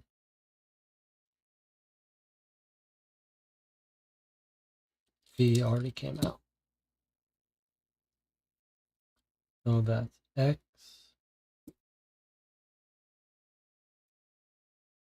Y, and Z. Okay, so there's our encryption. Thank you. Okay, so DJ says he doesn't know who's in the excommunicated will. All right, let's see it now. Here we go. I, Gail Margaret Lewin, a resident of Napa Country in the state of California, the widow of Owen Lewin, declare this document written by myself on the 15th of July to be my sole legitimate will. I revoke all previous wills filed under my name. While previous wills have evenly distributed my estate amongst my immediate family, certain former beneficiaries have revealed themselves to be undeserving of any stake in the Lewin family fortune, business, holdings, or name. I regret that this alteration will unfairly affect members of the youngest generation of Lewins, but I'm not interested in pitting blood against blood more than has been already made necessary by distributing my finances only to certain grandchildren and not their parents. A parent should never have to be placed in a position to resent their own children. Disposition of estate. I hereby name Darren Lewin, my beloved son, to serve as the sole beneficiary of this will.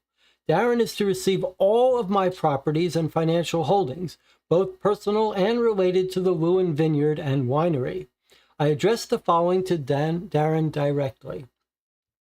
I've always put quite a lot of pressure on you, pressure that made you resent the very heritage I was trying to prepare you for. My own stubbornness made me unable to admit this to you in life, but I should have worked to understand you just as much as I tried to make you understand me. I know you do not feel prepared for leadership, but passing the vineyard on to you is a sign of my love, the only way I have ever been able to show it. Remember, you do not have to run the business alone. You have family of blood and a family of choice, and there are people in both who you will be able to rely on. I name my personal attorneys, Colleen Derringer, as the sole executor of this will. I direct her to take all actions legally permissible to have the probate of my will done as simply and free of court supervision as possible under California state law. If Mrs. Derringer cannot serve as executor for any reason, I ask her or her firm to independently appoint an attorney to serve as executor in her stead. To ensure objectivity and minimize interpersonal strife, I forbid any Lewin family member from serving as the executor of this will or from playing any part in the choice of executor. All debts and expenses owed by my personal estate, all estate and inheritance taxes associated with my passing and my expenses incurred by my funeral and burial shall be paid for by my personal estate. If my sole beneficiary contests this will in any way or does not survive me by more than the time it takes to distribute my property to him, my estate is to be liquidated and distributed evenly amongst the charitable foundations of which I am a regular donor. If any member of the Lewin family attempts to contest the contents of this will in a court of law, all associated legal fees are to be paid directly from my estate. To make my intent clear to those omitted, I would have the money you so desperately crave completely wasted in lengthy legal battles before I would have you see a dime of it. I, the undersigned, declare that I sign and execute this instrument as my last will, and that I sign it willingly, and declare that I am legally empowered to make a will and under no constraint or undue influence. And then it's got a place for her to sign and a place for people to witness. Now, there's lots of interesting things to talk about here. But I suppose the first thing to mention is she has not signed it or had it witnessed, so it does not carry weight at this point. Although maybe I don't know what the actual law would be. You might be able to sue and say, well, even though she didn't sign it, she meant to and she was killed, etc. So it might carry some weight. But the point is, if she had signed it and filed it, then the person she got rid of wouldn't want to kill her, right? It's a weird thing because if she had filed this, then the person who would be most motivated to kill her would be Darren, who stands to inherit everything. Because he might think, well, she may change her mind, or she might find out I've been stealing money too, or I've been stealing money and I framed my brother. So Darren would have a motive to kill her before she could revert the will. But if she says, hey, I'm planning to change my will, I haven't signed it yet, then the person who has a motive to kill her are the people that would have been removed from the will. So assuming that they knew she didn't yet file it because she said the night of the party, hey, I'm about to change my will, then the motive to kill her falls on everyone not under Darren's line. So Darren and Avi are safe if we assume that one of these people who would have gotten the money. So everyone so you could see Teresa is not going to get any money. Russell's not going to get any money. Jamie's not going to get any money. And Ellis is not going to get any money. So they suddenly have the motives to kill if they don't think this has been filed. No reason Darren wouldn't want to kill her right away before he was sure that she filed her will. So Darren feels like he has no motive. Certainly Avi, who contacted us, has no motive. So it's these four are the only ones, and Sterling. So these five are our suspects now. Okay, and now we think we may be able to decrypt this message. Now, let's see. Was I right about the way you decode this is that you have to sort of guess from some ambiguous choices? Let's see if we can do it. See my markups. Are they all necessary? You can't hold back on, let's just try it. So 8, 7, 1, 6, 2, 2, 6, 1. Actually, before we do this, I want to see if this 1, 1, 2, 3 is right. 1, 1, 2, 3. I think that should be Gail. So let's see. So the first letter's in the first box. It could be an A, G, or E, but I claim that it's probably a G. The second letter, again, in this box, it's probably an A. The next letter is in this box, it's an I. And the next letter is in this box, it's an L. So it is Gail. We were right. And notice that it's ambiguous. You have to figure out from context. You're told the box, but of the 3 letters, you have to figure out what it is. Okay, so now let's go back to 871-622-61. So you can't hold back on, this is box 8. Maybe an S or a U. This might be a P. Is it spending? S-P-E-N-D-I-N-G. E. 6 is an N. D-I-N-G. You can't hold back on spending at all. This is him talking to his wife or something. I'm sorry, this. Okay, this is going to be probably Ellis. So, oh, it's not. I'm sorry. Is it going to be Divya? No. Who's it going to be? Okay. So this is the most interesting thing. 2, 8, 5, 6, 9. I thought it was going to be Ellis, but it's not. It's from the second box, D, W, or I. D, W, or I. The next letter is from this box. S, U, or X. Fifth box, C, F, or G.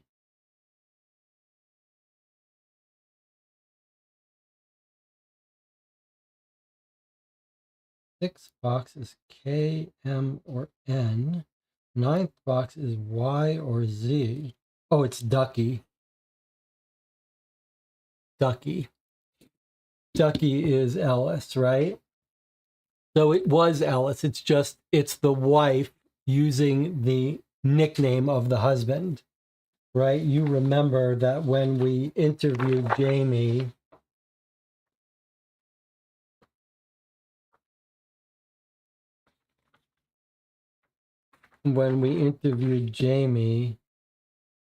she calls him Ducky, right?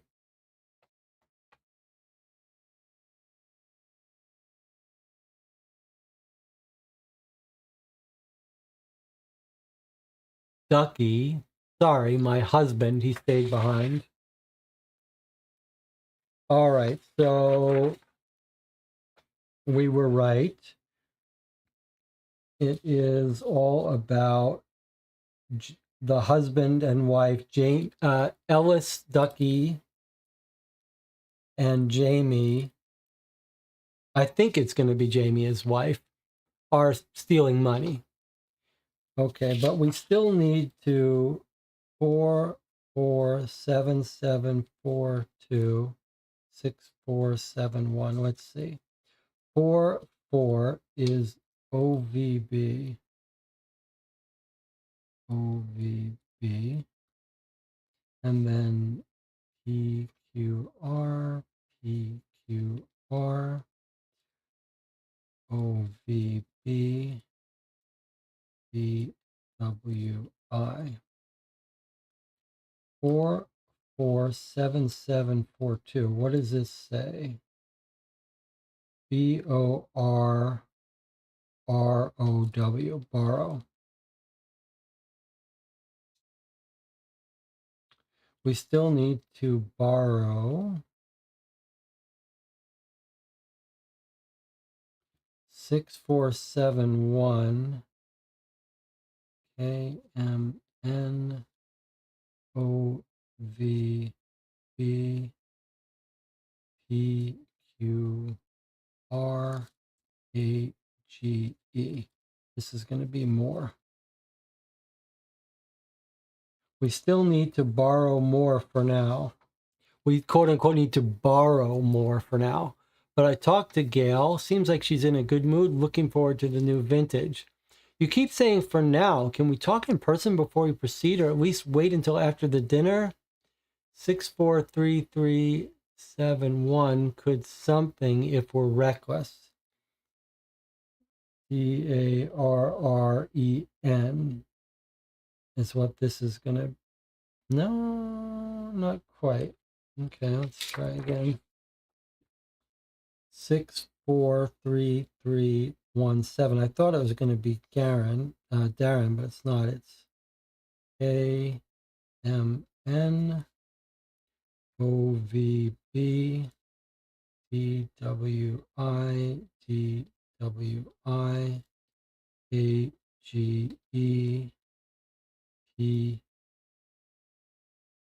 PQR. Blank, what, this is going to be person's name.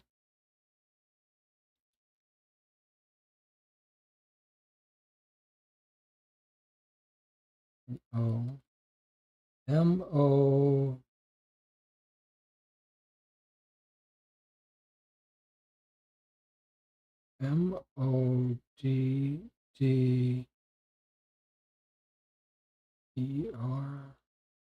MODDERNO.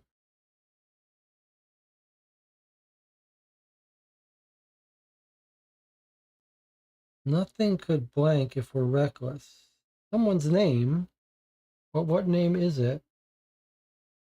Surely it's an O here. AO. Who do we have?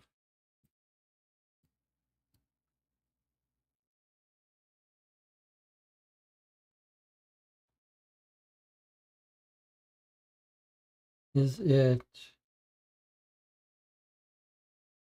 I thought for sure it was going to be Darren. Who is this they're talking about? Something could something if we're reckless. Clear, it's either a WW or a DD. ARER.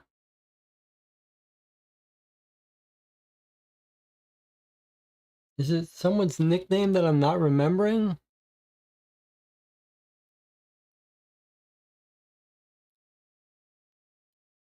I wonder if it's someone's nickname.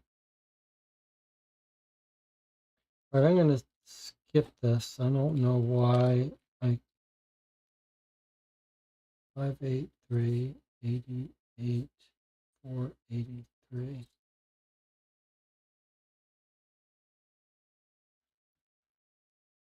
So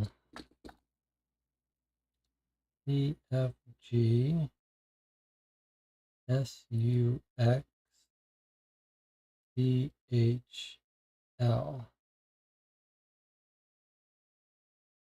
This is probably cut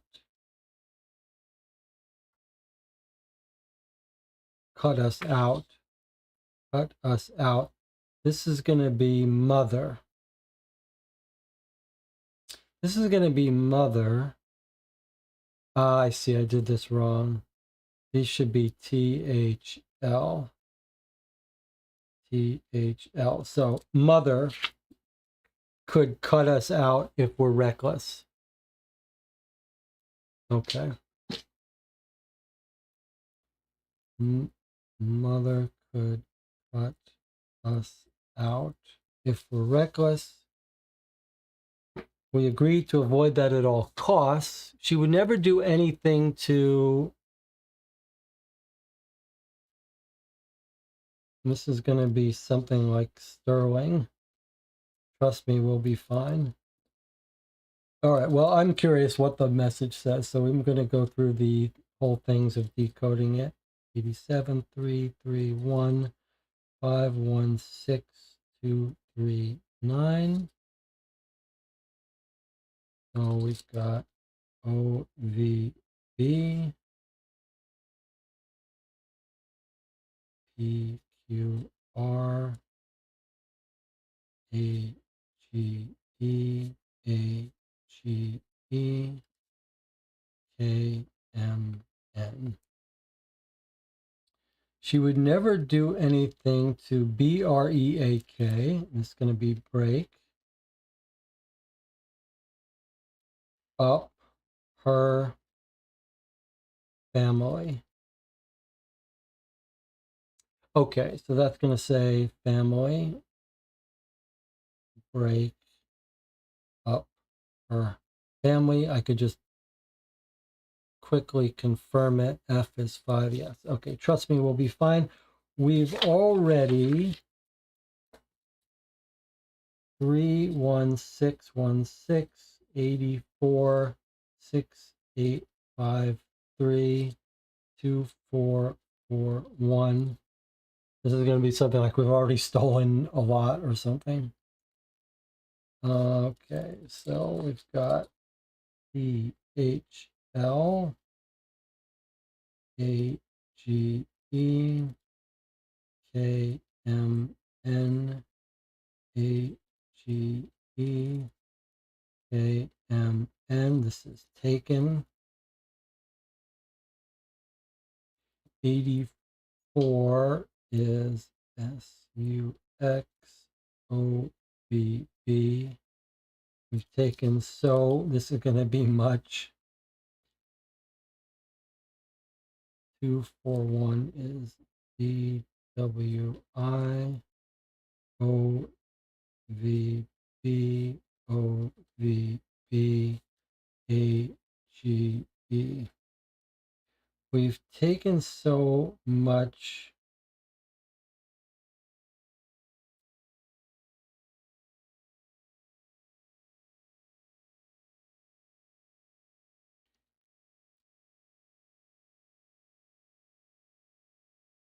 We've already taken so much Doe. No? We've taken so much. What is she saying? I guess I'm not sure what this word is.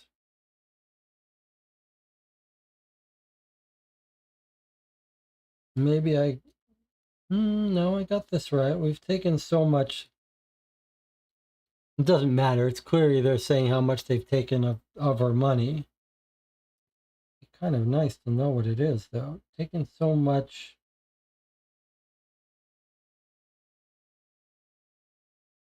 TOO.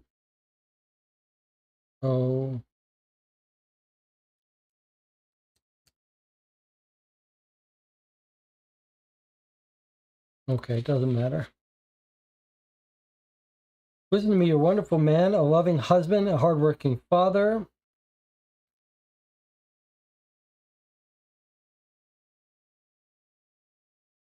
So here's Jamie. I mean, we understand everything that's going on, but I guess we want to get the full message here.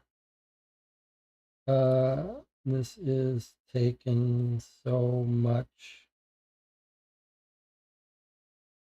comma. So maybe this is something like the name.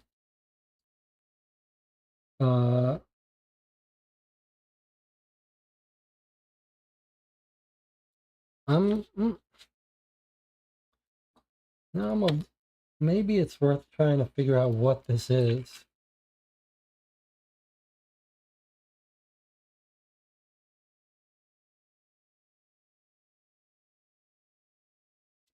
I'm confused, but okay. She says, I wouldn't be asking you to do this again if we didn't need it, but we do need it. I'm used to certain lifestyle and you're not. 316261.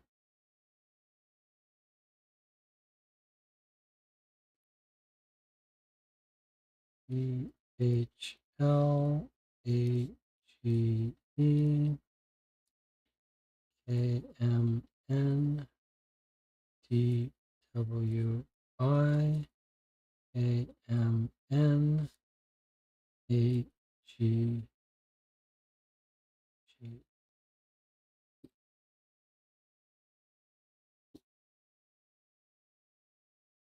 You're not blank anything you blank. You're not taking. You're not taking anything you don't, DESERVE, anything you don't deserve.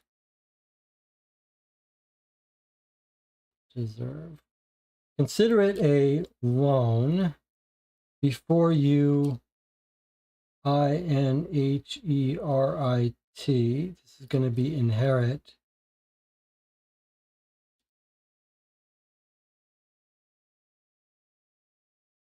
The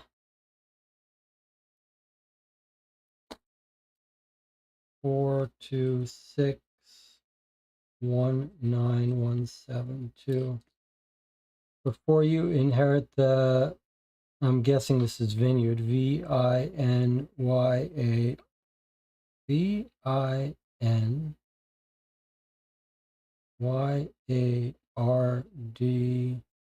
Nope, that's not right. All right, let's do it then. OVBDWI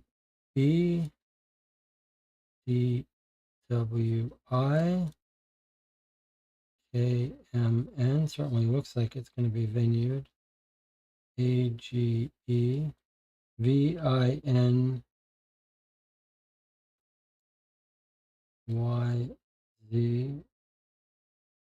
Vineyard. It's with the E as the vine instead of VINY. Okay, before you inherit the vineyard.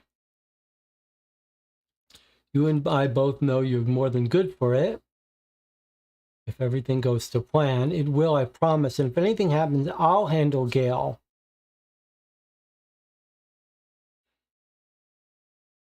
So this is Jamie, the wife, saying, I'll handle Gail if anything happens. Jamie, who's, we're told, is the plotter.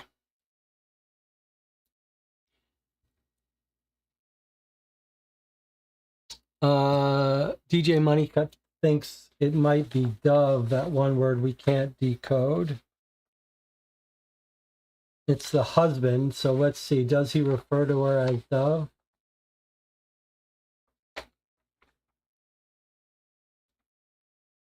Probably he does. Let's see.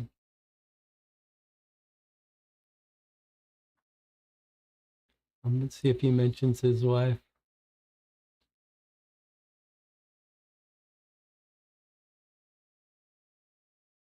My wife and I went for a walk. She likes the grapes.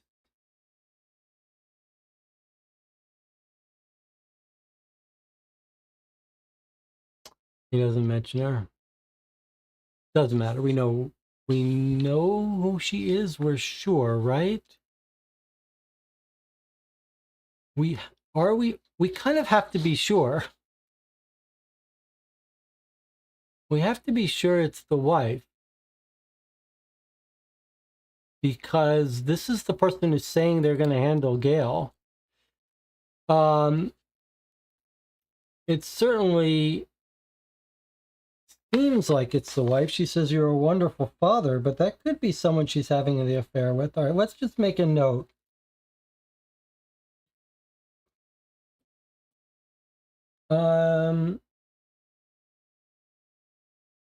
You're a wonderful man.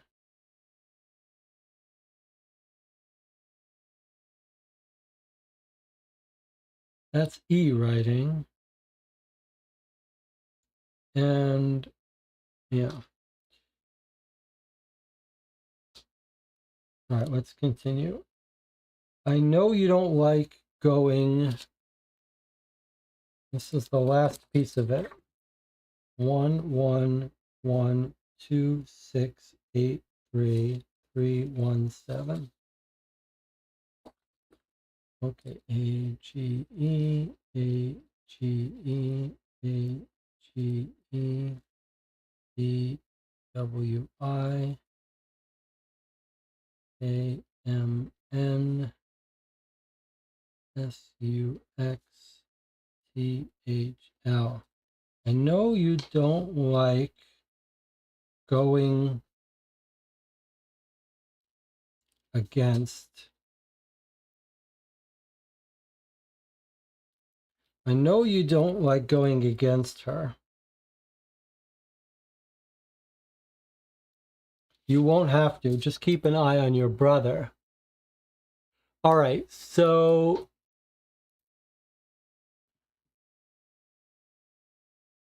it's surely Jamie that's writing and saying she'll take care of Gail. But I'd really love to lock this down to be sure. We know this is Ellis talking. We know Ellis calls this woman 2441. DWI OVB OVB AGE. So Dove. They do call the daughter Starling. So it makes sense that the wife would be called Dove. But now DJ Moneycut's trying to throw a wrench in it and saying, could Dove be a nickname for Divya? I don't think it makes sense. Because Divya's away. He would be talking to his... Where is she away? Can we make sure she's not in the Bahamas? Or Barbados? We really need to be sure, though, that Ellis isn't having an affair. But you know what? Divya's gone.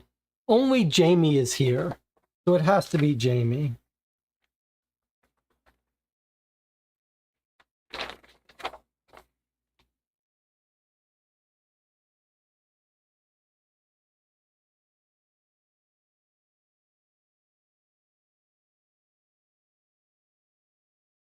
It has to be Jamie, but it would just be nice to get some confirmation. But Starling is the daughter. It makes sense that the mother is called Dove. Oh, that was the picture. Remember? Look. Remember the picture she drew? The artist? Look. That's the dove. You'll absolutely love it, says the dove to the daughter bird.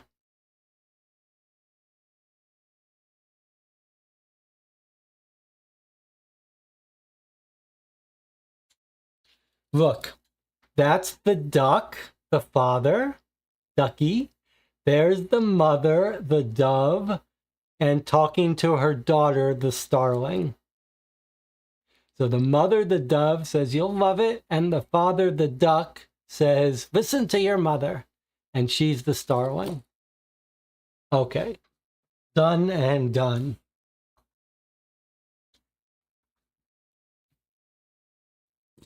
Now, we've decoded our messages. We've got our motive. We've got our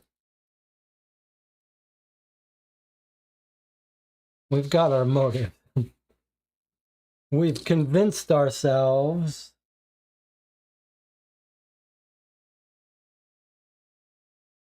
that it's going to be Jamie. It's odd that we don't have the seating chart. I thought we were going to get a seating chart to confirm that Jamie was sitting next to Gail. But it does seem like what we need to do is look at Jamie's timeline to absolutely nail down and convince ourselves of her opportunity. So let's see. She claims that she and the husband went for a walk, but we know the husband went up and he was probably looking for the will, and he couldn't find it. She claims that they were having a drink. All right, that we couldn't hear the factory alarm. So I headed directly to the factory to help.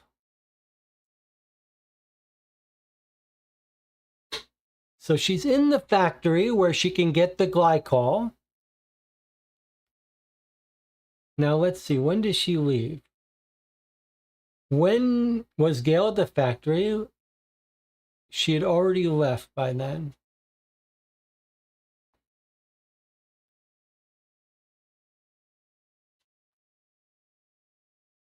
When I didn't see Gail start her walk like she did every day. No, she doesn't give us her timeline here, except to tell us she went to the factory at some point, which is good because she has access to the glycol. But do our other people tell us about where Gail was? Remember that we know for time of death, we know she opened up the wine.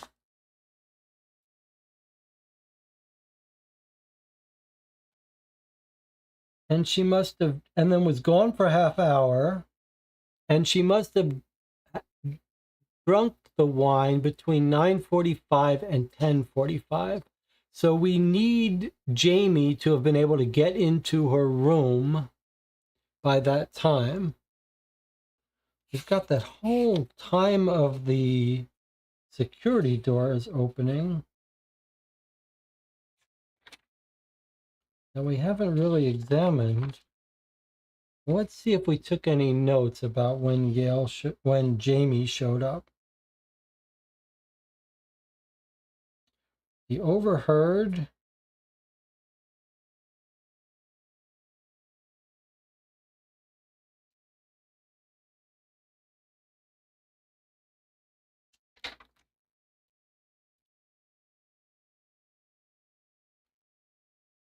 Teresa went crying. Then Jamie disappeared. goes to the factory, comes back early to offices, done by 9:45.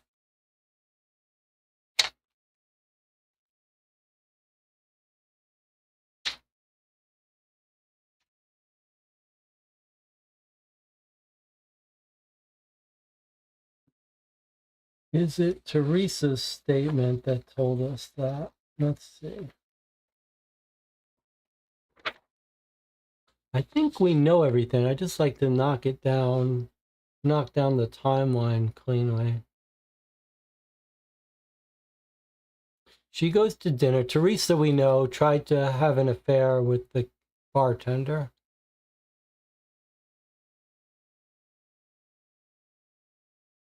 She stopped by the factory with everyone else.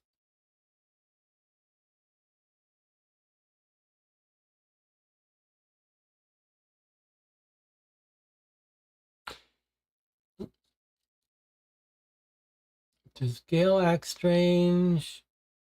Sterling's attitude. She threw her dinner invite at me.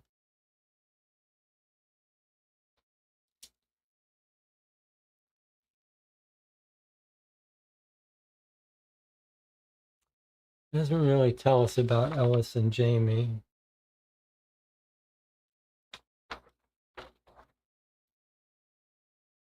Jamie's trying to talk about other stuff.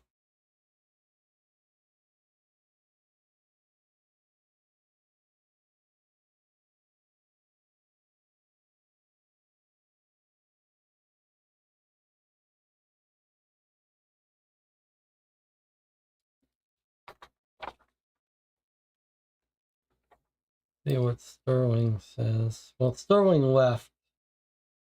He's not very helpful to us. Who else has seen Jamie? Ellis is in the office.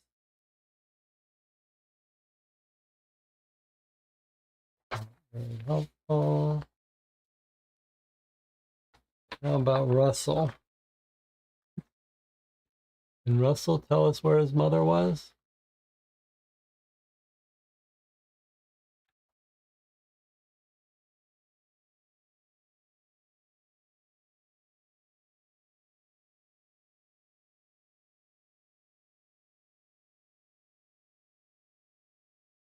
Avi texted about the factory. After my mom ran off, Jamie disappeared. Typical of her, throwing a huge bath and then slinking out of cleanup. Then Darren and Ellis left. I was the only one to stay cleaning. You got the text.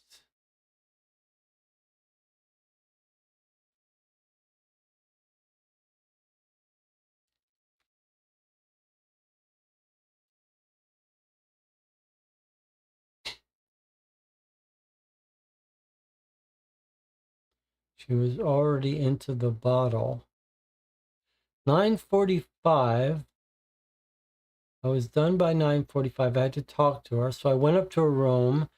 She was already into a bottle and I wasn't in the mood. So it sounds like that it was closer to 9:45 when she started drinking, which would mean that we should be looking for her to leave on her walk around 9:15. So Russell says that Jamie has slunk away. After my mom ran off. Okay. And so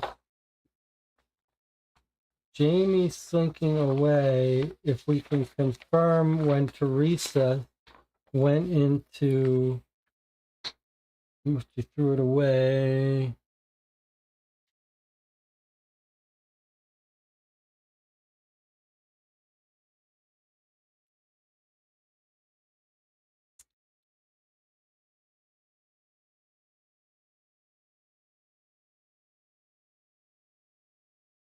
Went to the factory.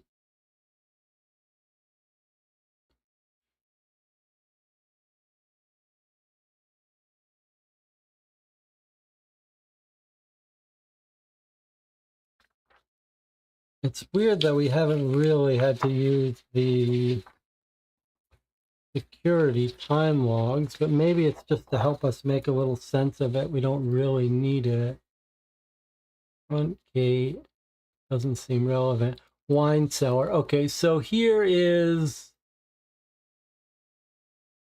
we think, Teresa coming in at 8:43. I think this makes sense.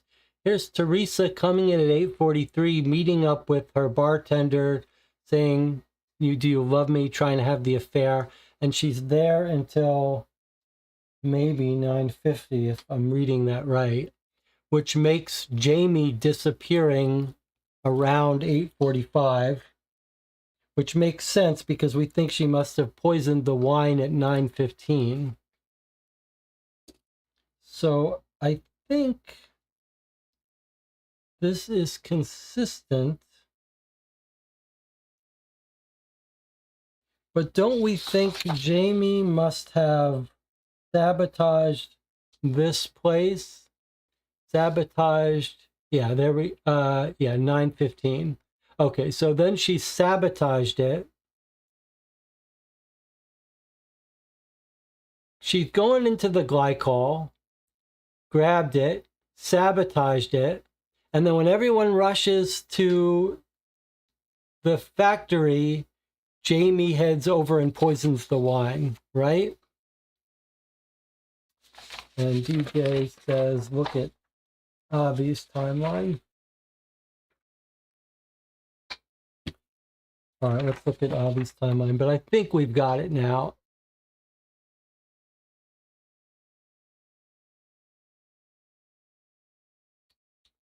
Okay. Uncle Alice and Russell were there, more vocal. I think Gran didn't want to hear it. She seemed upset. She goes to the house. She went back to the house around 8. Okay. So 8 p.m. Gail goes to the house. Around 8. Then Sterling and Teresa fought. Did she seem upset? She went to the house. What happened? Cleaning up after dinner. I heard the factory alarm goes off. That's 9:15. He goes to check it. There's wine everywhere. Grandmother shows up. By the time the grandmother shows up, she's left the bottle of wine open in her room.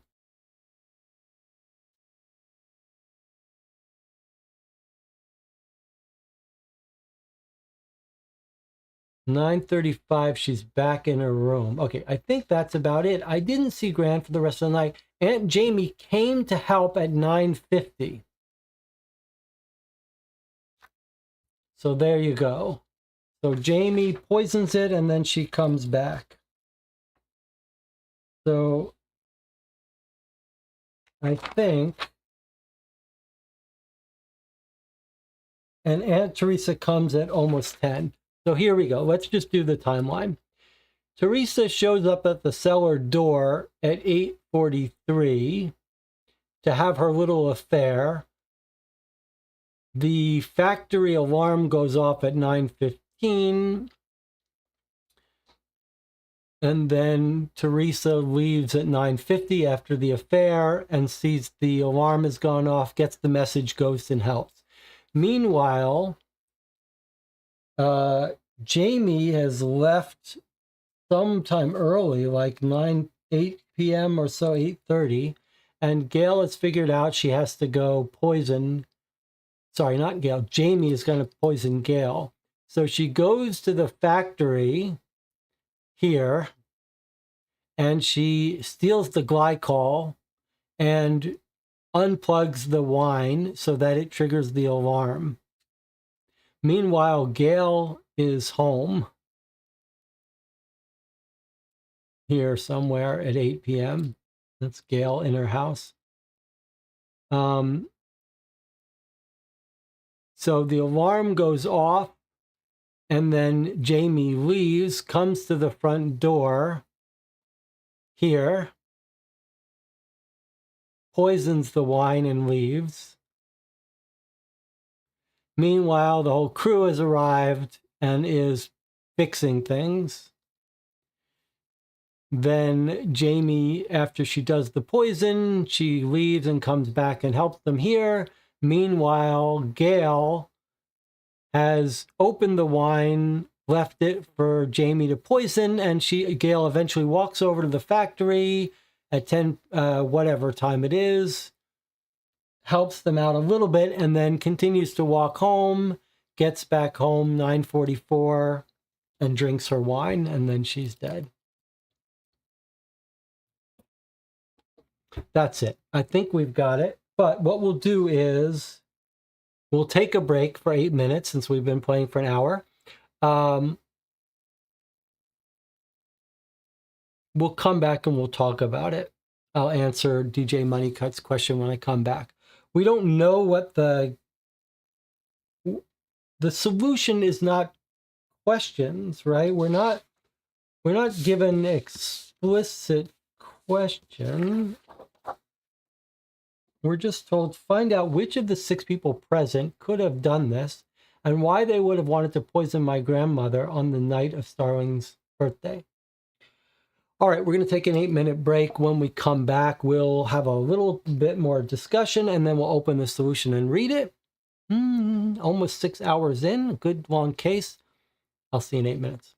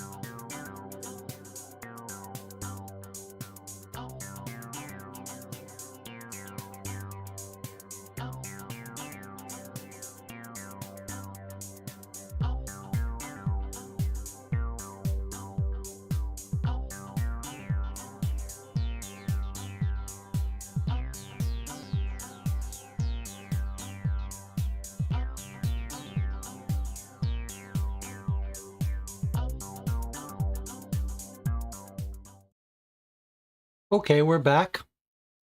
Time to discuss and answer the final questions. Let me see what the chat has to say. DJ says, we still really don't know their jobs at the winery. Would Jamie know about the glycol? It's an interesting question.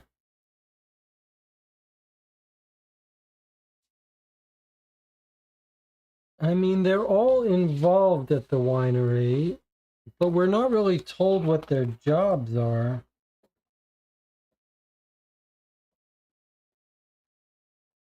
I glanced through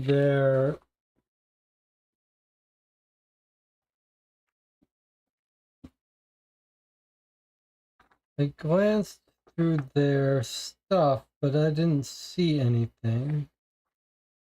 It's clear, though, that it's the two of them that are involved in this, but I think, you know, Jamie is the bossy one, and Jamie's telling him that she'll handle it. What does her message say?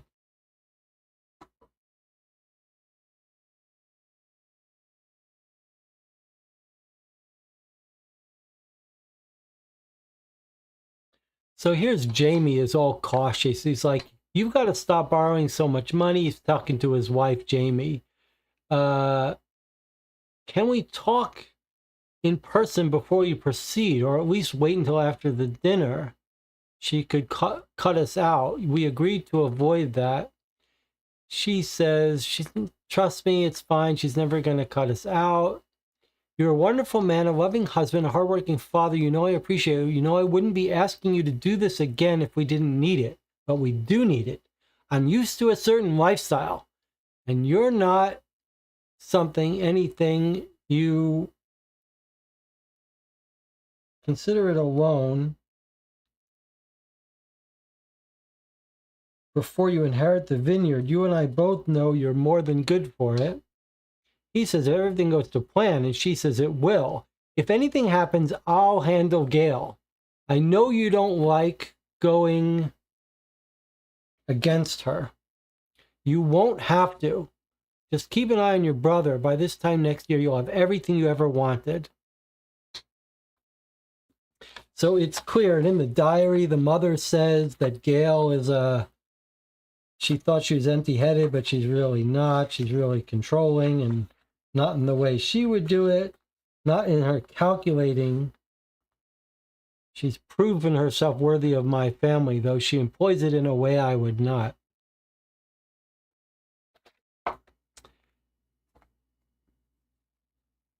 I wouldn't ask you to do that again. What's that about? In the message, I wouldn't ask you to do that.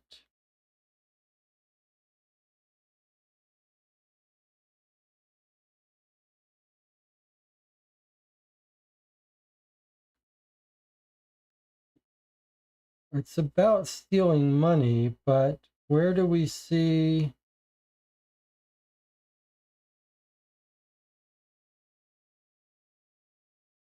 Where is the part about I wouldn't ask you to do that again?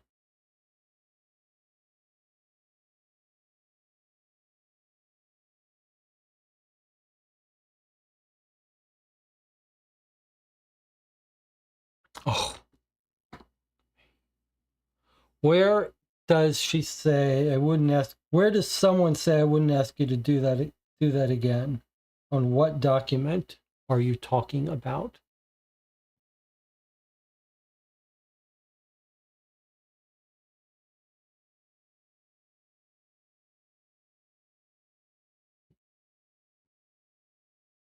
Here, you know I wouldn't be asking you.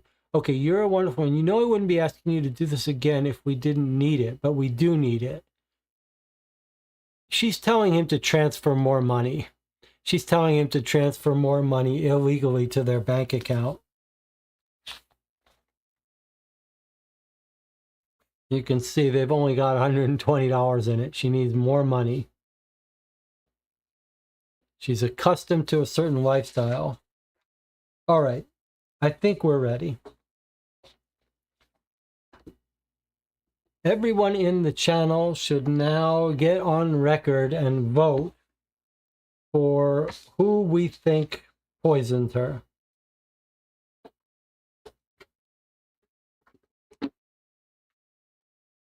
Do we need to reread the initial letter again? Yes.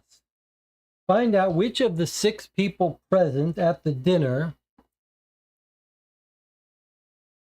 could have done this and why they would have wanted to poison my grandmother.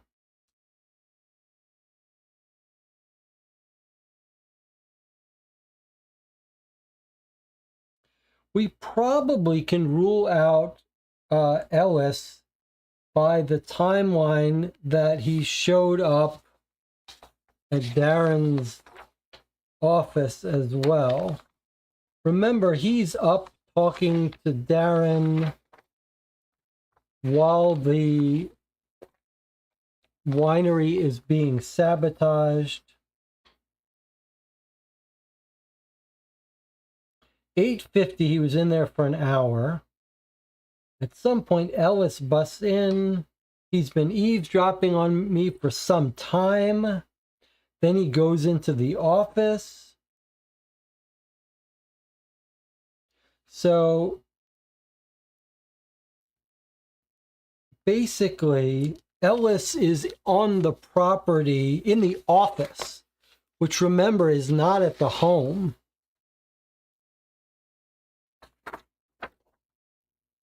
Darren and Ellis are here dealing with this stuff. It's only Jamie who's completely disappeared and given herself time to be able to go to sabotage the factory and then get back to poison the wine. Okay, so DJ Moneycut votes Jamie. I certainly vote Jamie. Now, whether Ellis and Jamie talked about killing her, it's not clear. Although I suppose you could look at what Jamie's attitude. I mean, Jamie seems suspicious and trying to distract things. But I wonder if Ellis looks like he's... I guess they all think they got away with it.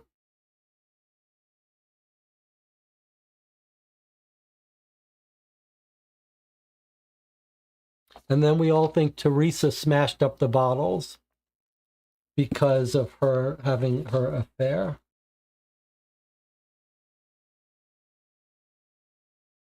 And that's all a red herring, all that stuff. Okay. Well, if there's anyone else in the chat, YouTube says 8 concurrent viewers. So someone's in the chat, but maybe those are my sleepers. Those are the 6 people who have fallen asleep during the 6-hour live stream, which is okay. But if you're awake and you've never voted before, now's your chance. You can get in the chat. You just type vote, space, who you want to vote for. All right. But barring that, do not open until you're sure you know who the killer is. And there are hints, but we are just going to open it. Noah says, vote Jesse. No, I did not do any murdering in this game or in any other part of life.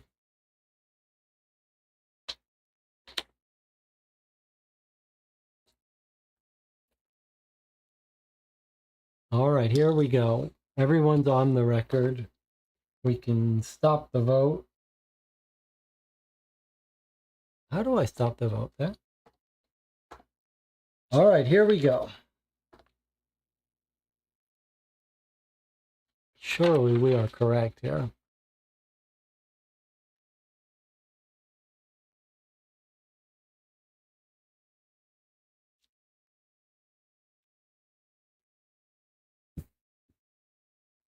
All right, let's clear our workspace. As a reminder, after we finish and read the solution, we will discuss the game. Were we supposed to find a third charm? I don't think so. I think it was just trying to tell us, it was just trying to paint us a full picture. All right, here we go. Oh boy, this could be, we might be wrong here. I think we were wrong. No, we weren't. Okay, here we go. Okay. I can never thank you enough for your detective work. Even as I struggle to process the truth, to think Aunt Jamie poisoned Gran's wine with antifreeze from the factory. All because Gran found her and Uncle Ellis stealing money from the vineyard and was about to cut them out of the business. I still can't quite wrap my head around it, but the evidence you provided is irrefutable. It seems like a lot of your work boiled down to figuring out when someone could have poisoned the wine and eliminating potential culprits who weren't near Gran's room during that time. Gran's wine was only left unattended from 9:15 to 9:45. That's when it was mixed with antifreeze.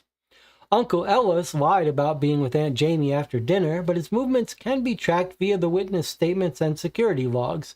He was actually in the offices eavesdropping on and then arguing with my dad, Darren. The times on the security logs and the shredded facts show that my dad was also in the office. After checking in at the factory at 9:29, Russell went to search Gran's office for her updated will. The lion charm he left on the office floor proves that. There, he printed out the accounts he found at 9:44. We somehow missed that part about Russell. Wait, Russell and lion charm? I think we just missed that. By the time he went to Gran's room to ask about the accounts, she had already been poisoned. We knew all that. After her fight with Sterling, Aunt Teresa went to the wine cellar, smashed bottles of the Starling Song vintage wine. Turns out she'd been having an affair with Trex and was heartbroken when Trex chose Sterling over her. We can tell it was Teresa that smashed the bottles because she left her butterfly charm behind, and the timestamps on the security log prove she went straight to the cellar after her fight with Sterling and stayed there until almost 10 when she came to the factory. All right, we got that part all right. Sterling herself left the premises to meet up with Trex. Shortly after her fight with Teresa, the security system confirms it. Okay, we got that too. Only Aunt Jamie lacked a solid alibi during that time. Additionally, the coded messages between her and Uncle Ellis are as good as a confession. Yes. After being confronted with the evidence, Aunt Jamie confessed to sabotaging the racking system as a distraction, sneaking around to Gran's room with antifreeze and poisoning the wine. She convinced Uncle Ellis to lie and say he was with her to cover for her. He says he thought she was the one who destroyed Gran's office. Aunt Jamie was arrested and she'll be tried and sentenced soon. With the full truth out in the open, every single member of my family has a lot of processing, communicating, and growing to do. We've already started baby steps, though. Uncle Ellis filed for divorce from Aunt Jamie and stepped back from his position. He and Aunt Jamie had been stealing from the vineyard, but he swears she was the one driving it, and it really seems like he had no clue what his wife was planning. He's really torn up about it. The only silver lining to the whole situation is that he spent more time with Sterling recently than he has in years, and they've been supporting each other through this. My dad isn't pressing charges against Ellis for the theft. He told me he feels like Ellis has already lost enough family, and if Ellis can repay the money, he'll let it go. He and Ellis planned Gran's funeral together. I think they're trying their best to rekindle their brotherhood. We all convinced Aunt Teresa to start therapy and work through the unaddressed trauma of her husband's death. It isn't rude of me to say she really needed support, and I'm glad she's getting it. After all, the whole affair with her niece's boyfriend thing if it wasn't a cry for help, I don't know what is. Speaking of Trex, Sterling broke up with him after Teresa confessed everything to her.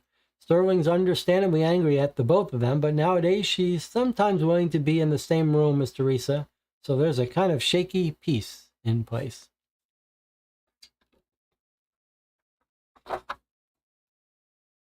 When Russell found out Trex had an affair with and dumped his mother, we almost had a second murder on the premises. I managed to break up the fight before it got too dire. There's still tension between Russell and me, but I think that he might respect me a little more ever since I managed to throw him off Trex. That's just how his brain works, I guess. Trex quit working at the vineyard to start his own longboarding apparel business, so I guess we'll see how that goes. After Sterling's plans to live with Trex fell through, she needed a roommate, and that's where I stepped in. We've been living in a 2-bedroom place a short drive from the vineyard. As it turns out, we really get along. I always saw her as so intimidating and unapproachable, but she's actually very laid back when she's not under too much family pressure.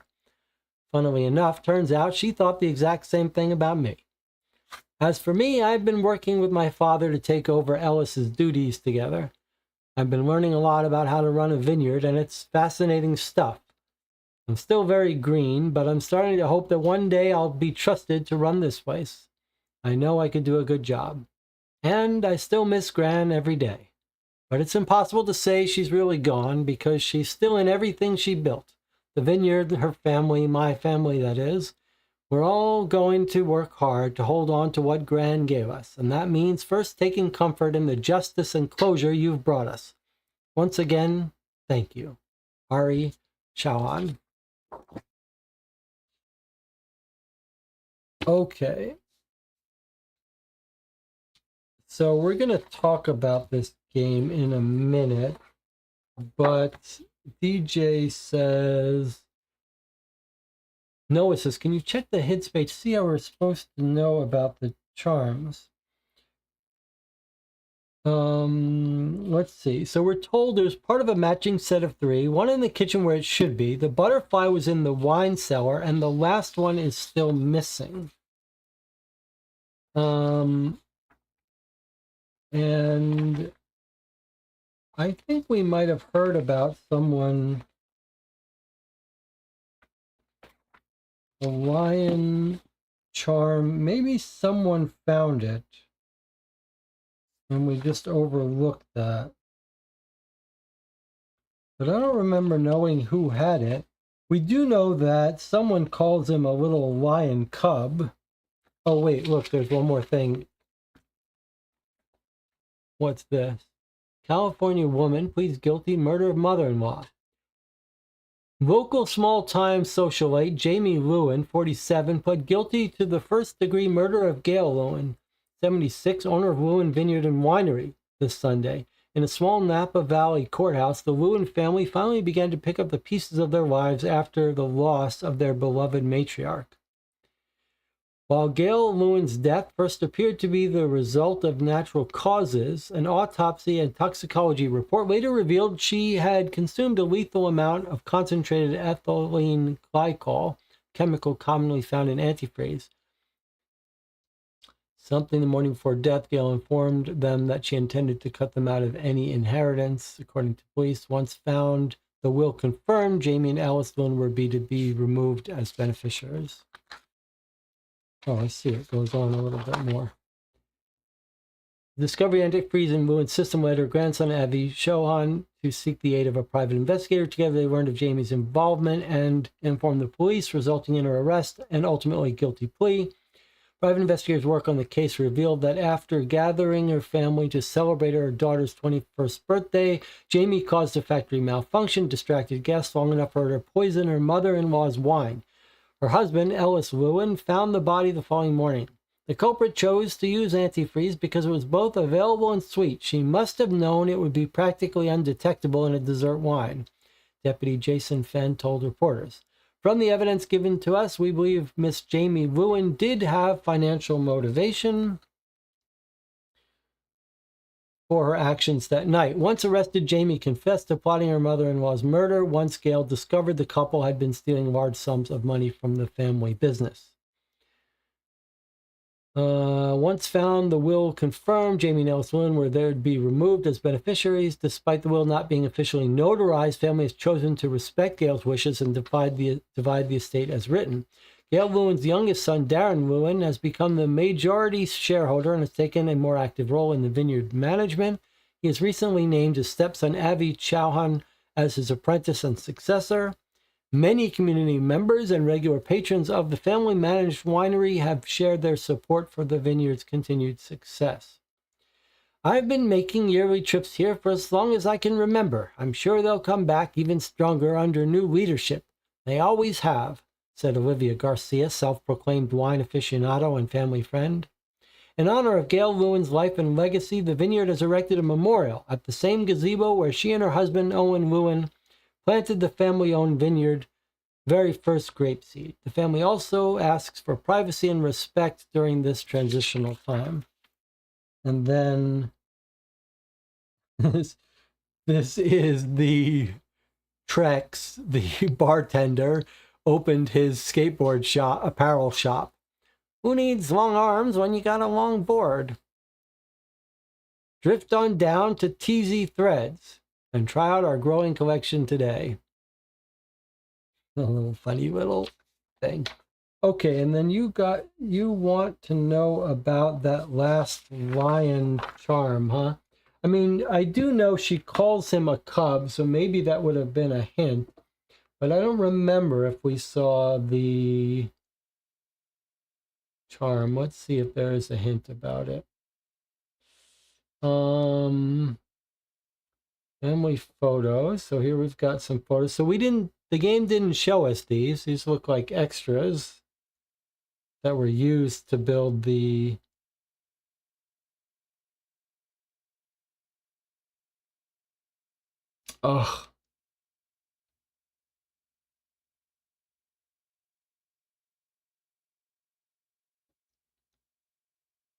hints. Let's see. Wine charms hint. Let's see. One of the suspects favors the animal depicted by the missing wine charm and chose to use the charm on their glass. Well, we are told by Gail that he's a little lion cub, but we didn't see anything about it. There's a charm missing. Can you find where it is?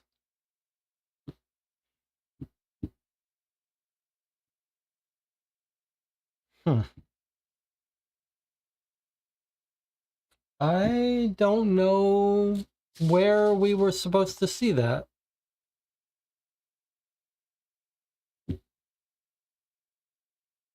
It's not important. Can we see the charm in the picture of the office? Well, that's an interesting idea. Boy, it would be small though, wouldn't it?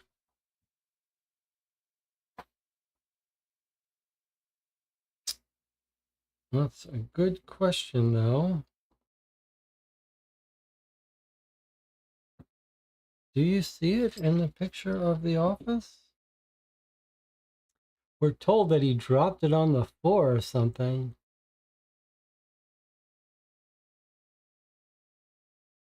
Does anyone see it?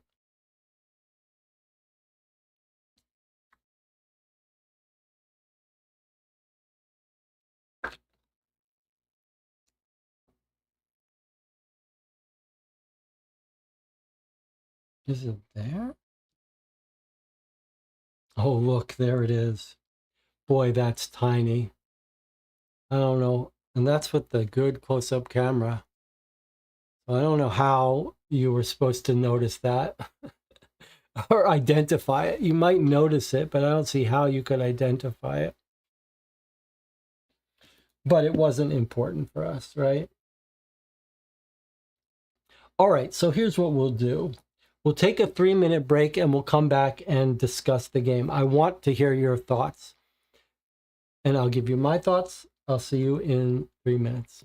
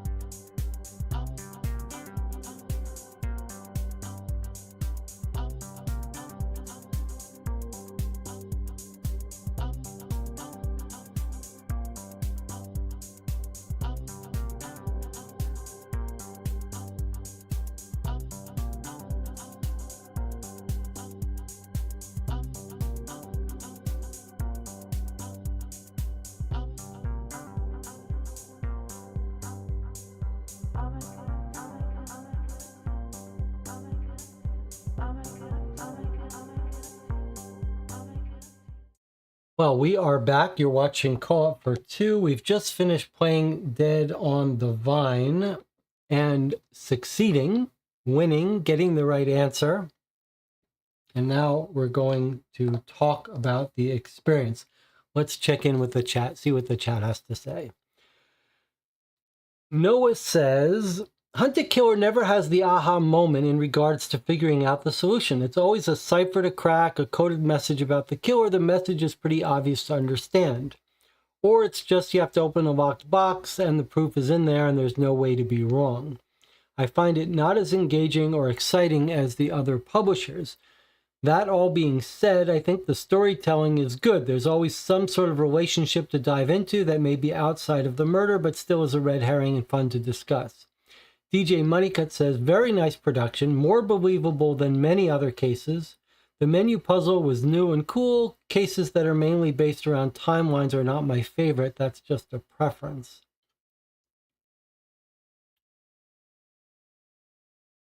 Okay, so let me offer some thoughts. The production quality here is absolutely higher than normal. You could see, compared to the other standalone Hunted Killer boxes and like a Cryptic Killers box, the production quality here is noticeably better. Now, is it worth being more than double the cost? That's pushing it a little bit.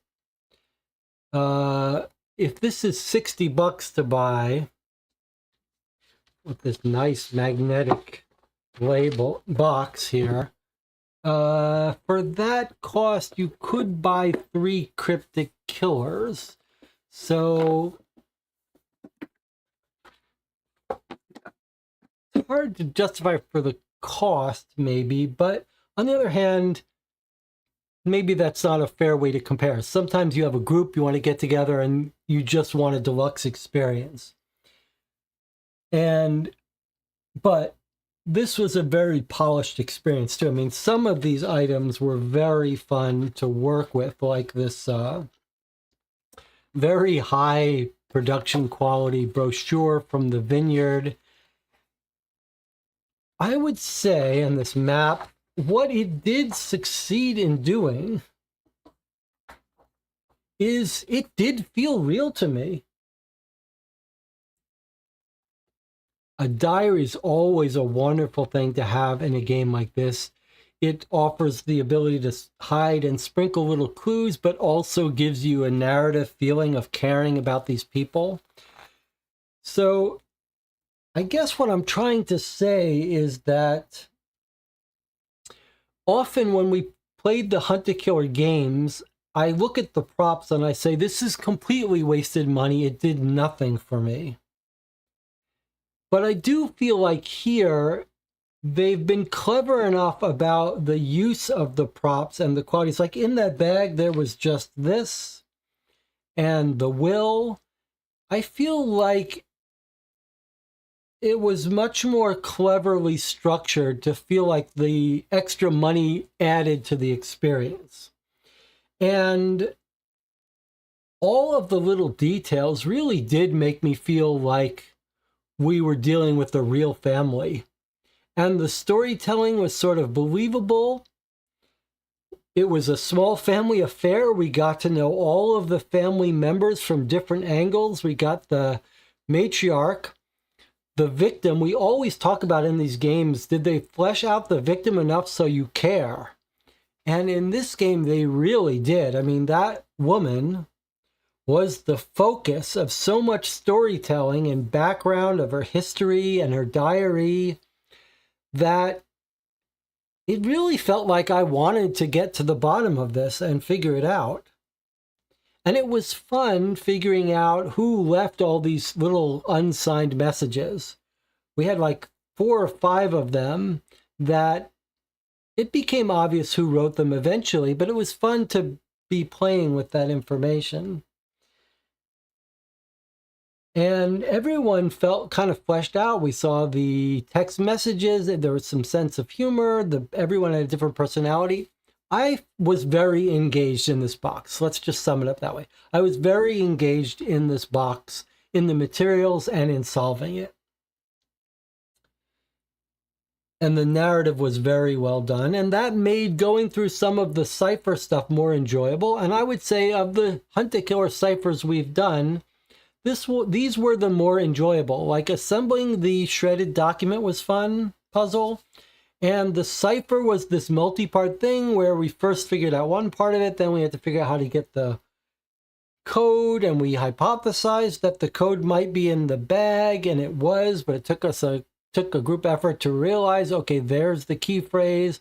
Then once we had the key phrase, it was still an enjoyable process to actually decode the messages. It wasn't like a full page text that we had to decrypt. We only had to decrypt little parts of it. That was fun. The reveal of getting the will, it really did have a 2-act structure. The solution was nice and written out. We didn't have to go into a web page, submit some form. So I would say overall, this was a very successful case and maybe the best Hunt a Killer case that I've played. Now, with that said, I do think that the real knock here on this is what Noah was alluding to, which is when we got this key message, and this really was the key message here, this encrypted message, and it was set up to be the finale because you could only get to it after you've opened the box and got this out. So this really was the punchline, the little aha moment. And the only thing that was really disappointing is that we uncovered a dialogue between the husband and the wife, Ellis and Jamie. And we wanted to find we had some hypotheses. Is Darren having an affair with Jamie, or is Ellis having an affair with Divya? Is there some matchup that requires us to be very clever and not get sucked into what looks obvious? But really, Noah was right. Once we read this, it was as straightforward as it seemed. It was Jamie and Ellis, husband and wife, plotting it. So there was a little bit of debate about was Jamie acting on her own or with the husband. So I think if you looked at how Cryptic Killers would handle this, in Cryptic Killers, there would be some little subtle detail that unless you notice it, you would get the answer wrong.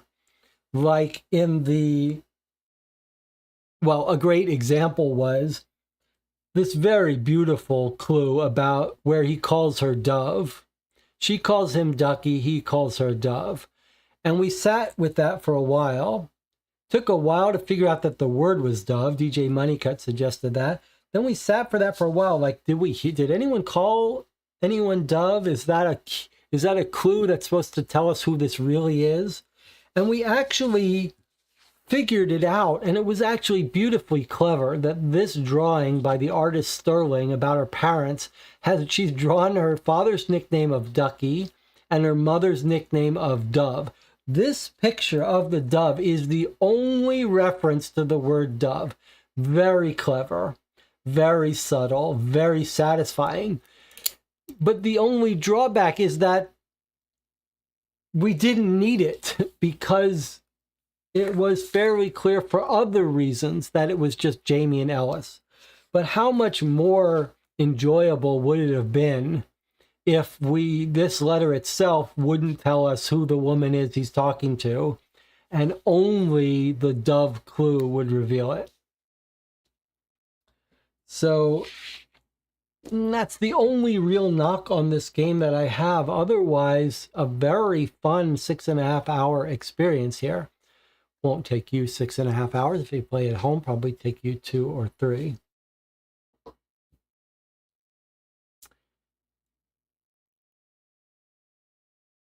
Only having to decode certain words rather than the whole thing really cut down on the busy work. Other games should take note of that. Well, absolutely. This does feel like this is designed better than most of the Hunt-A-Killers. Isara says, I really like the details provided. The story was rich. You can see why this game got credited. Where's our rule book so we can give credit to the authors of this?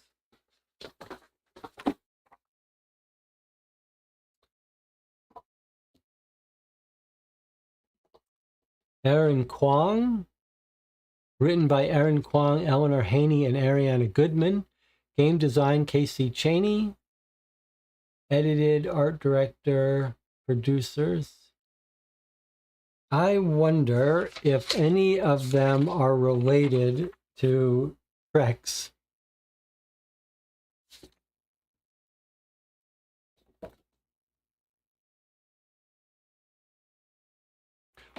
Also seems like that's a lot of ethanol, of ethyl glycine for her to ingest and not realize that she was drinking some poison. Feels like they didn't need to make it so much. Would it really have taken half a bottle to kill her? Feels like that didn't need to be done. The code for the lock was really quite enjoyable and clever.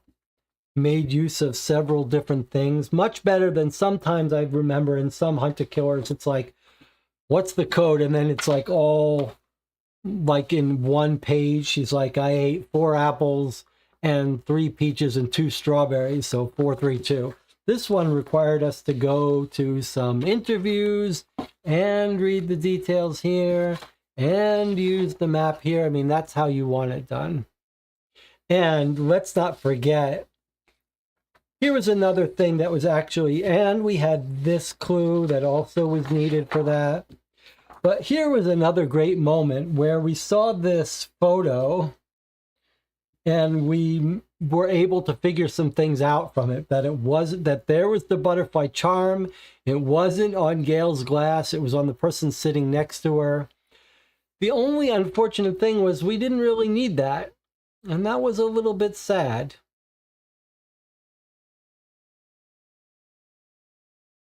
It was a little bit sad that we didn't need to have noticed that and figured that out. Overall, though, a very high quality game.